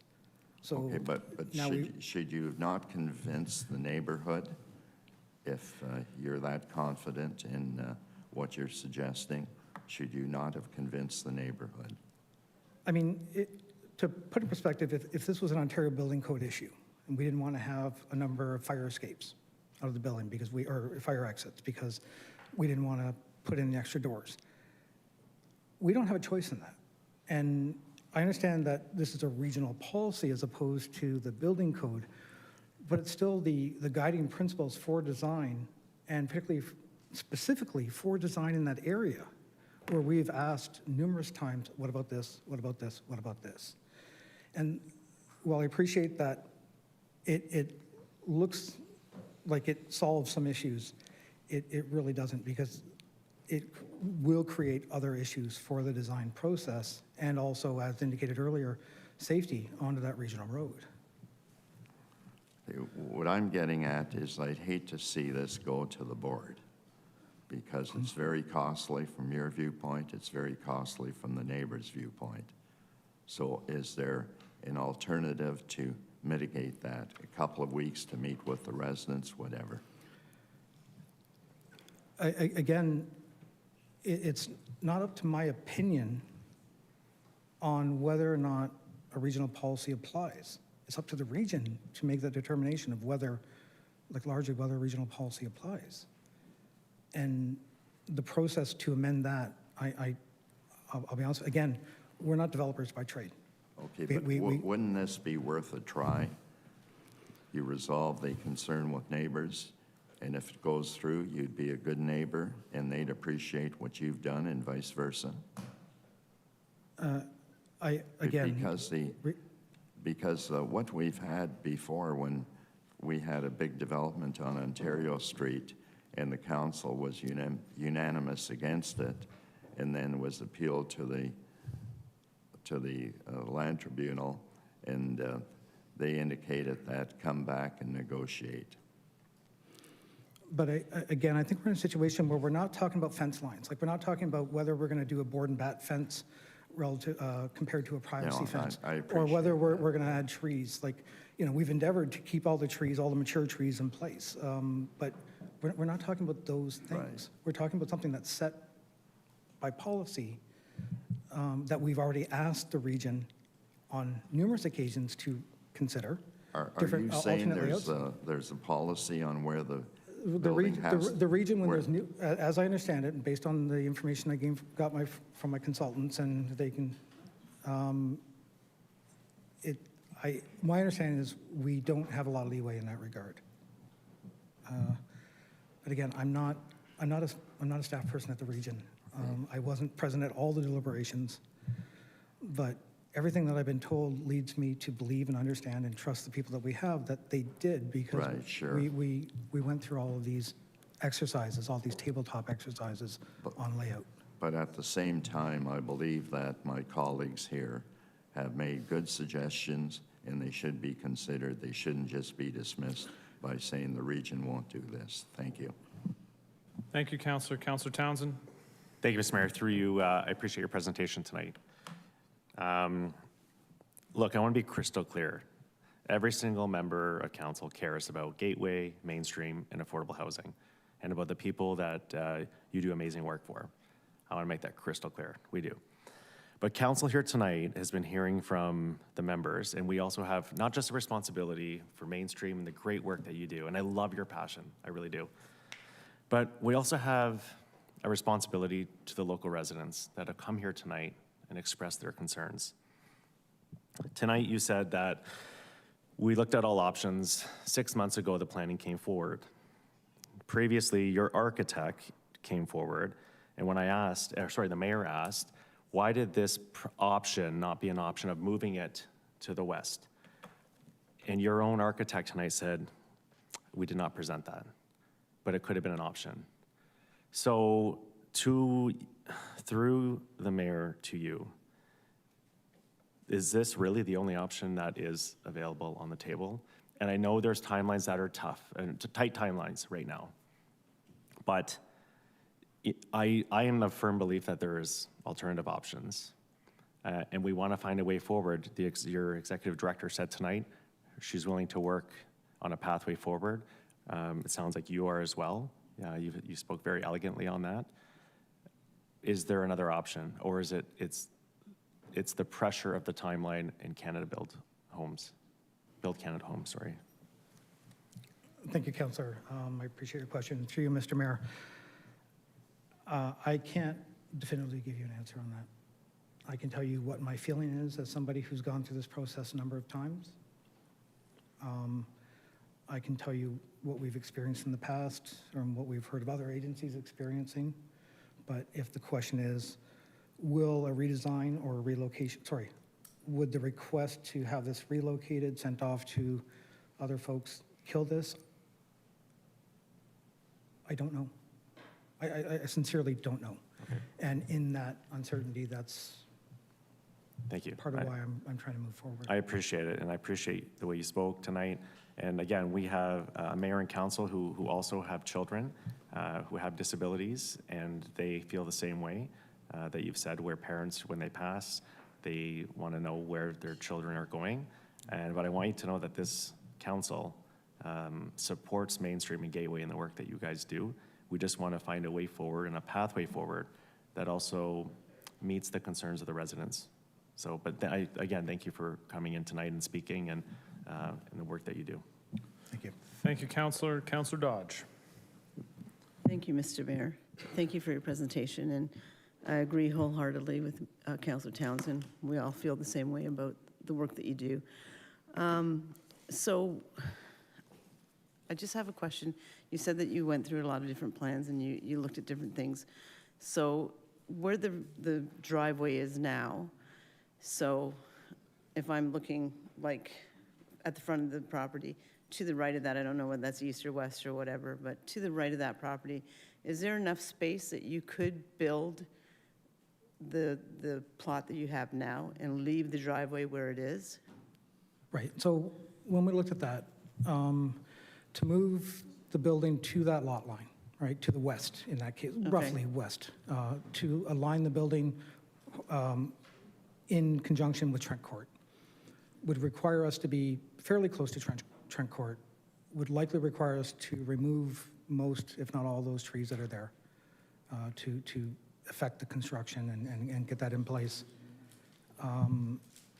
It would leave a large, from a visual standpoint, all of the residents on Trent Court on that side, those I believe seven units, would probably feel that that would adversely affect their view to have 23 units of individuals looking down into their front yards, their driveways, and having the building as a large mass in their face. So by having it oriented against Pelham Road, we have it away from the plurality of the residents of the condominium behind us and from the majority of the residents on Trent Court to reduce the visual impact from both of those locations, Okay. to minimize it to the least number of people. Okay, sorry. I meant that the building would still face Pelham Road, but it would just be shifted to the right of the driveway that I is see. now. Oh, Not switching it, like flipping it that way, just moving it over. If my understanding of the site plan, which I apologize, I don't have it in front of me, but Okay. my understanding of the site plan is we would not have enough to allow for the adequate lane width that we would need for a fire truck and those kinds of things to be able to get in and out down that side of the building. Like it would create a constricture, a narrow point at that spot. We would then have to redesign the building, which then reopens that whole matrix and the costs that are associated with the redesign to then resubmit and roll the dice with what we proposed. Great. Thank you. All right, seeing no other questions, thank you for the presentation. Thank you. I had one other gentleman right here. Sir, if you want to come up.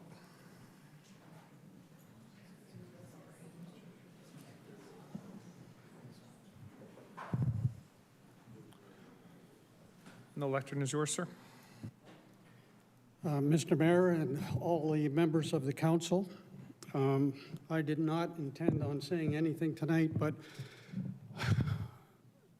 I've heard so much about Mainstream and their wishes and what they do, and I commend them for what they do. But tonight, this is not about what they do. This is about a building that meets the codes that have been set forth by the city.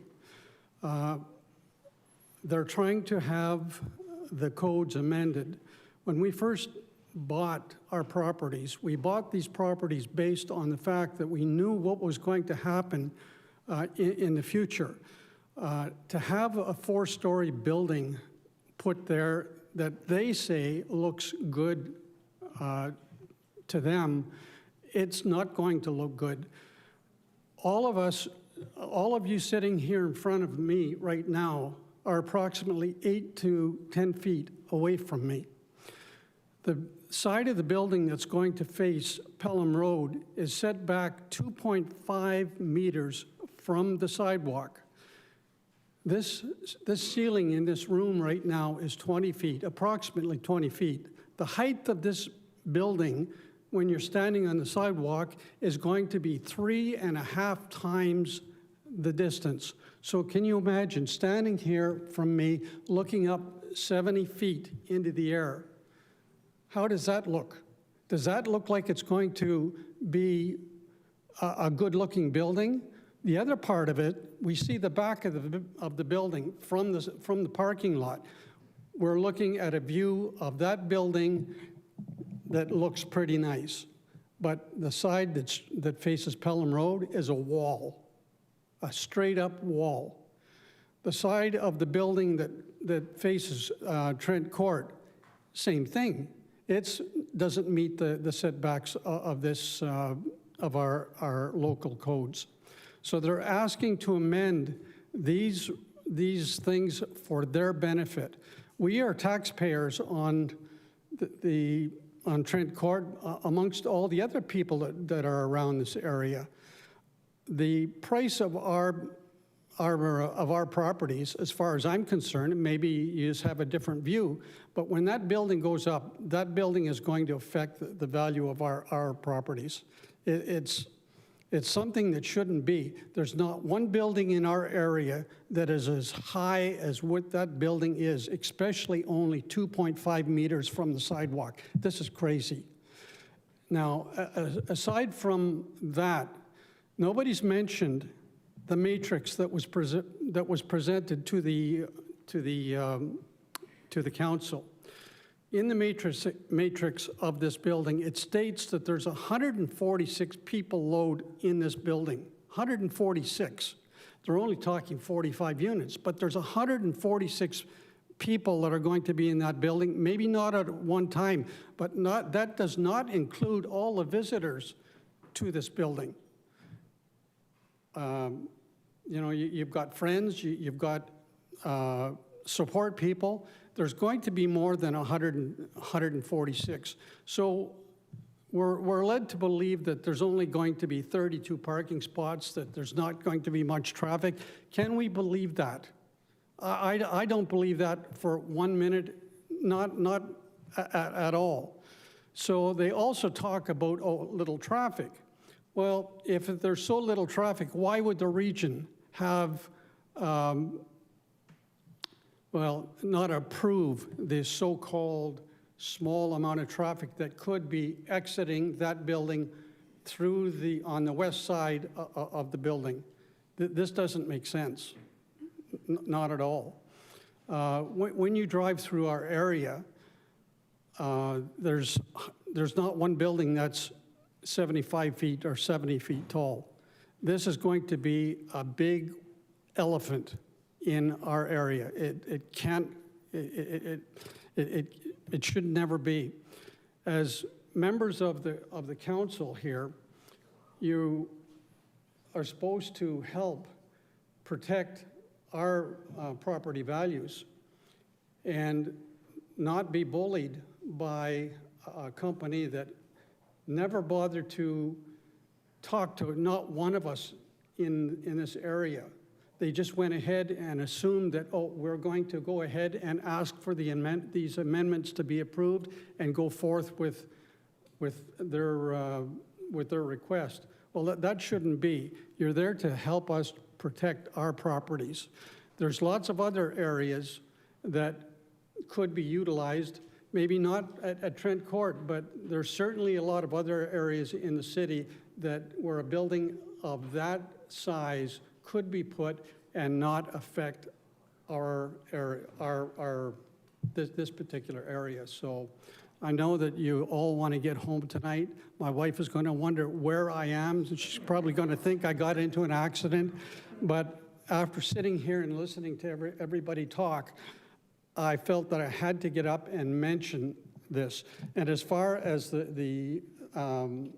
as this building, if they put a smaller building that matched the way that our area looks, maybe that might be good. But we don't need a facade where they say, it's only 45 units, but 45 units with 146 people load plus visitors. So I hope you take that into consideration when you're making your decision. Thank you very much. Thank you, sir. Councillor Townsend, questions? Thank you, Mr. Mayor. Through you to the presenter, thank you for presenting tonight.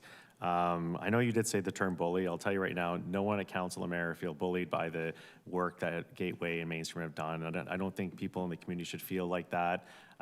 They did go through the proper process. I won't continue to defend them, but I'm just saying the word bully is a bit much for me to hear. But I will say this. My question to you is, Councillor Kushner and I had mentioned this idea of flipping it, the same building, but moving it along to the private road. Are you opposed to that, which we think would provide that buffer zone? No, I'm not opposed to that. I'm opposed to the size of the building. If it was 2 stories and it looked better in our area, maybe that would be fine. But the the way it comes onto Trent Court, I'm not in favor of that, because even right now, without any more construction, and I'll go back to the wintertime. I've been here now for 6 years, and the reason that we moved from Burlington was because of a large building being built in front of our complex. I wanted to avoid that. But now that we've got this traffic problem here on our court, we are lucky to get a snowplow come down our street once this winter time, just once. I called to complain. Other members of the council or of our street have called many times as well to get that done. Right now, we've got traffic on that entrance where that building is. There's always cars parked there. So with the addition of 146 plus the possibility of people coming to visit, where are all these people going to park? We're not going to have any parking spots. So it's just not a good fit for this area. Move it to some place that has more land rather than to try and cram a 4-story building into a 1-acre lot. Thank you. Thank you, Councillor. Councillor Miller. Sir? Sorry, just one question. I guess maybe clarity. You mentioned the size of the building a lot, as like, and a lot of people have. Like, what about the size itself is what you're opposed to? The height of the building. Okay, but like, what is the impact that you see that having on you or the neighborhood? Like, what about it are you against? Well, I'm questioning the fact that for us to get out of Trent Court right now, sometimes we sit there a long time because there's so much traffic. And with a building that's that close to the sidewalk, that's going to impair our vision just getting out of there. So like turning and getting on and off of Pelham being obstructed. Okay, all right, fair enough. Okay, thank you. And then aside from the larger vehicles that come in, there's going to be a lot larger vehicles. And if you've got, let's say, a fire truck that's coming in, they need room to maneuver. The people that are going to face that building, even from where I'm situated on Trent Court, I look out my backyard and I'm going to see a 75-story or 75-foot building that I have to look at all the time. And as far as shadows go,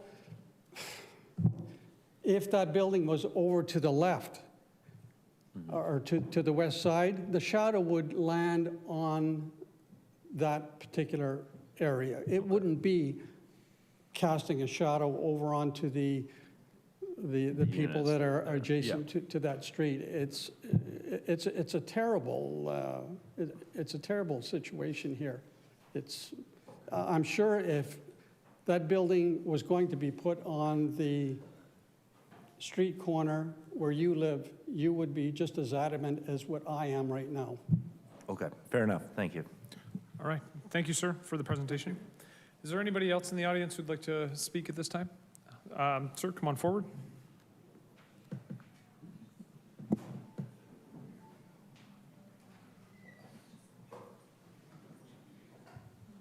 And the lectern is yours. So I don't really have anything to say that hasn't already been said, but I will say this. So I'm the Jeff Davis that was on the screen there. They forgot to amend the slide, so I figured I'd come up here and stand in front of the firing squad for a few minutes.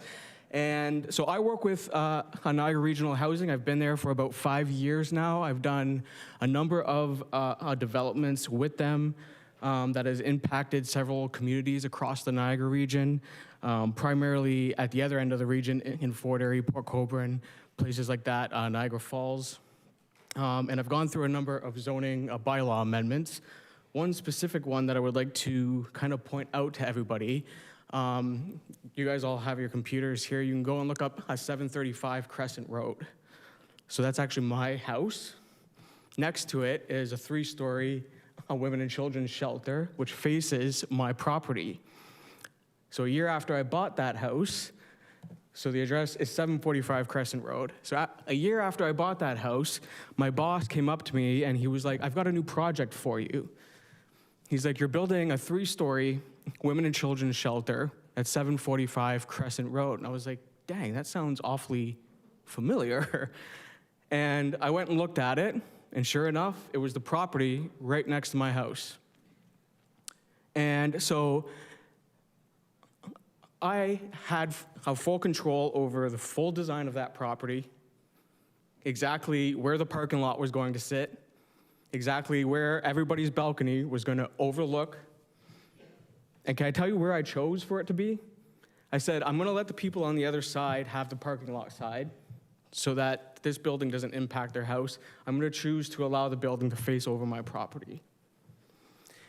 So that was probably 2 years into working at the region. And I can tell you right now that a women and children's shelter has had zero impact on my quality of life, whether I can go into my backyard in my boxers and run around, cut the grass, do whatever the heck I want back there. It has done nothing to change my quality of life whatsoever. Yes, there are sometimes some kids and women on their balconies, and I need to be considerate of that, but is that not what being a Canadian is all about? Is it not about being considerate of the people around us? And I know what you're going to say. You're going to say, well, how come we're not considering the community? But everybody in this room gets to go home tonight to a warm house or a cool house because you have AC. It's comfortable, your bed's safe, you get to put the blanket up to your neck and be comfortable. But the people that we're trying to service doesn't have that luxury yet. And so, anyways, I didn't have anything planned. So I'm going to allow you guys to ask me some questions if you guys have anything.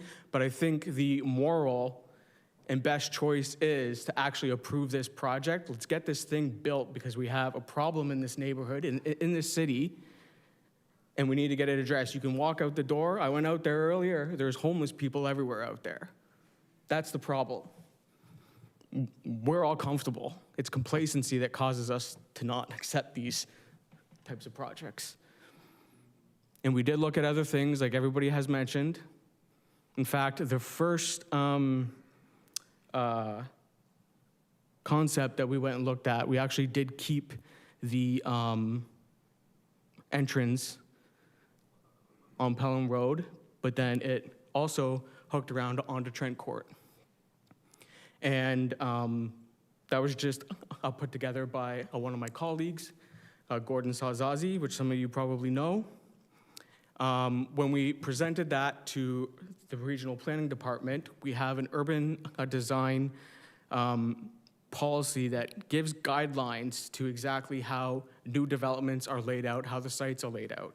And so one of the comments on there is because Pelham Road is a main artery, the best option is a collection street, which is Trent Court. And so the collection street runs into Pelham Road, which allows other traffic. So that was their recommendation. Yes, I do have that in an email from my upper manager, Alex Morrison, who prior to becoming the manager of the new development team, he was one of the head planners for the Niagara region. And so that recommendation came directly from him. That is in an email. I can probably provide that for you. I just have to go and dig through about a couple thousand emails on the mainstream project. So that's number one. Again, the building position falls back to the region's urban design and planning policies and guidelines where the building faces the street. Yes, there is a zillion different layouts, different positions that we could put the building in, and we could take the time to go and put those on paper for everybody so they could see what the options are and see what they're gonna look like. But at the end of the day, it's an absolute waste of time because we already know what the region's gonna come back with. And I'm not trying to be overly confident about those things. I just know what our planning department is going to come back with, and it's gonna cost money. It's going to cost mainstream. They're already in more than a couple $100,000 on this project of cash that they have fronted in order to get this thing off the ground. What we're asking them to do is front more money for something that potentially, even if we meet everybody's needs, somebody's going to come back and say something at the end of the day. There's going to be something. And so, anyways, I'll stop talking because I know there's probably something. All right. Thank you for the presentation. Yeah. Councillor Williamson? What is your exact position? So I'm a construction project manager for new development. For the Niagara region? For Niagara Regional Housing. For Niagara Regional Housing? Yes. Okay, thank you very much. Yeah, no problem. All right, seeing no other questions, thank you for the presentation. I had one other hand over here. Come on up.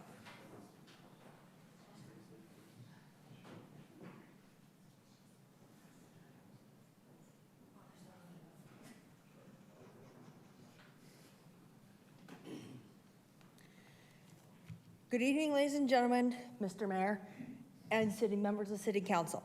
I appreciate the opportunity to speaking here tonight about what it is to be on low income and how it has impacted my life.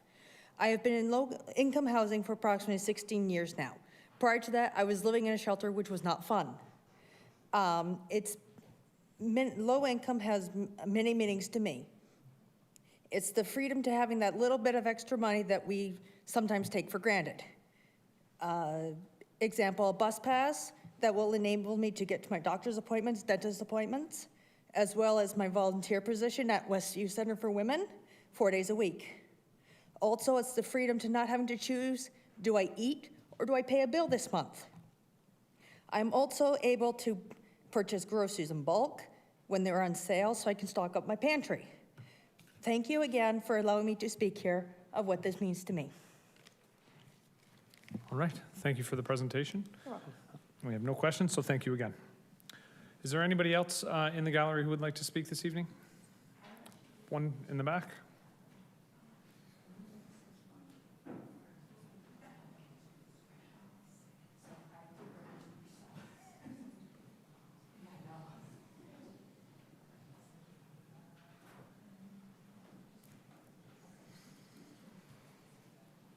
Oh, the lectern is yours. Hello, Murray. My name is Brandon. I've been living at 160 Ontario Street for 9 years. It is hard for me to get down and up the stairs because I was diagnosed with degeneration disc disease in my lower back and arthritis.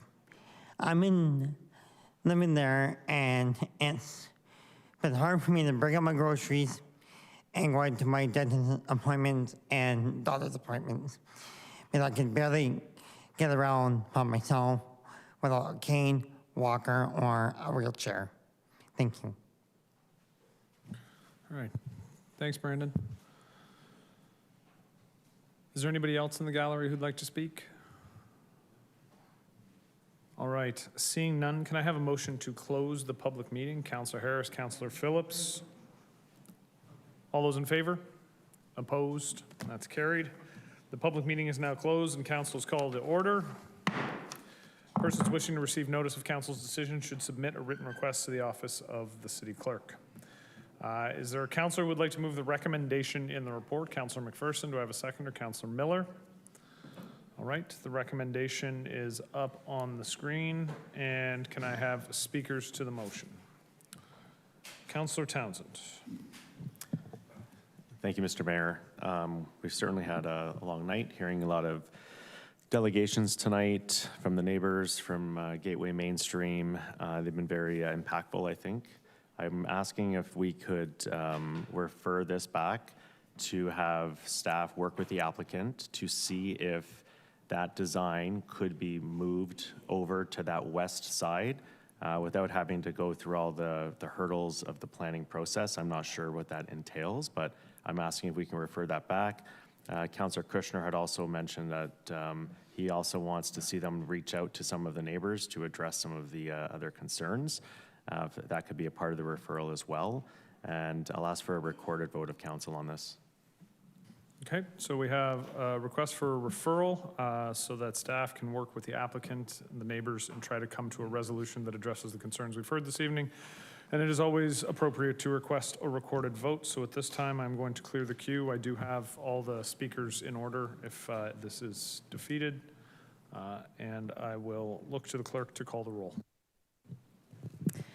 Counselor Townsend. Yes. Counselor Stevens. No. Counselor Ratzlaff. No. Counselor Phillips. Yes. Counselor Miller. No. Counselor McPherson. No. Counselor Mako. Yes. Counselor Lindell.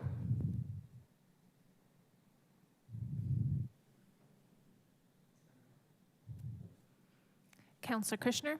Yes. Counselor Harris. Yes. Counselor Dodge. Yes. Counselor Williamson. Yes. Counselor Lindell. Mayor Cisco. Yes. And that's carried. Right, so for those who are here, the request was made to refer this back to staff and ask the applicant to work with staff and with the neighbors to try and come to a resolution that will allow for the project to move forward. Could I just ask? Notification will be put out appropriately when this comes back. Councilor Harris? Do we have any idea when it might come back? Could I look up? So I think the recognition is that this is a tight turnaround, so I think there's a hope that we'll have something in front of us for July 13th. Okay, thank you. Okay. All right, item 7.2 was deferred.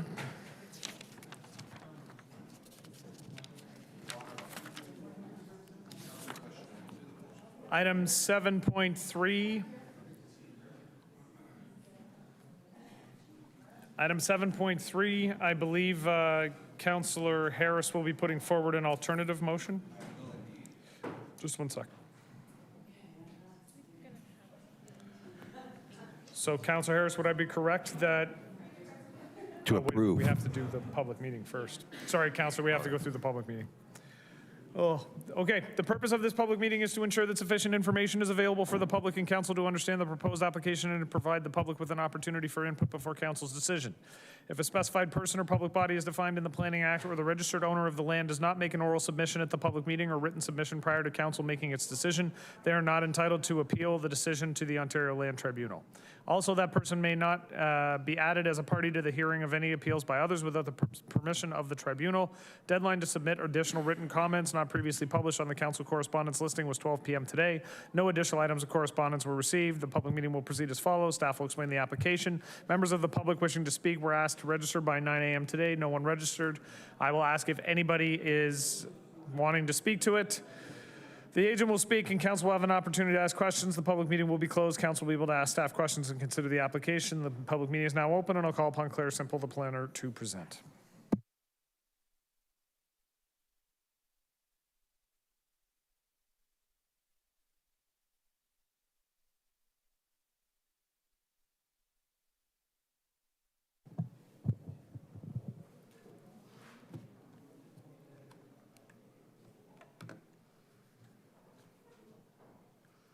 Good evening. My name is Claire Semple. I'm here to discuss the submitted official plan amendment and zoning bylaw amendment applications for 2360 First Street Louth. The property is located at the corner of Rycott Street and First Street Louth outside the city's urban area. I will first provide a brief overview of the background of this site to contextualize the purpose of the subject applications. In early 2000s, a place of worship on private services was approved for these lands. It was constructed around 2013. In 2023, the applications to allow the expansion for the existing place of worship were approved by City and Regional Council. Those decisions were subsequently appealed to the Ontario Land Tribunal. In early 2025, the OLT issued its decision and upheld the city and the region's approval. The site was still required to rely on private services.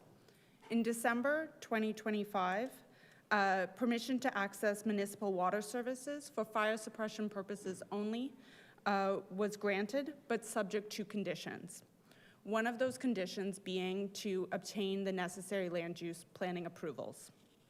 In March 2026, the subject amendment applications were submitted to fulfill that condition.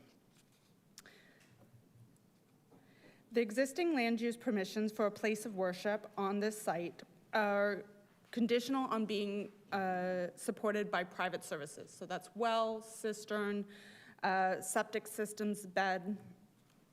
The applicant is requesting amendments to these site-specific land use permissions to allow for a private connection to municipal water for fire suppression purposes only. Domestic portable water supply will continue to be provided privately on site. Individual on-site sewer systems will continue to be utilized. The site-specific amendments include changes to the Garden City Plan, the Niagara Official Plan, and the zoning bylaw. The Garden City Plan designates the property predominantly agriculture, with some lands designated natural area as shown on the schedule excerpts on the screen.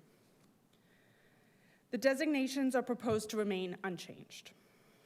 This land use mix is also reflected in the zoning bylaws classifications of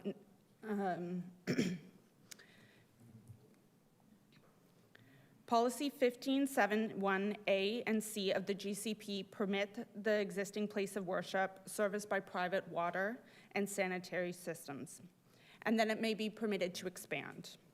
The applicant is proposing to modify this land use permission for the existing use to include partial municipal services. The Niagara Official Plan is now an official plan of the City of St. Catharines.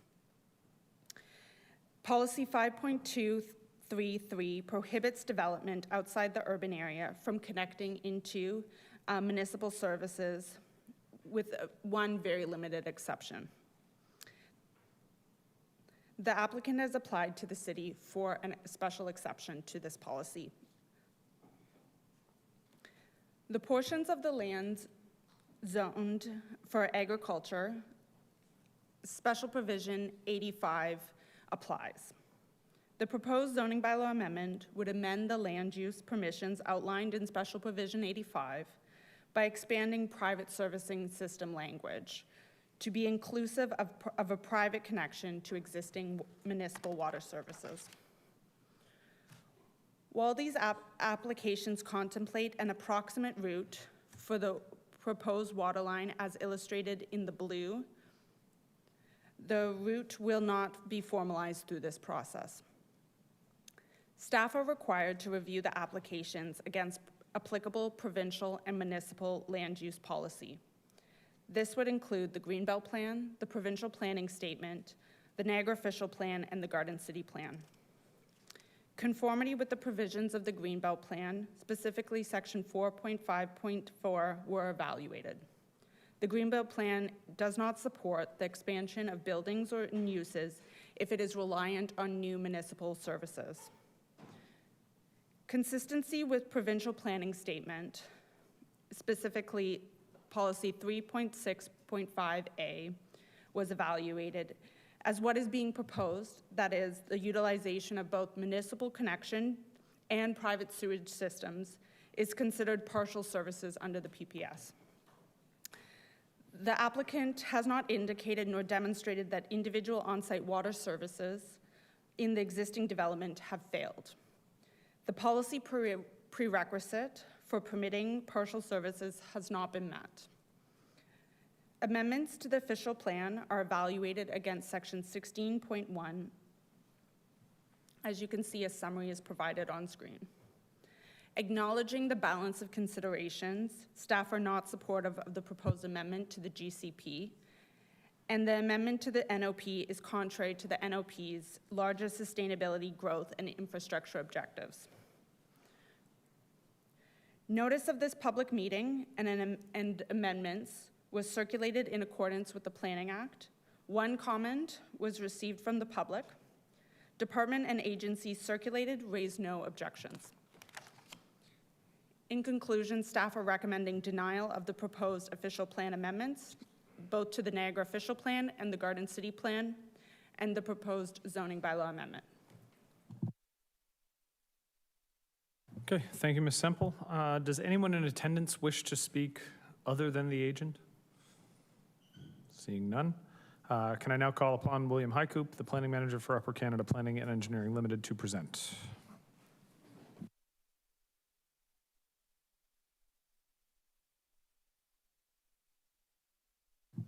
Thank you, Mr. Mayor and members of council. Thank you for having me. I'll try and keep my presentation brief tonight. My name is William Heikup. I'm the planning manager at Upper Canada Consultants. I'm here on behalf of New Hope Church for the proposed official plan and zoning bylaw amendment for the 2360 First Street Louth property. Here you can see an overview of the property at the northeast corner of First Street Louth and Reichert Street, outlined in red. The proposal for the official plan and zoning bylaw amendment would facilitate the construction of a private water line for fire suppression purposes only. The proposed extension is shown here on blue. The extension would be approximately 140 meters in total and would connect to the Reichert Street water main inside the urban boundary. The extension of the water main would be for firefighting purposes only, and that all capital operating and maintenance costs would be the cost of the applicant or the church. There is a bit of a background to this. As you are aware, previously applications were approved at the Ontario Land Tribunal. That process identified that a 100,000 liter water tank would be constructed on the site for the purposes of domestic water supply. An additional 100,000 liter tank and additional 50,000 liter tank, so 150,000 liters total, would be needed to achieve the acceptable levels of fire suppression. Following that, on December 8th in this past year, Council unanimously passed a motion to allow New Hope Church to access the water system with the condition that the appropriate land use approvals be in place to facilitate this. And that's why we're here today, requesting your support on the official plan and zoning bylaw amendment applications. Essentially, the applications seek to provide for a site-specific policy and zoning provision that would allow and permit the private water service line for fire suppression system only. Slide, please. From a planning perspective, we respectfully submit that a proposed water line is not an extension of municipal services, but a water line for fire suppression that would be constructed, operated, and maintained privately, and the usage would be monitored and paid for within the urban boundary. Water for fire purposes can be provided on site, but are very costly and take up additional space on an already tight site. The proposed water line allows for a more efficient, reliable solution for firefighting purposes, and is a matter of how the water gets to the site, for example, through a pipe, rather than a truck filling it up at a water station and trucking it over to the cisterns. Slide, please. Just in terms of the next steps, should we receive approval on the official plan and zoning bylaw amendment, we would be required to finalize the detailed design drawings that have been submitted to staff for review, ultimately enter into a development agreement for the facility to be constructed and to have financial securities in place. And these would ultimately allow for that water line to be implemented. In conclusion, the requested official plan and zoning bylaw amendments merely allow a private water service line in Reichert Street road allowance for those firefighting purposes. The line would be designed, constructed, operated, and maintained at the church's expense at no cost to the city. So thank you for your time this evening, and I've gone through it quite quickly, so if you have any questions, by all means, I'm here. Thank you. All right, thank you for the presentation. I do have two questioners, but if you can indulge me for a moment. Can I get a motion to extend the meeting to 10:30? Councillor Miller, Councillor Harris, all those in favor? Opposed? And that's carried. Councillor Kushner, your question. Yeah, this would be in conformity with the decision that we previously made. Through you, Mr. Mayor, that is correct. And also, this would be somewhat similar to what we did for one of the wineries. We service them with a private line. Through you, Mr. Mayor, that would be correct. It would also be very similar to high-grade precast concrete, which is directly adjacent to the property here. Thank you. Thank you, Councillor. Councillor Phillips. You indicated that the line would be paid for, maintained, and operated by the church. What do you mean operated by the church? So should there be an issue with a blockage, the flushing of the hydrants, maintaining a standard level of flow, the costs associated with that maintenance would be theirs to bear. Okay, they're not going to be doing the operation of it, though. No. Fire will come out to do the, anything that's needed to be done, right? Through you, Mr. Mayor, yeah, that is correct. Absolutely, the fire would be fought by the That fire was a department. concern. Yes, I didn't want someone spraying a bunch of kids with the fire hose. Thank you. There were a couple of jokes about the pastors pulling out the fire hoses, but so I'm not going to go there. Okay. Seeing no other questions or comments, thank you, Mr. Highcoop, for the presentation. Can I get a motion to close the public meeting? Councilor Harris and Councilor Kushner, all those in favor? Opposed? That's carried. Public meeting is now closed and council's called to order. Persons wishing to receive notice of council's decision should submit a written request to the office of the city clerk. Is there a councilor who would like to move a motion? Councilor Harris and Councilor Kushner, you're going to be moving the alternate, which would be to replace the word deny with approve.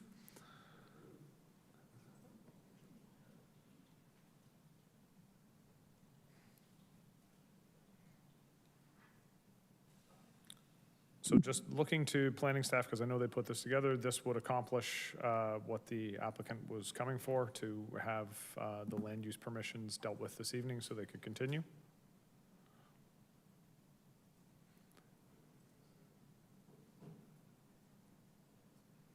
I'm seeing nods. Wonderful. Thank you.